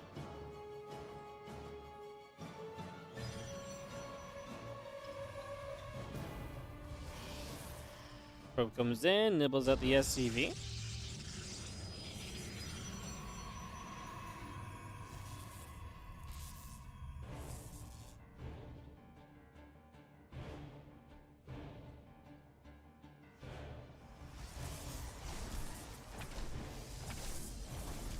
Let's see Zella coming over. Obviously, engineer in bay block. Zella is going to be a way to help deny this. ASAP, try and limit the amount of time that Nexus can't come in for this. SCV trying to get more HP on it. Cheeky from Clem, and he does get that SCV out on low HP in the end, so able to keep that SCV alive.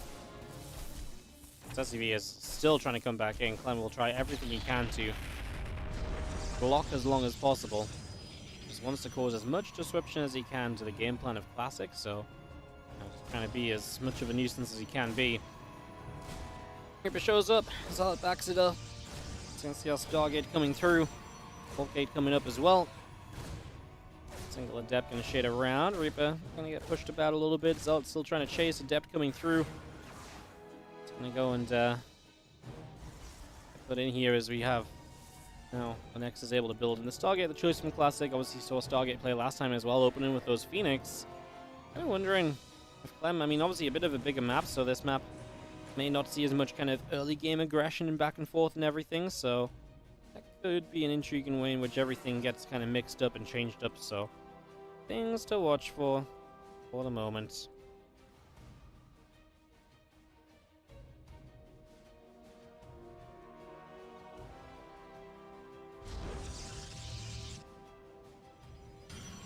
Let's get this settled in. Reaper comes out, heading back up towards the top.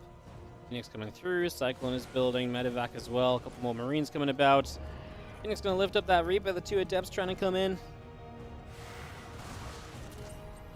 We'll see, one Reaper does go down as the Adepts do get a catch there. Adepts come back out into the center, Medevac and Cyclone going back across Marine as well. And Phoenix continues to head back down to the bottom right hand side. That's painful. Marines get some good damage to then let the Widowmine finish up the Phoenix. It's a big catch. We talk a lot about Phoenix dropping, and obviously Phoenix is the kind of thing you want to kind of keep going throughout the game. Being able to kind of grab one early and to stop that Phoenix count from ever growing too much. Pretty big deal, as the medevac of aggression from Clem is now coming over. No third just yet, but one fight less Phoenix, again, just going to be that much tougher to hold on against this pressure. We've got a couple of Phoenix coming in from the right-hand side. The Widowmine gets burrowed, so that's going to be a factor here as well. What these Phoenix want to do, obviously try and stay clear of the Widowmine, that's for sure, after their brother fell earlier on.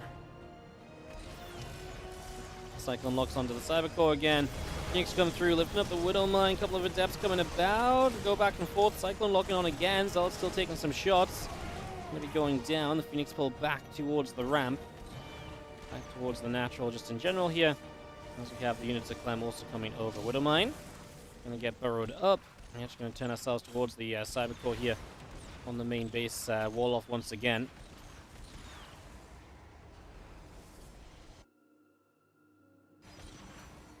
Let's continue to go out down to the bottom right-hand side. Look to cut off reinforcements. If Clem wants to just rally over and make this as strong a push as possible, well, he's going to have to struggle for it. That's not going to be made easy here in the slightest. As a few Phoenix continue to gather in just for the moment. And again, Immortal Stalker coming up, Command Center, and a couple of additional SCVs coming out also here.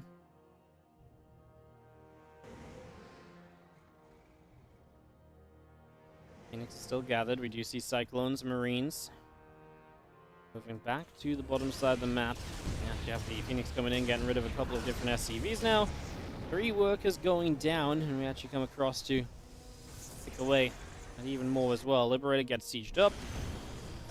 We're still seeing those the recall coming in to actually try and chase this Lib down, clean it up as soon as possible. Clem pulling that Liberator back. The rest of the army showing up as well, though. Marines and Cyclones are going to be here. We turn around for actually 2 Phoenix because we commit to kill the Liberator, but I think that was a mistake. Can this group of units get out of here alive, though? 2 Immortals showing up, and Clem, bit of a weird spot. Still enough Phoenix to get lifts, and that means he can guarantee some kills. And Viking is low. The Medevac is low. New Cyclones show up, though, and with extra Cyclone firepower, that might be too much. And again, Classic can't really afford to lose too many Phoenix. But he's still pushing forward. He's still chasing Clem down. He doesn't even have that much Phoenix energy. It's not even that many lifts available anymore. Seems a little bit rough to really try and make anything else happen here. And it looks as though we're going to stop trying to make anything else happen here as well anyways. Pulls back, decides to back away from this for now. Decides to chill out a little bit instead.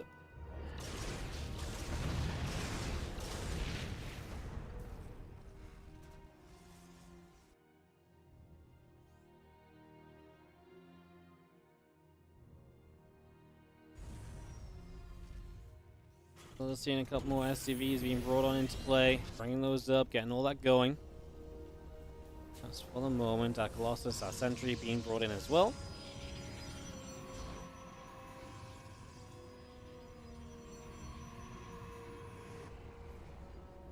I'm just going to move a 3rd base into position. It's just going to come across here too. Get that underway. Order Command is going to land. Again, Marine Tank Viking back out over the left-hand side. Phoenix here, already taking some shots. Cyclone's coming over as well. We do have this army of Clem. Big push to the upper left-hand side right now.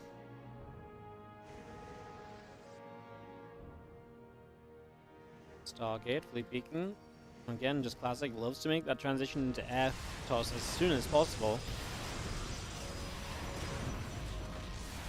Vikings are firing. Colossus still taking damage. A couple of tanks shooting at the Stalkers. As you see one Stalker knocked down. Tanks are still pressing through. Another tank showing up. Continue to try and make something of this here as the army from Clem gets set to the front. Vikings again going after that Colossus. A few more shots coming about. Marines and Cyclones continue to get settled in. Gonna go after the battery here for just a moment or so. Just gonna get rid of that as well. I mean, big push from Clem and classic. He has those couple Tempests popping out. It's similar to the last game. Getting the Tempest out, hoping that can kind of push Clem back and then buy him time to move into carriers. Interesting to see such a similar game playing out straight after as well. We land the Vikings. That can't be the choice, right? When there's Colossus here, surely not. That's a mistake from Clem. He does kill one Colossus super quickly. Next Colossus dealing taking some damage, but does survive. Super Battery fading away, however. And now we've got these Tempests, and again, they will just deal damage from afar throughout this, and so Clem will not break through. Oh, the medevac, that's low. I was going to say, if we got 2 shots on that at the right time, that could have been deadly for all of the units that were inside as well, so that could have been a major problem on top of it. Now this Viking in the center going down, another Marine falling, Marauder going down, another Viking going down, Clem is rallying, and now Classic feels safe enough to begin building carriers. 4 Tempests, only 1 Colossus still alive, but maybe you'd like to see some more of that to really, again, help him out on the ground force. Otherwise, he might just end up overwhelmed there. That could become an issue. And more carriers coming up. The Twilight Council still coming in. Our next is still building +1 attack, +1 fire attack. All being brought to play for the moment. Tempest, Stalkers, Colossus, Phoenix coming across. Phoenix is going to lift up the Marine. Marine will go down. Tank Siege Chains, Cyclones. And knocked down as well. Tempest continue to put some work in at the moment. Gonna get a couple of lifts here. I mean, can't believe Classic is playing so aggressively into the middle of the map. This feels like a disaster waiting to happen. A disaster just like this one, pretty much. You don't have that much of a ground force, Classic. Why are we so far forward? Your strength was in being able to hold off because of the Tempest. You're building into carriers. Your future is about to be really good. Why would you put yourself in danger in the middle of the map? You know? Seems kind of like a crazy decision. Seems very much like a crazy decision, honestly. And Carrier Stalker still coming up, +1 flyer attack. +1 air weapons, +1 ground weapons, all coming through. We do see Clem having to back away in the end.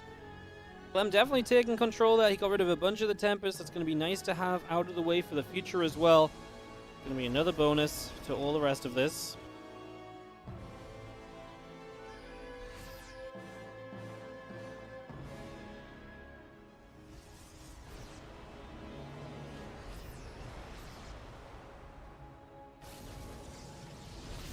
Fire coming up to the top. We will see our pylon taken out. Stalker, 2 Stalkers taken out, Vikings moving forwards, Interceptors flying forwards. Just don't see this ever being enough from Classic to really hold off Clem here.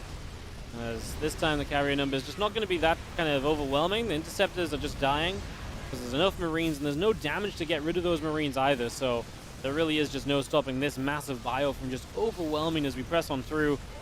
These Zealots as well do not have charge. Oh yeah, Twilight Council was apparently non-existent here, so yeah, this is very simply going to be a push that should never really end from Clem. I mean, there's just nothing that deals damage to his army at the moment. Even if you warp in Zealots, Stalkers, everything there melts. The Colossus shows up, but here come Vikings as well. Going to get rid of the carriers, get rid of the Colossus. Clem will take game number 2. We tie this up to go to a game 3 of the best of 3. So we are going to go the distance in the series. Get this underway. Alright, so game 3 coming about. Get this up and rolling here in just a moment as we get to go, like I say, the full distance in this TVP. both Clem and Classic, and give us the full series. Alcyone going to be the map as well, so that's a fun one. And we get this ready to rumble. Actually, could be a long game. Alcyone, Classic playing some of the Sky Toss stuff. Absolutely could be a bit of a lengthier game, that's for sure. Could be intriguing to see then.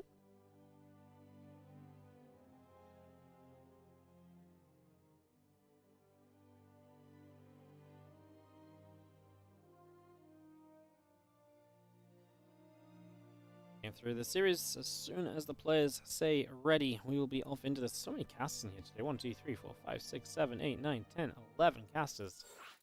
So many people covering today's Kung Fu Cup. Number 4 of the season. Back to more World Team League this weekend as well, guys. So World Team League playing across the course of Friday, Saturday, and Sunday, of course. It's a fun time to get into Alcyone. Let's just go watch it from the loading screen because we're that excited to take us in game. Like I say, it could be a long game. I do think so with the way that Clem likes to play and everything. Could be very interesting.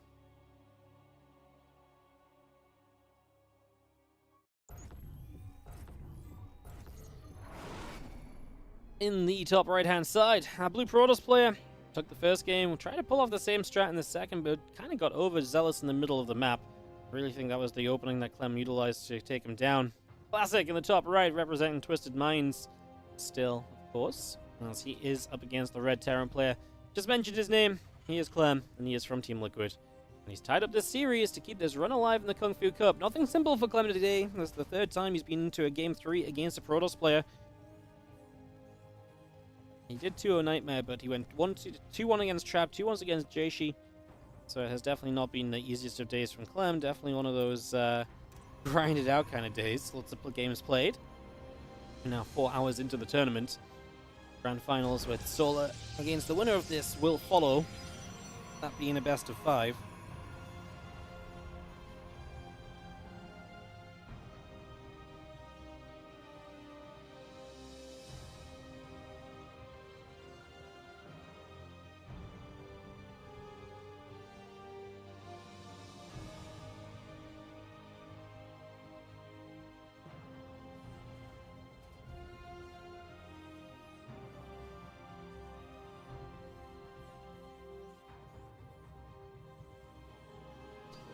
Probe comes over, Cybercore coming up, and Barracks is about to finish here from Clem, so we can get the first Reaper on the way. Let's get that going. Clem vs. the world. Yeah, well, we have very much so been following the Clem matches.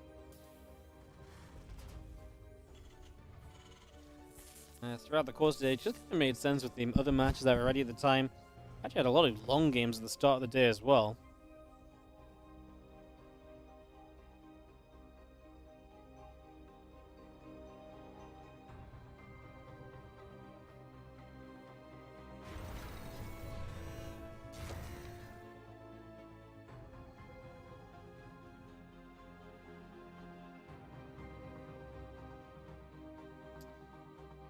Pro pulls back home. We're not going to be seeing our factory on the way from Clem, going for this factory before expansion early on.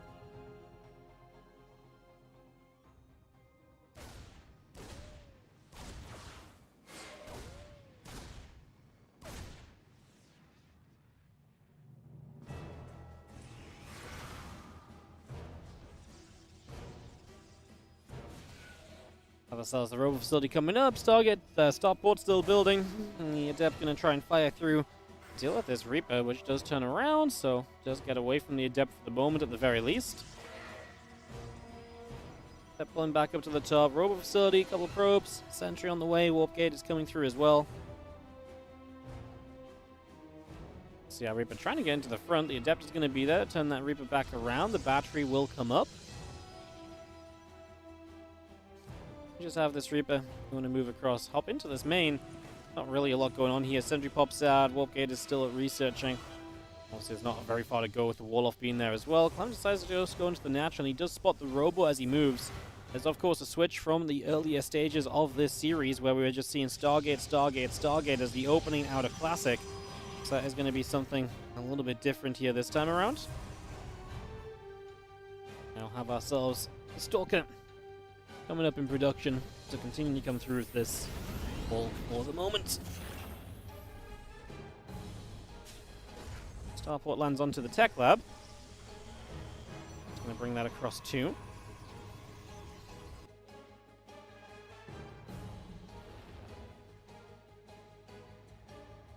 Moving about, seeing where we're going, seeing what we want to get up to. Gonna have ourselves the Reaper and the Cyclone, starting to put some pressure on, some damage being dealt at the front here. Once again, just Clem trying to make the absolute most of this in these early stages, similar to the previous games. Just trying to find as much as he can in the early stages.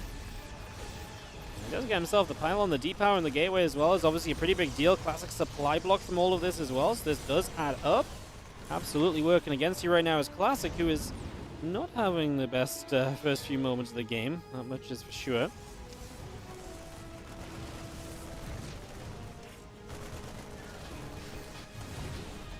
More probes going down.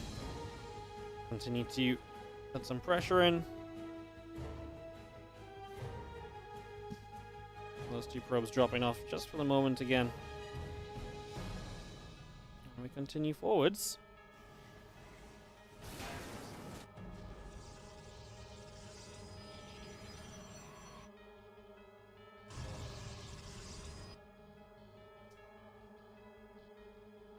Charge on the way up, Nexus on the way. Obviously, this is the Temple Archives as well, but here's a Banshee as Clem's already done good damage early, and now going to get even more done. Going to find multiple probes. There's just no units nearby. The battery saves multiple probes, though. That is a big deal. There is the cloak. Do we have any observer ready? We have two out, but none of them are here, apparently. There's one in from the side, and the Stalkers will chase. We will not get enough damage done to kill it, though, so that survives, and now we've got ourselves, actually, the drop in the main as the medevac comes in, and the Marines will start to unload, coming through for some damage. 9 probes killed here, and Clem is absolutely controlling the early stages of this game number 3, putting himself in a great spot early on. He's got another Banshee on the map, 2 tanks, and a lot of Marines pushing forward. Now, charge will be done soon. Can Classic get enough Zealots up to make that charge matter? That's going to be the big question mark here. Is that something that you can actually get to? Is that something you can make work for yourself? And Banshee's chilling in the top. A lot of units from Clem continue to come through the center. Marines, Cyclone, and the tanks. Start to push up here. One Marine goes down. A couple tanks get sieged. The Zealots warp in. There's not a lot of them yet, right? I said we need some Zealots. We need a lot of them because that's what charge lots are good for. When you've got a lot of them, you can overwhelm, but don't have a lot right now. Bunker on the high ground going to try and force the issue as well. You have a High Templar also moving through, looking for, I assume just looking for a feedback, but yeah, feedback to Banshee, now morphs into the Archon. The tanks are still going big, by the way, as they are going to put some serious work in. These Zealots are getting crushed as the Stalker's trying to come through. That tank's still alive, and reinforcements showing up. That Archon ain't going to make the difference. Classic's third in trouble, and now the main base in trouble. Banshee shows up, Stalkers warp in, the Banshee will just back away and try and be an annoyance once again later, but Clem, massive success story here with the third base going down. Clem has found himself a great start here in Game 3, and he has put himself on the table to get into that Grand Finals against Solar for some TVZ action in a best-of-5 setting. Banshee coming over, Archon morphing in, a couple more Zealots get warped. Immortal Archon still coming up, our Banshee still firing through. Another probe will go down. Rest of that army on the right-hand side gathering together. The Archon firing a few more shots. Stimpack and +1 all coming by. Clem holding the position too. I kind of like it. Holds the position here, waits for his upgrades before he tries to do anything more serious, but refuses to back down. I mean, we'll see Classic just expand to the 12 o'clock instead. And Clem still has the Banshees to kind of, look for some bits and pieces here and there. But I think Classic's just going to go for this, by the way, guys. It'll be the Raven to auto turret and probably absorb a shot or two. I've got to imagine that is the plan of the Raven. Clem is just not watching, though. He's put the auto turret down in the back in the end. So he gets cleaned up. The Banshee went into the main base. There's still no battery here because obviously Classic is being kind of behind, so he's trying to just, cut corners, and those corner cuttings are costing him another 7 probes now. A battery would have stopped this because it was just the one Banshee. The other Banshee flew out through the top, and the Observer followed it, and so Classic killed it, but it freed up the space in the main for the other Banshee to come on through. And now 24 workers ahead, double army supply. You guys tell me what Clem isn't leading in right now. He is absolutely dominant in this game number 3. He is looking very, very good to get through to today's grand final against Solar. Very good indeed. There's a couple Stalkers who will fight against said Banshee. Push that around a little bit further. Combat shield still coming up. We got a Marine Marauder on the way out. Another tank coming through. Ghost Academy building about halfway done. The army of Classic just warping in on the front of the natural, and we'll move on out. How's our third Nexus? Is still getting some chrono boosts going.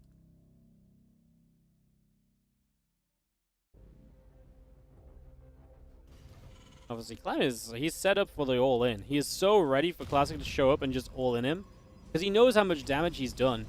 I think Clem, in a moment, has small ghost finish, might actually try and get back on the map himself. As Classic is going to move to the center, but I mean, you can't attack into Clem because Clem is so well set up for you to kind of commit. This is probably worth a stim from Clem, honestly. There's a lot of units. Honestly, he could have stimmed. I think he would have had both Archons. He's just being very conservative. It looks as though Classic is just going to send it, so if Classic sends it, then Clem is absolutely right to not stim, I guess, and just to hold back. But now Classic sees what's up, and he starts up a storm. This is why I think you should just go, though, as Clem, right? Because now you're letting him get to storm. Now you're kind of, you know, maybe giving a little bit too much time. As the Raven spots the attempted Prism play over here. So notices that straight away, and uh-oh, the Prism is in warp-in mode! We are going to lose the Prism! No! Gets it out alive! Very close, but it does escape away. So Prism gets out of there, Clem. What does he want to do with the rest of his army? Does he want to move out? Does he want to still hold tight, hold out? For the moment, what is his plan?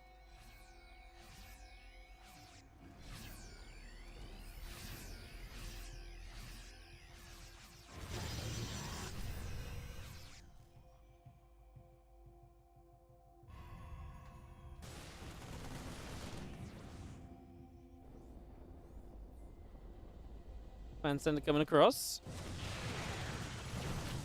You see the auto turrets coming down. We actually got rid of an observer there on top of then going on to some probes. Clem using this as a chance as he's maxed out to now take position across the map, getting into spots right here. Full Liberators will siege. Ghost with plenty of EMPs available.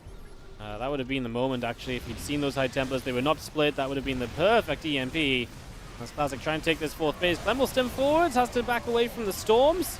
Finding some EMPs now onto the Archons. Obviously, picking your and choosing your spellcasting during this ain't easy, but when you've got so much, it probably doesn't really matter.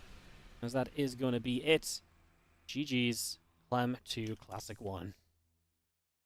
So Clem gets the 2-1 here over Classic and is going to go to the finals today to take on Solar. So we're going to get Clem versus Solar coming up in our final matchup, our best of 5 grand final coming in next for some TVZ. We'll get that on the way ASAP. Get this started up, guys, so let's get this on the move, say, as soon as we can.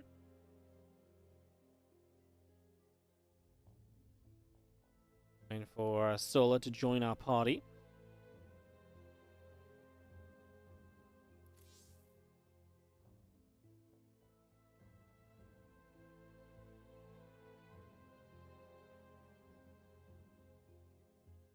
Get these videos done and hopefully move in nice and quickly. Hopefully not too much of a downtime before we get this zooming on forward into more action.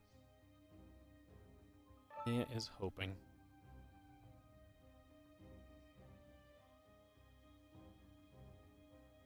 So hopefully just a few moments, get this all underway. That's ready to go. If you're enjoying the stream today, don't forget to subscribe, follow, support, etc. Always helps out, always great. Help us there. What servers do they play on? They play a combination of Central West America servers. So America Central and America West, they swap between them. Don't know who gets the advantage to play it one more time in the full best of 5. That sometimes depends on seed, sometimes just depends on tournament rule. I'm not actually sure in this case what the ruling is. I think it goes by ESL rules, but I'm actually not sure what that is either, to be honest. It's not something I have to deal with. Usually in my tournaments I do a coin flip and I just randomly do a coin flip to randomly decide who plays what server, or say we have 2 Koreans and 2 Europeans, one of the Korean versus EU matches, one of each European will play a Korean where they play West Central West, and then we'll play the other Central West Central. That means the Koreans also play the same. So we coin flip to decide what setup it is, but we try and even it out as much as possible. First veto comes in, Golden Aura, vetoed immediately here by Clem. Got this best of 5 ready to start. Actually, Solo Clem feels like a pretty cool matchup. A Solo who Hasn't been the best as of late, but definitely can still be very dangerous. Don't get me wrong, I never count Solar out, but I wouldn't say he's at his tip-top peak at the moment. And a Clem who's kind of struggled here and there, but is generally still seen as very good. Here's the thing. Clem hasn't played Solar since February, since Katowice. Usually these guys play in a fair amount of like online events, WardiTV tournaments and so on. Last year they played in the Kung Fu Cup a bunch. But they haven't played since February, so that's a little while for these two who have not played since. As we get Golden Aura, Ghost River, Crimson Cord vetoed. Wait for one more veto from Clem, then we'll get our first map pick, and we should hopefully be able to dive straight into this series, guys, straight into this best-of-5 final. If you're enjoying the stream, do consider supporting the channel, like I say. It does go a long way if you can subscribe and all the rest of it. If you're on the YouTube channel, you can hit that like as well, give the stream a like. And yeah, we've actually been getting quite a few like follows / subscriptions. We call it. It's so annoying, by the way, that Twitch calls it like subscribing is like the monthly monthly payment method to support a stream on Twitch, and then subscribing on YouTube is following on Twitch. But yeah, you can subscribe on YouTube as well to see when we go live with these YouTube streams, and also our daily YouTube uploads on Starcraft 2. We've been actually getting quite a few YouTube subs off of that, and it's really nice because it's actually kind of given the full channel a bit of revitalization, which is really awesome. So if you want to help us to keep on revitalizing the YouTube, maybe we could actually start to aim towards 50,000 YouTube subs. So we've been really stagnant at like 41 to 42,000 YouTube subs for like a year and a half. So do that if you don't already subscribe on YouTube. It's really appreciated. It does go a long way to helping us out as we get ready for more StarCraft. Waiting for the first map to come in from Clem. He vetoes Post-Youth, so that leaves us with Oceanborn, Dynasty, which is the first map pick of Clem. Amphion will be in here, Side Delta, and Alcyone. Pretty standard set of maps for the most part here. Nothing too surprising, I would say.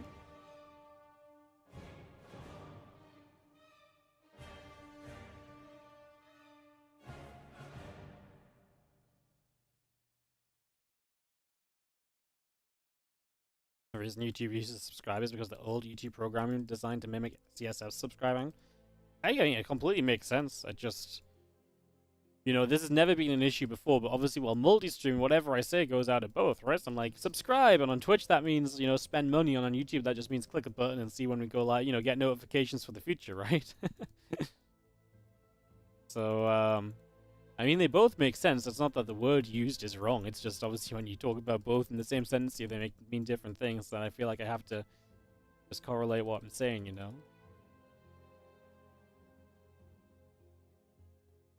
Dynasty, Alcyone, Side Delta, Amphion, and Oceanborn. That's the full 5-map order. We get loaded into Dynasty for game number 1.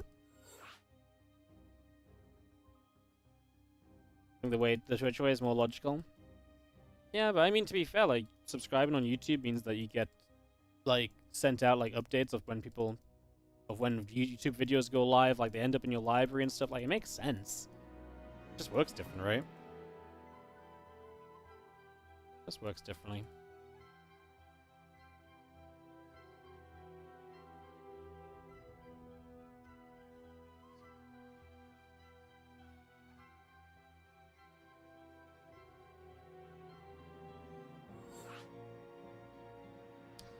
Alright, waiting for next game then.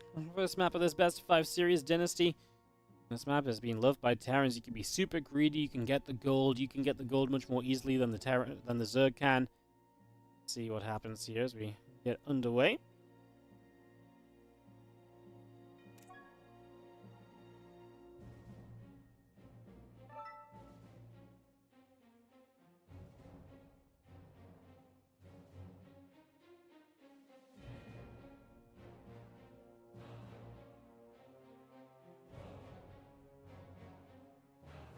Go-Go's ready. He's good luck. Have fun's being called. Should be able to kick this off in a moment then. Countdown will start. We get this underway. Let's jump into our grand finals. Clem versus Solar. Start this up. Get this rolling. See what happens. Get this. Rumbling.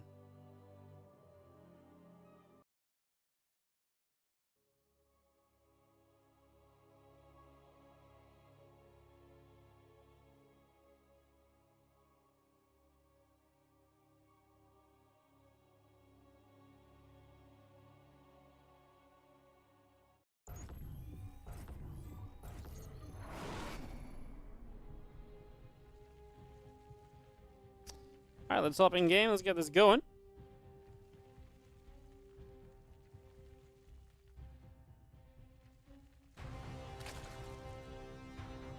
In the bottom left-hand side, our red Zerg player from Vitality is going to be Solar. Starts off on the Terran map pick here. We'll see what that means, and if our blue Terran in the top right can start off well. This is going to be Clem from Team Liquid. Grand finals here today. Let's hope for a good one. Let's hope to get this going as we get it all started up. Top right side, Clem. And we're really wondering what kind of style he's going to play. A lot of Terrans have been loving the 3-base all-ins on this map. Very powerful, hard to flank. He can be super greedy early game as well, so there's just so much you can gain from being kind of greedy like that. And wondering if that's something we will see here or not.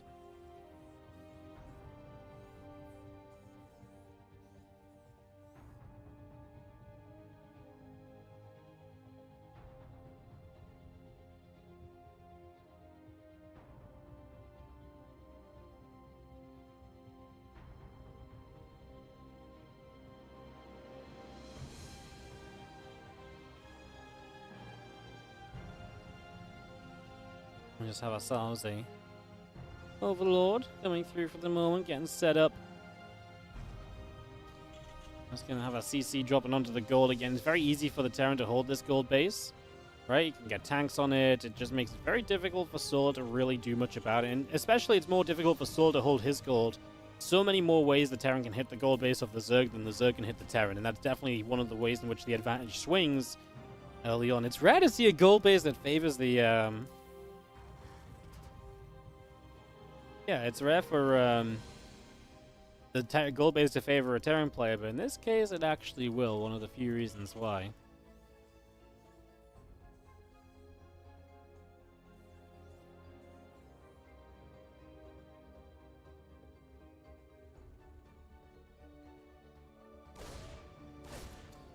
Killing's coming over, Reaper will be taking some shots. Just gonna have ourselves the Lings continue to come by. Reaper continue to take some hits.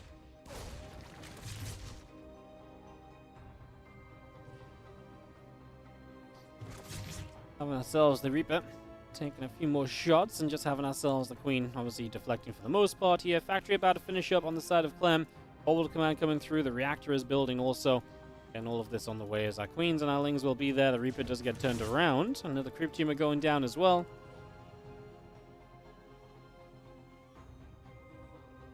Hellion and a couple of Marines still producing through Solar.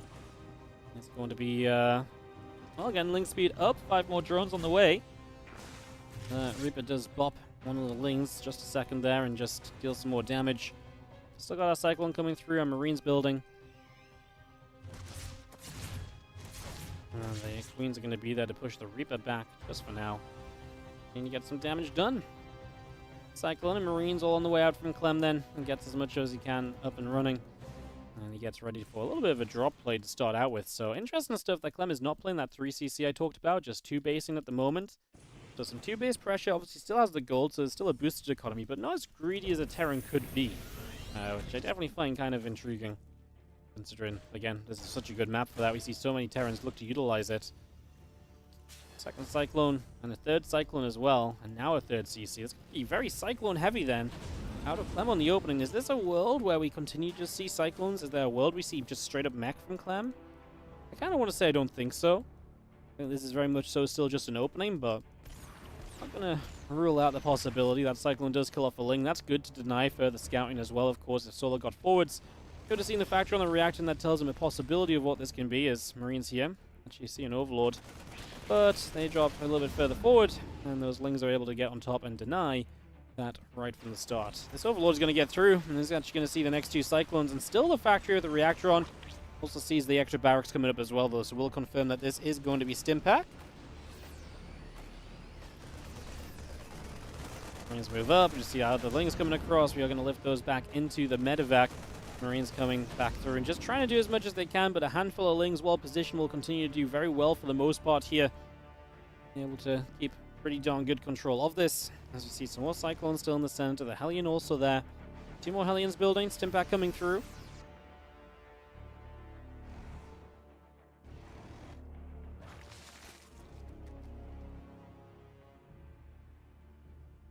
9 roaches building from Solar, and now some more lings as well. Obviously, that can be just seen as a big defensive wave against any potential pressure, but now, especially with multiple cyclones out, that kind of makes some sense. Can this turn into an attack? Is Solar going to keep going as we actually get rid of a bunch of drones here? And we're now going to see as Clem, the first roach, is popping out. He's already going to get a couple of those kills. There's one ling across the map. He's going to morph in Hellbats. I didn't even realize Clem had an armory, so this is going to be a very serious push from him in the end. But with this amount of roaches, that means that Solar is extremely well prepared for it. Building a bunch more lings to try and chase this down also. Oh no, the lings get into the main base. Clem does not raise the depot. That's disastrous. He's got nothing at home currently. These lings need to split apart and not just fight one single marine here and there in choke points. They can do a lot of damage. They've wasted a lot of time already, honestly, and they're going to keep on just going for units. I mean, to be fair, if you go for units, you've also got the Ling Roach coming across the map to essentially be an all-in. So if you just get a lot of units here, you can probably make the most of that. This Liberator is still denying mining time. More Lings get through. That depot is still not able to raise, and that is an issue as Lings go across towards the gold. The Roaches are going to be here in a moment, and the damage is definitely being done. 16 SCVs down, and we're actually going to target the orbital. And we are kind of targeting some weird things here, I feel like, as we get up this ramp, and we are going to go straight onto combat shields. The Lings peel away once again. This is a little scary for Solar because his Lings are kind of secluded and on their own. As extra Ravagers show up, and I don't think Clem has the units to hold this off anymore. Yeah, Clem got very committed, but Solar figured it out, and he put himself in a position where he could A, deal with it, and then counterattack on the back, and that puts him in a great spot. There's a great choice of build from Solar to really deal with what Clem was doing, and that's going to be this very well handled. So Clem is going to lose his own map pick, which is very scary in a TVZ. Now you're going to get some of them Zerg maps coming up, and you're going to have to play from behind on them Zerg maps, as Solar picks up a first game very smoothly here in the best of 5. Solar opens strong with the first game victory. Very nicely done.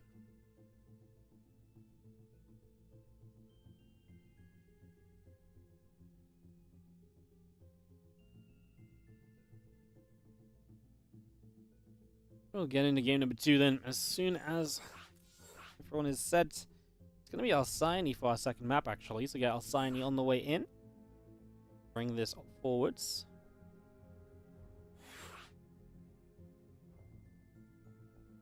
It's all up and rolling.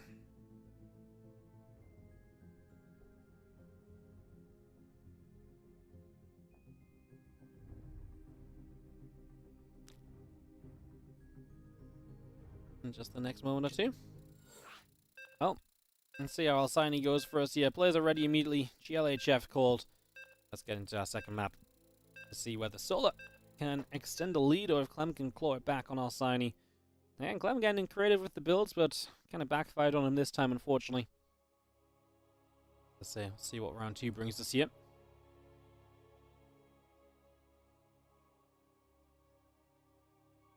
We're loading, we're loading, we're loading. Don't worry, guys. We're on the way.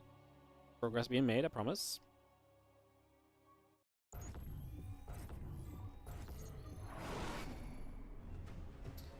In the bottom left-hand side, up 1-0 will be the red Zerg player from Vitality. We have Solar. In the top right, our blue Terran player from Team Liquid, Clem. Build got figured out, and he just could not actually have enough power. At the end of it all,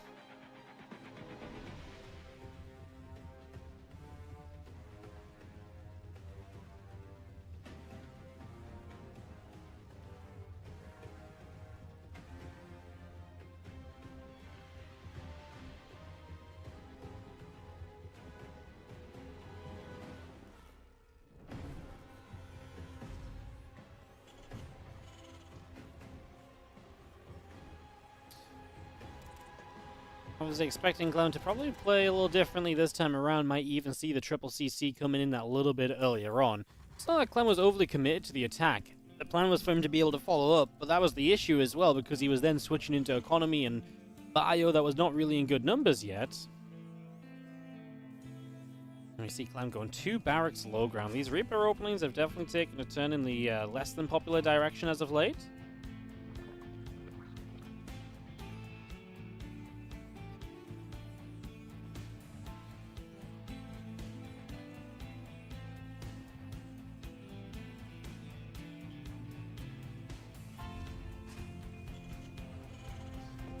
First Reaper on the way, second barracks is building up as well. Got the gaps there, I assume, to put add-ons on. I think there's a pretty cramped natural with the barracks being so far back. If they really do just kind of sit there and add on from that.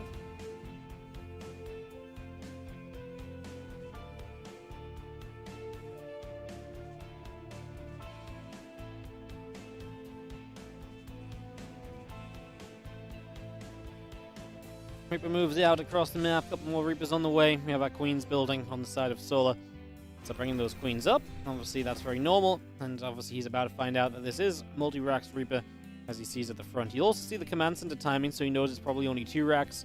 Hard to afford the third CC alongside the, hard to afford this command center alongside a third barracks at this point in time.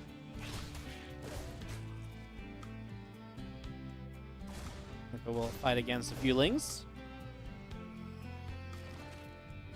Queen still popping out. Ling speed is coming up. Reaper production continues as Clem. How many are we going to go for here? It's already 3. He's going to 4. His Reaper builds have definitely kind of taken a step back into fashion recently, but just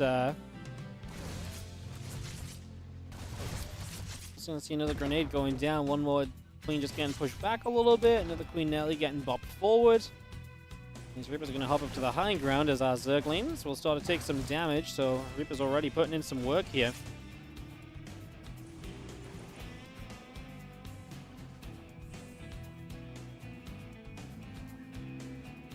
Come back over. You do see the Queen taking a couple shots. Grenade going down. The Queen still move forward, and the Reapers do get out of there for the moment. Link speed finishing very soon. We still have our factory coming out. Our command center on the way. And that is going to be the starport building from Clem as well. So bringing that starport into play also.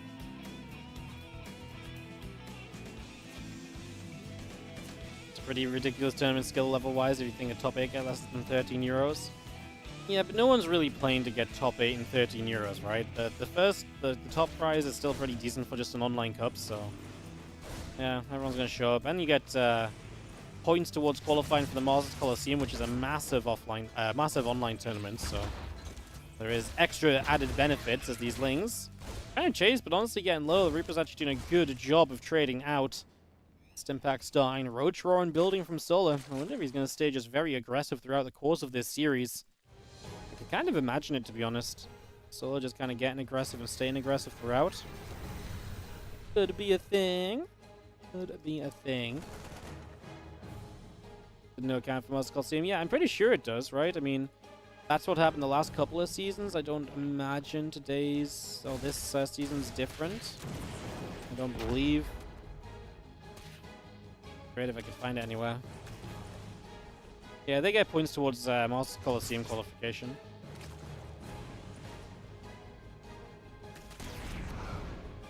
Things move about. Creep moving through. As that bunker comes in. Banshee, Marines all coming around.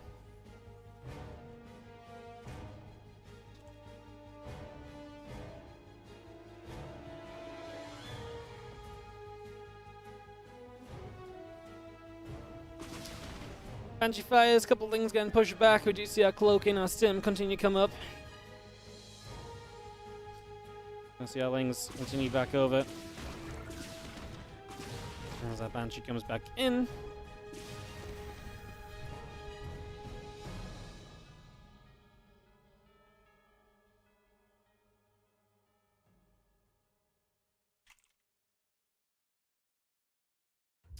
One starts up, Stimpack about to finish. Evo Chambers coming through on the side of Solar. We do see the Banshee going to get rid of one more drone, trying to get another.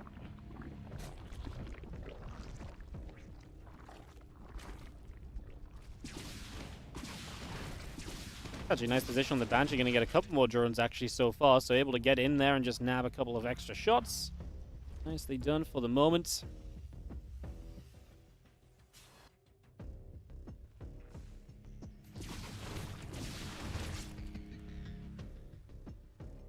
Roach Queen all gathering. We do see the Banshee still setting up. Actually going to try and get that hatch here. It's just going to pick a way through that. We do have our 1-1 upgrades, our combat shield all on the way. There's a couple of barracks coming up as well. That Banshee is going to try finish the hatchery off the next couple of moments. Banshee still firing. Drone still taking damage.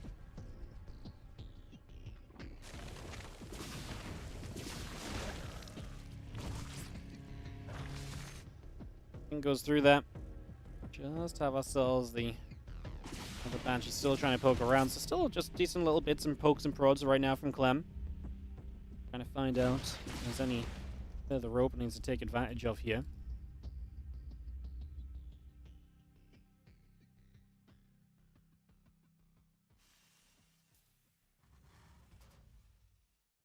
And 1-1 about to finish here on the side of Clem. Missiles and Carapace on the way up, also from Solar. Baneling Nest is going to be done very soon.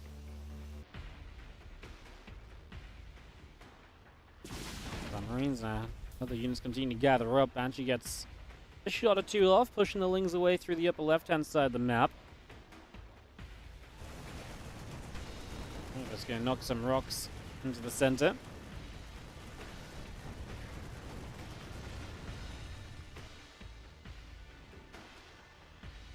So Clem getting aggressive. He needs to be careful not to go kind of too far too soon. Solar might get caught in a bad time though, right? Hive building, not ready yet. Bane Speed building, not ready yet. So much investment and not a lot of actual here and ready to go. The hatch just dies as now the Roach Ravager comes down the ramp. The good news is the tanks are shooting at Queens. So that's some shots that do benefit Solar a little bit. And he will clean up the tanks, but then he's going to have to deal with the drop now heading towards his main. Into the main base we go. A couple of Lings. Spore not going to do much, and that's obviously going to give Clem more time as well to just reinforce from elsewhere on the map. Our Marines come stimming by.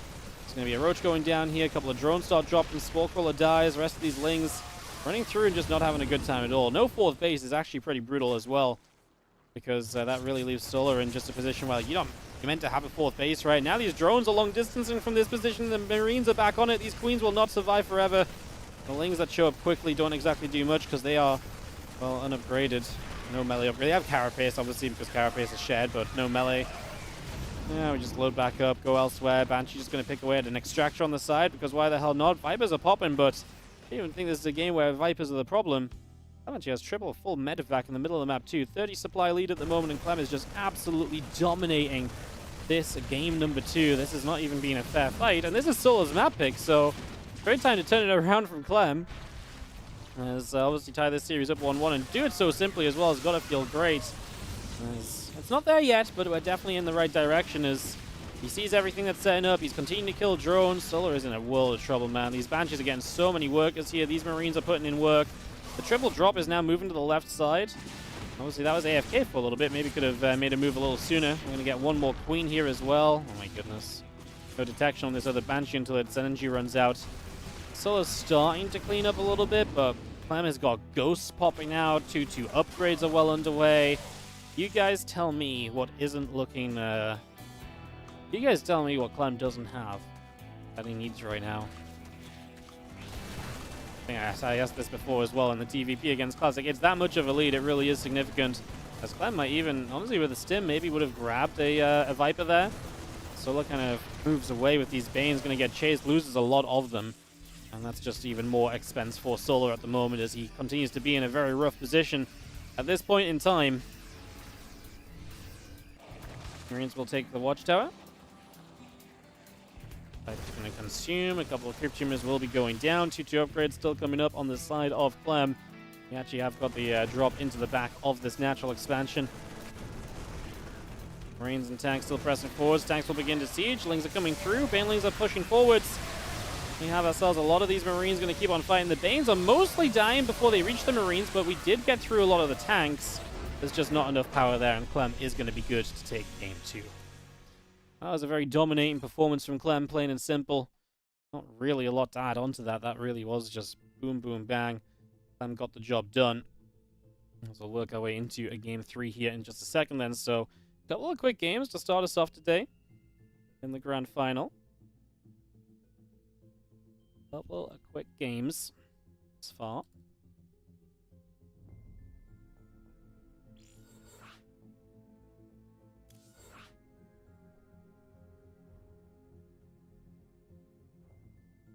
Game 3 in just a couple moments. Get this underway.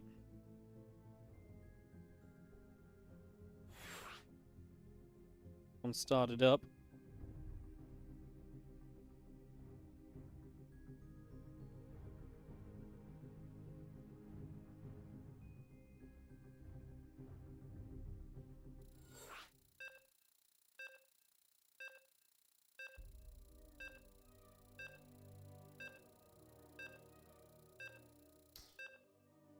Alrighty. Kicking off into game number 3. Let's get this one rolling. Keep the games coming. What's up, Steve? Sending love from Cali. Hell yeah. Thank you so much for dropping by today. Appreciate you being here. Watching some games on the channel. Amazing. Thank you so much. Love you too, bud. Alright. Side Delta, game 3. Let's get this going. Clem and Solar have been ferocious and not holding back so far at the start of this series. Let's see if there's going to be a bit more chill and a bit more macro perhaps for this third map now. Bottom right-hand corner, blue Zerg player from Vitality. We have Solar. And he really just fell apart in that last game. Not really much else to say other than that. He really just kind of died, you know? Dude did not really get to stay alive at all.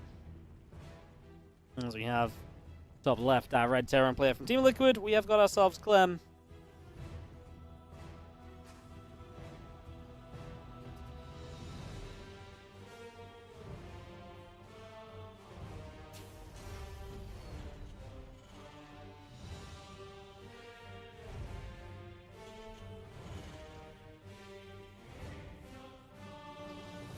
Well, Side Delta is a map, and this was a, actually, what was the veto?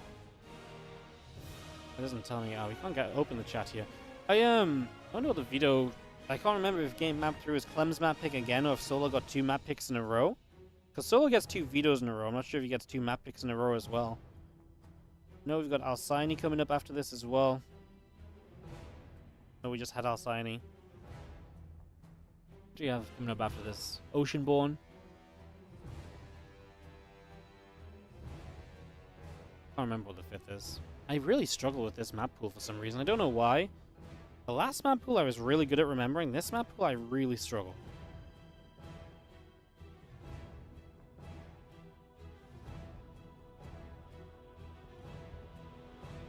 CV down to the bottom right. You see our command center on the way through here, getting things set up.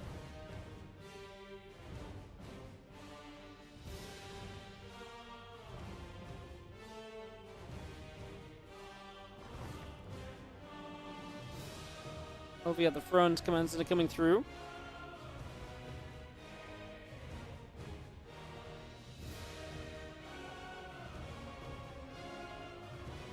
CV pulls over the side, drone's just gonna get turned around. Reaper's still coming across. Let's just get the hatchery going. Couple lings, couple queens all being built for the moment.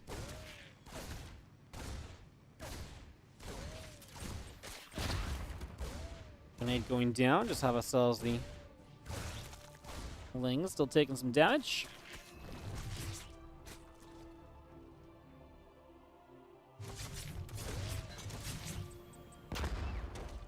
A little Reaper grenade pushing the queens back a little bit. A couple CCs coming up. Factory is building. And a lot of this on the way for the moment. So far, so good. Nothing really wild. Nothing really too crazy to begin with. I don't think that's too unexpected, right? It's just early game TVZ. See a triple CC from Clem, so he is going to move into that 3 command center play again. Play a bit more of that eco focus rather than anything else.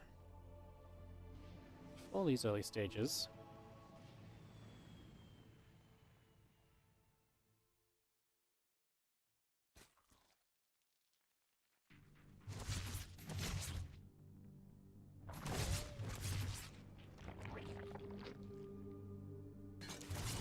It goes down. Queen's gonna get bopped. Reaper is gonna go and move about a little bit here. We do see those queens still settling in, and the Hellions are gonna try and dive through. No link speed yet, and there's a few seconds till that is done, so just gonna try and dive in. One of those Hellions already low though. Now there's not a queen in this main base until just now it popped out. Now it takes a few moments to get rid of the Hellion, so honestly not the best from Clem. Only 1 drone going down, a few links cleaned up as well, sure, but I mean, this kind of feels like maybe you're planning on trying to dive in with the next Hellions as well, but now link speed is done. There's still queens about. It doesn't feel as though Clem gets too much out of that.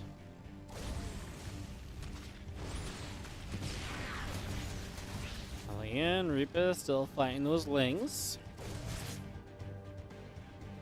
And a couple of queens coming through. The Hellion is going to dive by into the natural expansion. The lings get a wrap around to kill that Hellion off. So that gets picked. Cloak still coming up. Banshee and Hellions all on the way. Continue to bring this through for the moment.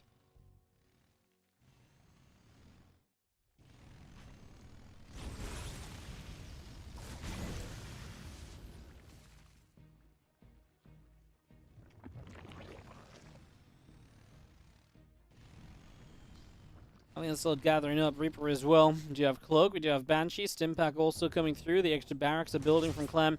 Queen is there to push the Hellions back into the center of the map. So the Hellions will not be able to do too much just yet. Still hanging, lingering, figuring out what they want to do. Banshee's going to show up and pick away at a drone. So one drone going down already. So workers coming up. The Hellions still poking to the front, but the Queens will be there for the most part to keep these Hellions away as best as we can. And that Cloak coming up from Clem. So he's going to have Cloak available on the Banshees. Be able to utilize that in the next few moments as well.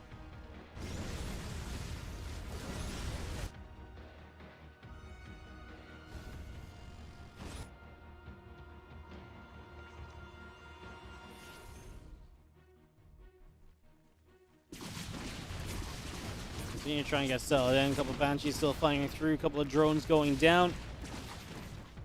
We have ourselves 1-1 and Stimpack on the way in. A couple more drones still being killed. The Spore Crawler firing up. The Banshee's taking damage. One more drone getting picked off. Queen's coming over. Again, 1-1 upgrade. Stimpack all building. That Bane Nest coming through. The Hatchery coming in as well. More Lings and all the rest coming about also. Melee upgrades all on the way.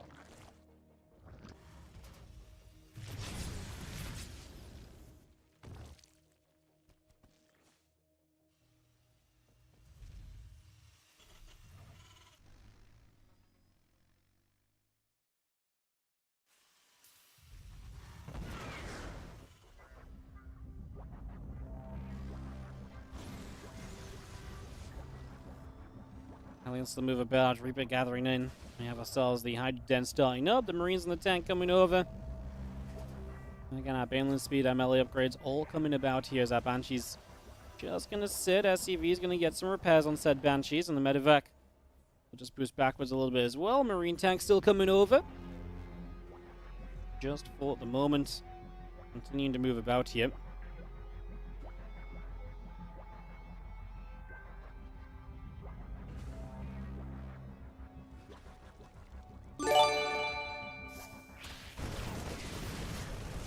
Marine's going to fight, Queen's going to get pushed back, tanks will be sieging. Banshee's getting active as well, as we do see Clem coming in with a bit of a push. The 1-1 upgrade's already done for him, absolutely helping as we power through.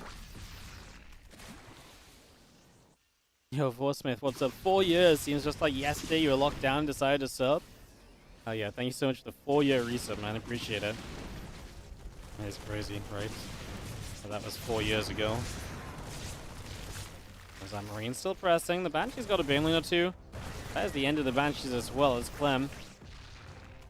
He can sit here all he likes. I'm not sure he's necessarily really going to have the power to kind of keep on making moves at the moment. Marines are still gathering. We just have ourselves the... Oh, miss. Oh, yeah, he accidentally dropped a mule, and then because he's typing, Solo jumps on him. Oh my goodness. So Clem accidentally drops a mule into the army. He's immediately like miss to tell him that he's not trying to be VM. Oh my goodness. And then I feel like Clem kind of got jumped on because of that as well. So pretty crazy actually. Yeah, a couple of moments right there.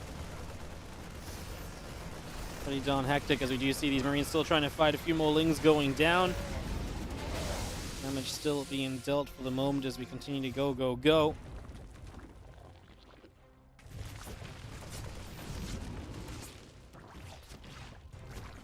Medivac's trying to get into this main base, unable to for the moment. Marine still pressing forward. Queen taking some damage. Ling Bane coming across. Medivacs have to pull away. The couple of Widow Mines get burrowed. Marine's going to unload from the Medivacs once again. And just have ourselves Marine tank of Clem looking to press on through. Tank number 1 sieges. Tank number 2 gets it going. Marines just start pressing forwards. Couple creep jammers still going down. Queens taking hits. Tank shots continue to fire.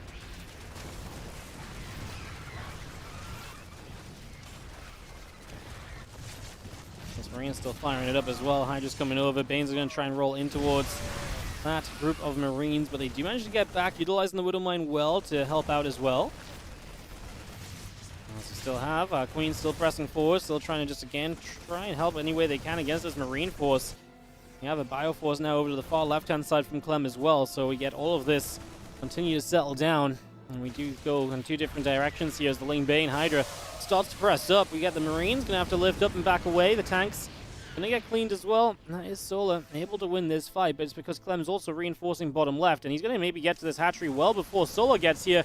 So this base will just go down. Solar will not save it, but can he save the drones? That's actually a genuine question. Widowmine, first one was absolutely brilliant. The second was nothing, and then the third and fourth were okay. Those drones in the corner is what Solar's trying to save. We lift up, we'll go elsewhere. The drones are saved, but Clem is back on the right side. There's still Lingbane Hydra here, so Solar is not misplayed by splitting up too much of it, or by not splitting up his army. He did split his army effectively there. Puts himself in a better position.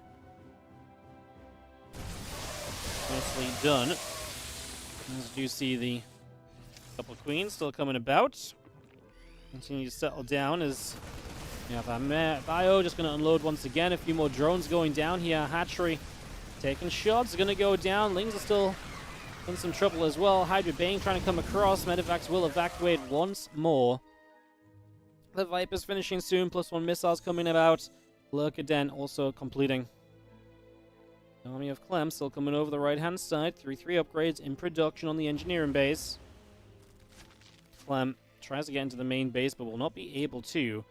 Very active game from Clem, obviously very aggressive, staying on the front lines as much as he possibly can. Just always trying to find drops, and behind this now finally starting to tech up in toward those ghosts, so getting that ready to go as well.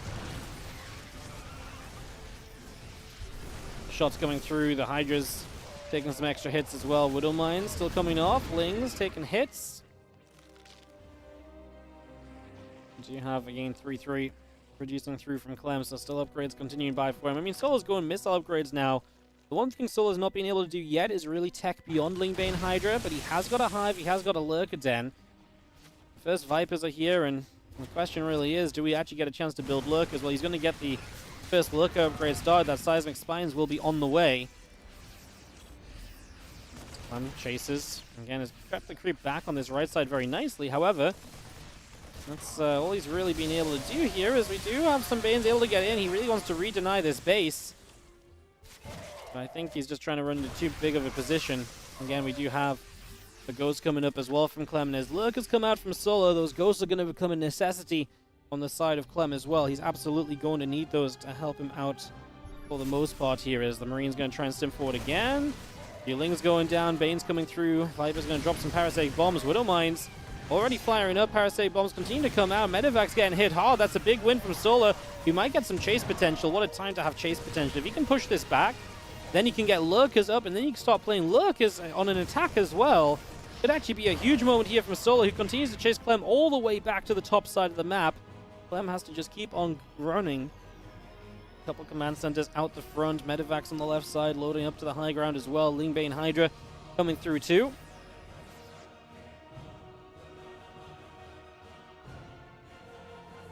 Bio comes down the right. Those Lurkers are on their own. That's obviously not a great place to be, as we are going to get some snipes. Some Bio just jumping on it initially. No adaptive talents, so the burrow doesn't happen quickly. We get a couple more snipes off, but no kills. Still a nice catch from Clem, as Solo was just distracted, splitting some units off elsewhere at the same time.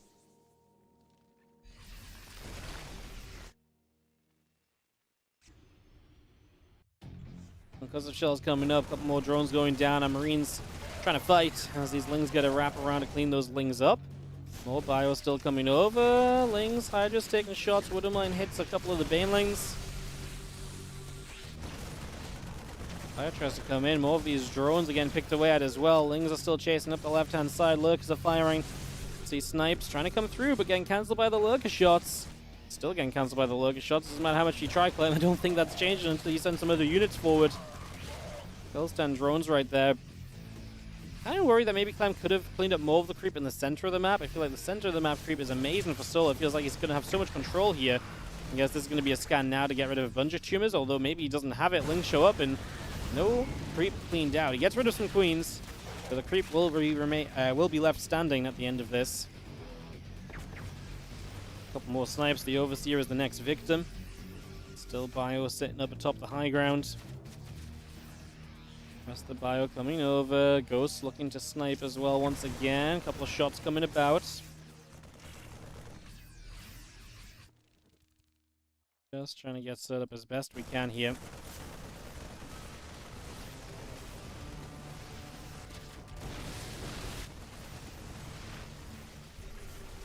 Bio still coming through. Damage still being done. He's just going to be seeing this Bio splitting back once again. Ghosts are still being chased forwards. Trying to do something a little extra right now. As we do have ourselves the Bio Force continue to come about. 9 SCVs going down, plus 2 missile attack coming up. The Ling is going to get on top of this planetary fortress. Bane's crashing in. The Lurkers are going to get here, but the repair is good enough, and this is going to be Clem able to push Solar away. So Clem able to push those Lurkers back out of the position. Cleans up that space.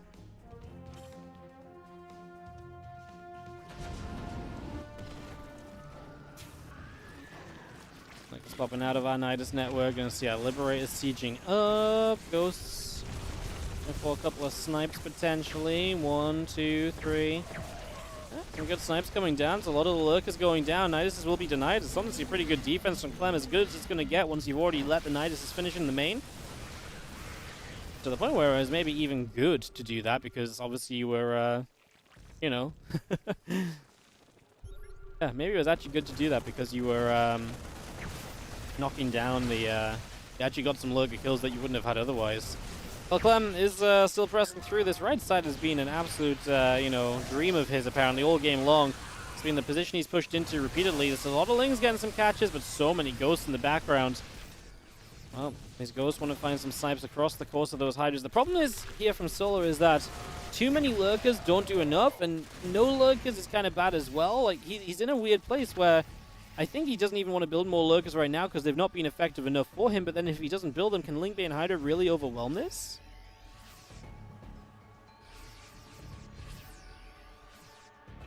Advanced Ballistics coming up from Clem.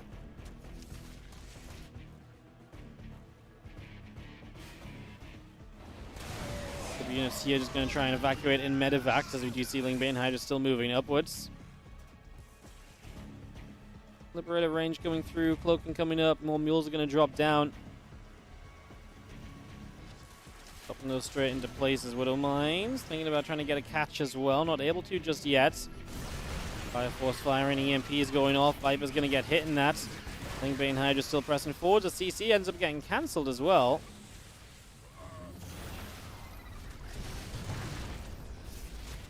Two SCVs currently dead as we actually get on top of the bases. This is where it always becomes scary for a Terran player. Your bases start dropping, you're losing economy, and you potentially have, you know, reinforcements getting caught quickly as well. So it's going to finish off this orbital command. So this third location is going to be shut down for now. Clem has got a top right base, but I feel like Solo knows about that, so that shouldn't be too something that guy gets away with. He gets away with for too long. Now there's a bit of money still to spend, but it's mostly minerals. Still getting more Liberators out. There's not really a good answer to Liberators right now. Corruptors are not a thing for Solar. But not just the Corruptor's not a thing, he's got no Spire in the game, so he can't really do anything to really deal with Liberators right now. I mean, I guess Vipers. Problem is, there's a point where there's just too many Liberators for the Vipers to really deal with, right?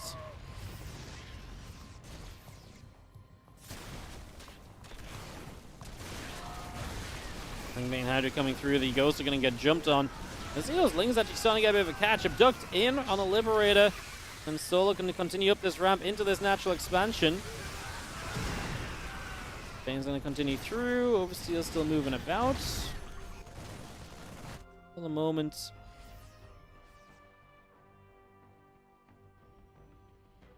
And +3 vehicle plating coming up. Extra Ghosts on the way. SCV's producing. We have ourselves the additional Banelings still morphing in as well. Bio coming across. A couple more drones going down. Liberator producing on the side of Clem. Extra Marines coming by. +3 vehicle plating coming up too. As our Bio's going to go jump in towards this bottom left-hand hatchery. So we at least deny this. Clem is fighting for the left side base. So just trying to get this up and running for himself also. So again, trying to do everything that he can right now. Make this as good a situation as possible as Link Bane continues by. The extra Bane's crashing forwards.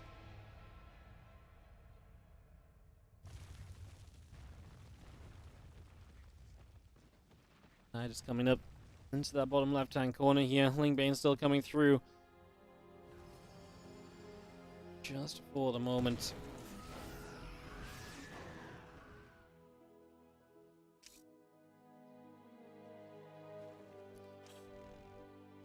Ghost coming about, Lib's coming through, Lurker's going to dive into a Nidus. The Marine's going to come through and jump onto a Lurker den, onto the Nidus there, clean that up. Mine's going off. It's going to be seeing the rest of the bio coming about. It's going to be seeing the Lings getting chased.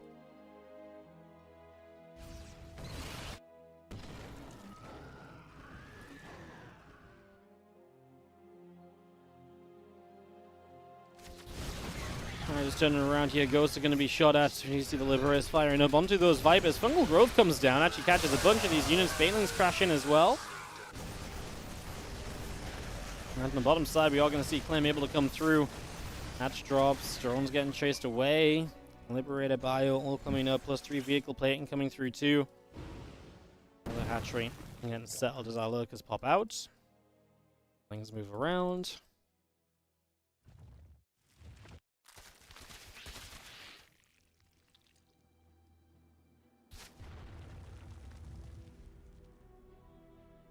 Being high is still moving as you do see the few Lings getting up to the top side, going to go after those Marines. Actually going to see Solar again has really been the one to kind of jump on fights repeatedly here so far. He has got a bit of money in the bank, so he can afford to take fights. Now, the Liberators are going to be a big problem. Again, can we really deal with a lot of those Libs that I just set up? That's where Clem will find his value, find his trades from. Kind of awkward for Clem, because like he doesn't want to lose that top 12 o'clock base, but Solar's sat between his bases as well. You would feel like Solar would be able to kind of make a dive on that base at some point to get rid of it. And putting some effort into expanding down the left side of the map. He is starting to get into that bottom corner as well. Bunch more Marines coming through, plus 1 ship weapons coming up. The bio's still pressing forward. It's going to continue to fight. The Banes are still rolling. The Hydras and Lings still pushing. Parasite Bomb just drops onto the medevac. That is going to get taken out as well.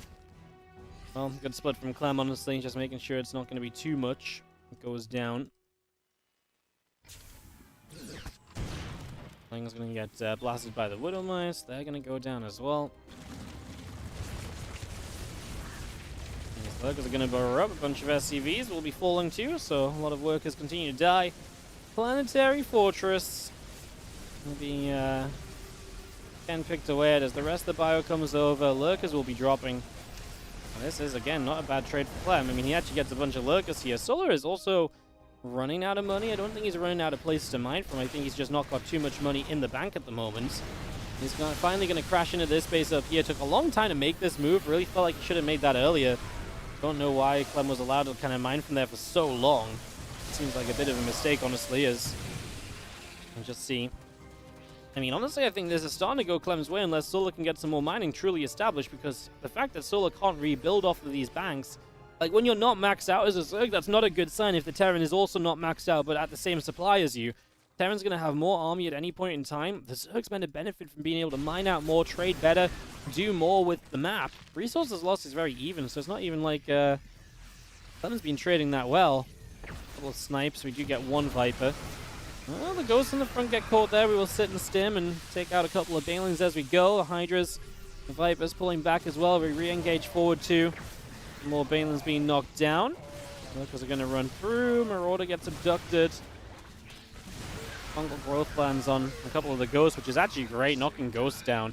There's only 2 Ghosts left on the map right now and 2 in production, so every Ghost you get rid of is such a huge deal. That takes away so much of the efficiency of the Terran for the deeper and deeper that this game heads to. Gets into a better and better spot.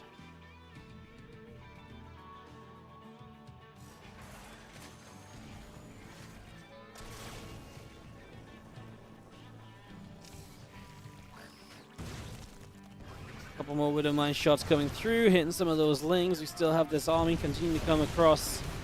Missile turret firing, bio will stim it up. A lot of Lings going down, Hydras as well. SCVs trying to repair but not able to just yet. Ling Hydra still coming over. Viper's also coming across here, going to get an abduct on the Liberator. Take that out already. This bio still pushing through.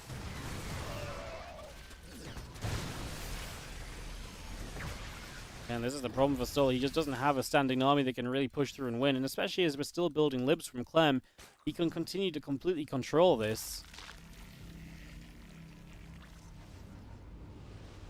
Yeah, Liberators are just so powerful when there's not like a permanent answer to them. Like, Hydras here can't really push into them effectively or anything, right? Marines will go down, losing the fight to the Lurker. Clem would love to get this bottom left base up. Somewhere new to mine from some fresh income. You can see both of them are kind of struggling for money. I mean, Sola, to me, shouldn't be struggling that much. He's got this upper right bases. One of them currently under siege by a Lib. I guess he's just... I don't know. I just feel as though Sola shouldn't have as much issue kind of having money as he has had here. You do see the attack through here. He's going to be able to get rid of these Libs, but once those Libs go down, the Bio will be able to start chasing onto the Lingbane Hydra. Another Lib will just siege. Vipers and Lings continue to come through.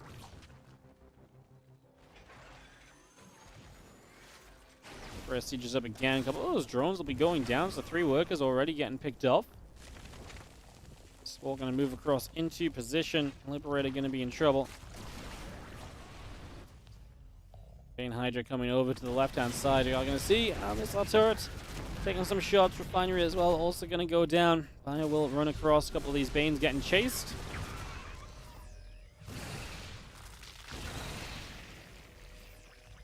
Festus is going to lurk on forwards, looking to try and grab that money fungal to potentially give you the engagement you've been looking for here. And maybe try and find that one big fight.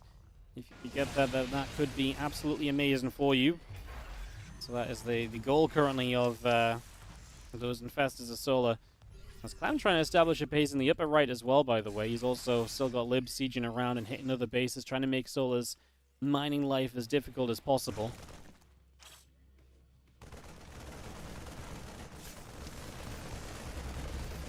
Just going to find this base. Honestly, Solar's not been mining much. I talked about his issues here, and so any mining that he gets denied in the upper right, I feel like is actually genuinely a big issue. Solar's going to have basically no income.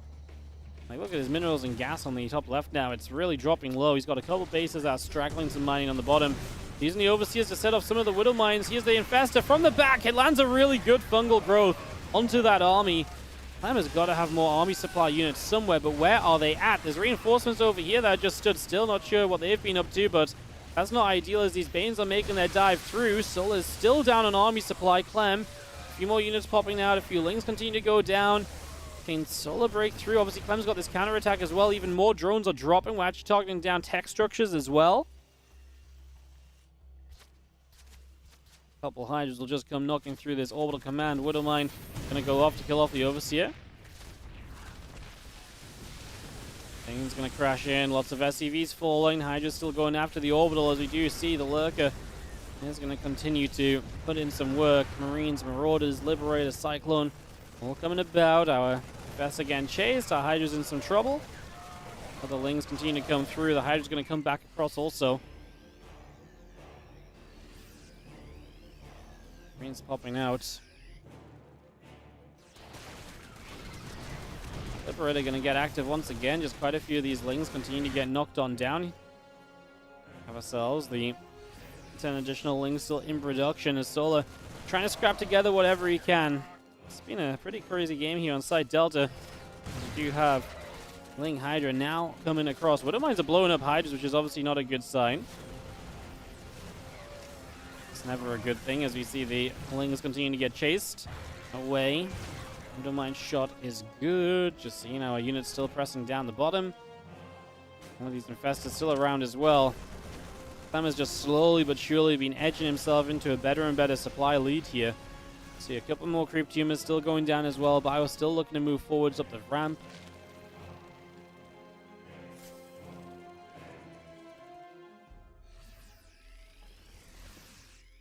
And Ling Hydra Viper continues to get set up. Couple Widow Mines will burrow. Couple Lings going down. Widow Mine fires, kills off a few Lings. The Viper's maybe in some trouble too. Blinding Cloud's coming down once again. Widow Mine's still firing up. Bit of a storm as the fungal growth lands onto a chunk of these medevacs. It's a nice abduct forwards. I mean, this is a base you don't have to try and defend as Clem. He's still killing tech structures around the map, by the way, making it more and more difficult to replace things. Another Liberator gets abducted. 69, 70 to 50 army supply. Those couple of mines are kind of a big deal. Just going to see a couple of Lings send themselves forward to give themselves up. Clem having more Marines. Another medevac coming through. We are absolutely just going to be scrapping the last little bit of this game. There's a hatchery in that bottom left now mining. That's a big deal. Any mining is huge.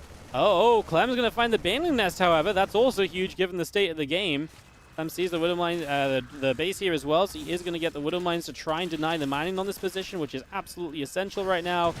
And he might try and save that as well, as these Marines still just left to pick their way through tech structures and make Sola's life difficult. Clem does not have much mining of his own at this stage.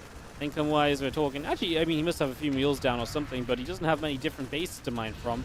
A lot of his bases have been mined out. He attempted to re-establish in the upper right, but he was not able to get there. More Lings coming through. The Marines getting chased about.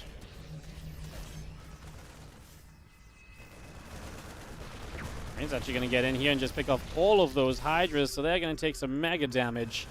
Well, that's a nice catch. So many Hydras going down is a big win for Clem. As that single goes. A Cyclone here, too.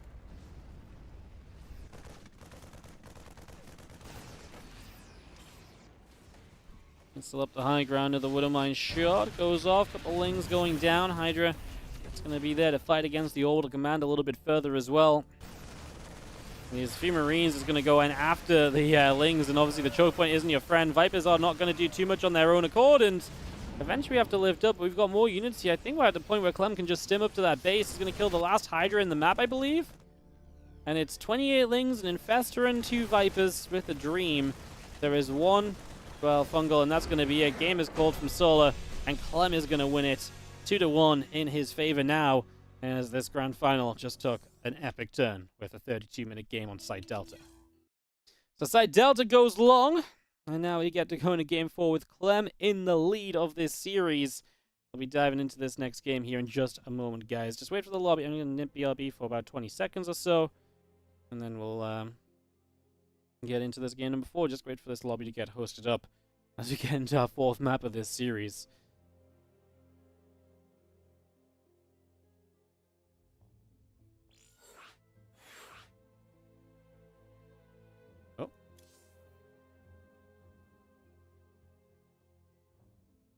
Sure what just happened.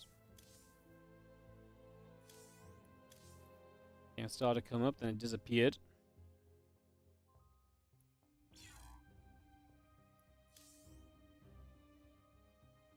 As we wait for Game 4, players might want a moment anyway, so not the end of the world to be waiting around just a little bit.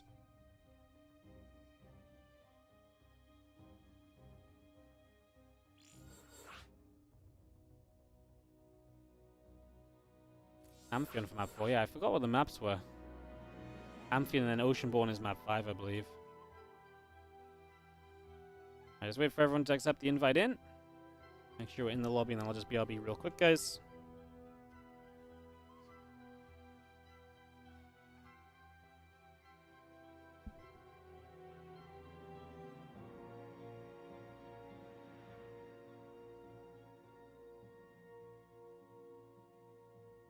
Why would you AFK in the middle of a series when they're about to host the game? Oh no. Love the shirt. Hell yeah, thank you so much. Hope you're doing well. Hello. If you guys are enjoying the stream today, don't forget you can obviously support the channel by subscribing. Do check that out. Always appreciate it. Helps us out a whole bunch. Goes a long way as we just waiting for this to get going. Okay, looks as though we're gonna get going. Nope. Now someone's just declined it. So someone was AFK, now someone's just straight up declined the invite.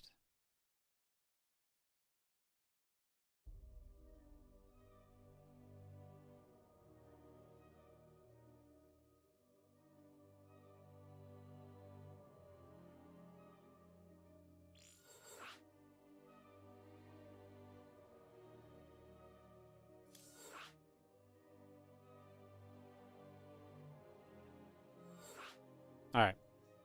Just gonna double check we're in the lobby. Right, I'll be 20 seconds, guys. Be right back.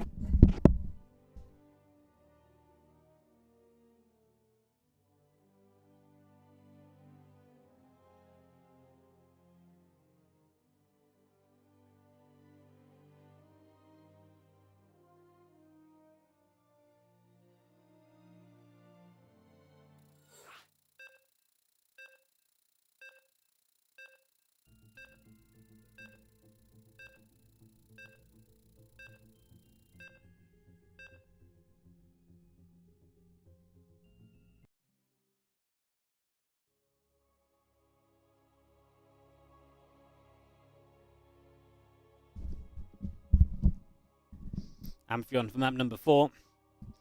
Clem leads 2-1. I feel like it's always such a blow when you lose a long game like that in a series, you know. Always feels really rough.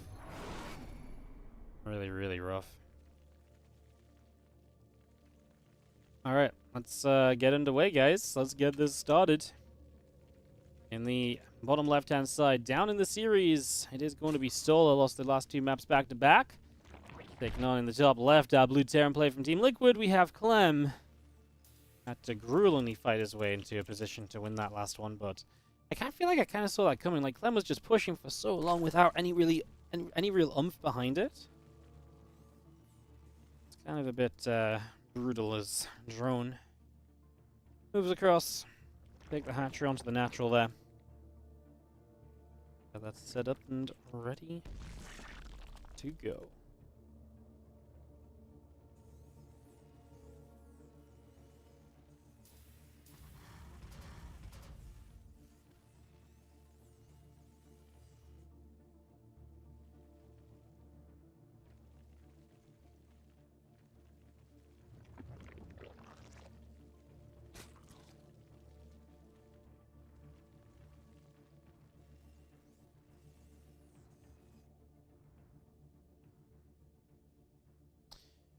I'll just take a moment to recover on the back of a very epic game number 3. 30 plus minutes, always a lot of fun.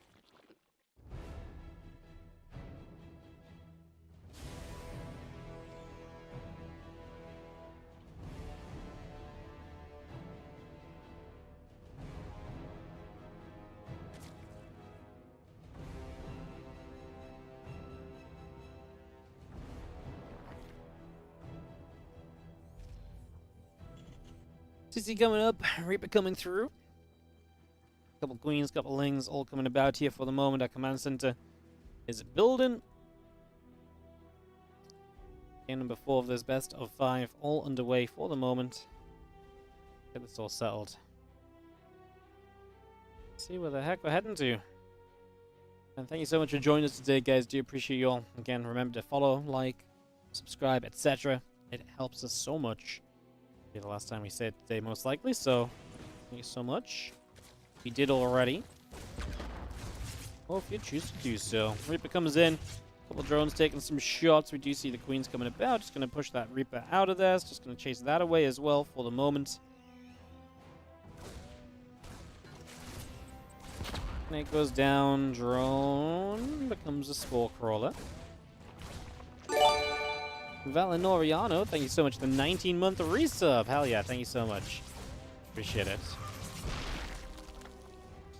Reaper gets away, just about getting out. Helene and the Marines are continuing to build through the starport coming up from Clem as well. So that's starport building, reactor building. This is once again going to be triple CC though, right? So not going to be... Oh, sorry, it's not triple CC. I'm just going too lally. Timing in the, my head timing in the game is wrong for some reason. So it's going to be just starport and a bit more of an aggressive setup. Obviously, we saw him try to be aggressive in game 1. Funky build with the Cyclone and then Hellbat push. Solo was just so ready for it. He had so many units, and he was able to just push back across the map so heavily and so powerfully. As now we see this Queen able to push this Reaper away. Chasing that out of there.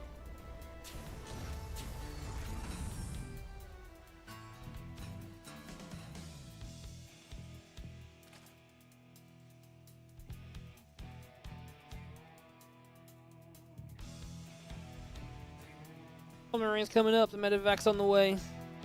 Queens, Ling Speed, all building on the side of Solar, so we get that up and running.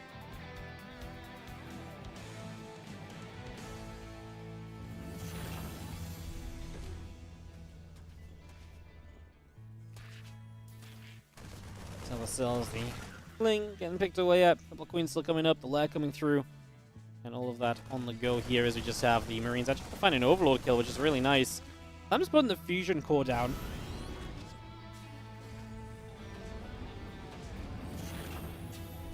Sorry, excuse me. Clem's putting the fusion core down, which apparently made me catch my breath. And he is going to go into that as a couple of Hellions coming up. Command Center coming through. This team medevac is going to come down to the bottom, head into this main base. And try and drop off some damage, but not going to be too much success. This is going to be that kind of marine mine drop with no stim. Spire is a great choice here from Solar, actually, as Clem takes extra gases as well. He's going to build BCs and probably play mech after it as well. So, Clem absolutely mixing it up here on Amphion. But once more, as Clem mixes it up, it feels like Solar just has such a good answer. By going into the Spire so soon, it really sets him up to be able to deal with battle cruisers. So that is a major win in my eyes. As the Bane Nest comes down as well, though, it could still be a problem if he makes Mutalisks. And before he realizes that it's the yeah, before he realizes it's BCs, that could be a problem perhaps.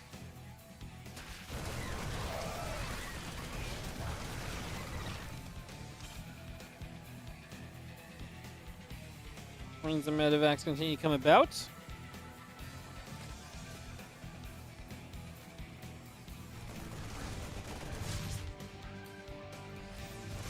Coming over, Marines are there. Spire about to finish, and the BC not done yet, so Clem. Oh, the Overlord came in, so the Overlord knows, so actually Scylla will know what to build off that Spire. Oh no, he's gonna go Mutas anyway. Okay. Interesting. Because Clem's gonna go more than one BC. He has the gas for it, so there's no doubt. Oh, he goes Banshee? No, he goes BC, okay. I was gonna say, I think this makes sense to go more than one BC here. BC will reveal itself, obviously Muta's on the way. Hey, if this BC teleports across the map, you're still already building Mutas, right? So this is kind of going to be a dead battlecruiser. There's no saving this. Is Clem upset about that? I feel like he should be, although the BC going to start flying away. He does have Hellions and Marines onto the third base. Well, this is actually huge as well. The Mutas actually have to come in and help with this. Marines doing what they can, but the Hellions are going to have free reign on the mineral liners. So many Lings have already died. 13, 16, 17 drones dead. 18, 19, 21. Running out of fingers and toes over here as we get to 24 kills. Huge damage done, and I think the BC got away alive, right? Because of all the distraction. The BC lives despite the fast Spire. Oh my goodness, isn't that just crazy? Well, that is just absolutely wild as that. Aliens continue over. We are going to see the SCVs getting here to repair up the battle cruiser, so the BC will stay alive. Cyclone's popping out, and Solar is having a bad time. This is all falling apart. This is all going wrong. Hellion's still trying to come back through. And Solo just going to say GG's as Clem is going to be able to take this 3-1 victory in the Kung Fu Cup today. Congratulations to Clem as we have ourselves a victor. We have ourselves a special guest here on the show as well, guys. Ellie was here watching the end of that ZVT. Thoughts on the balance of TVZ right now? Oh, you think Zerg's really underpowered? You're a Zerg fangirl, are you? Yeah, are you? Okay. Oh, she doesn't like being called out like that, though. She's like, well, yeah, I am, but I don't want everyone to know about it, Dad. GG's, and that is going to do it for the day, guys. That is going to be Clem victorious in the Kung Fu Cup, so congrats to him. And that will be that. Alrighty, guys. Nothing else to say. We had a good day. Fun games today. Hope you guys have had a good time with me. I appreciate you all dropping by and tuning in. And I will see you guys again next time for more StarCraft 2 action. We'll be live tomorrow for some WardiTV Korean Royale action as well.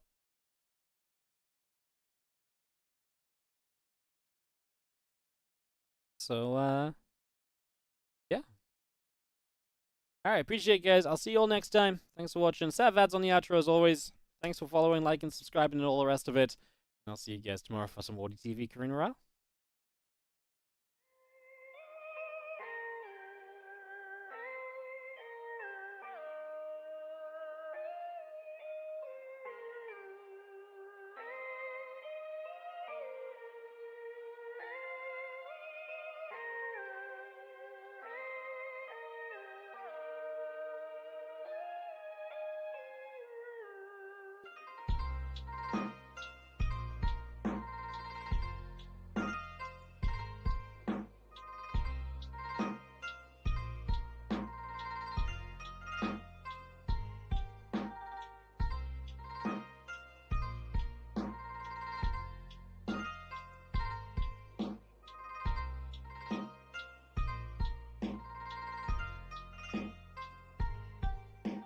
Also, guys, there'll be a YouTube upload up in about 35 minutes if you want to check out some brand new games on the channel. It's a cool one coming up on the uploaded day. It's Bunny vs. Hero, but it's actually a really cool series, so check out the YouTube channel in about half an hour if you want to check that out.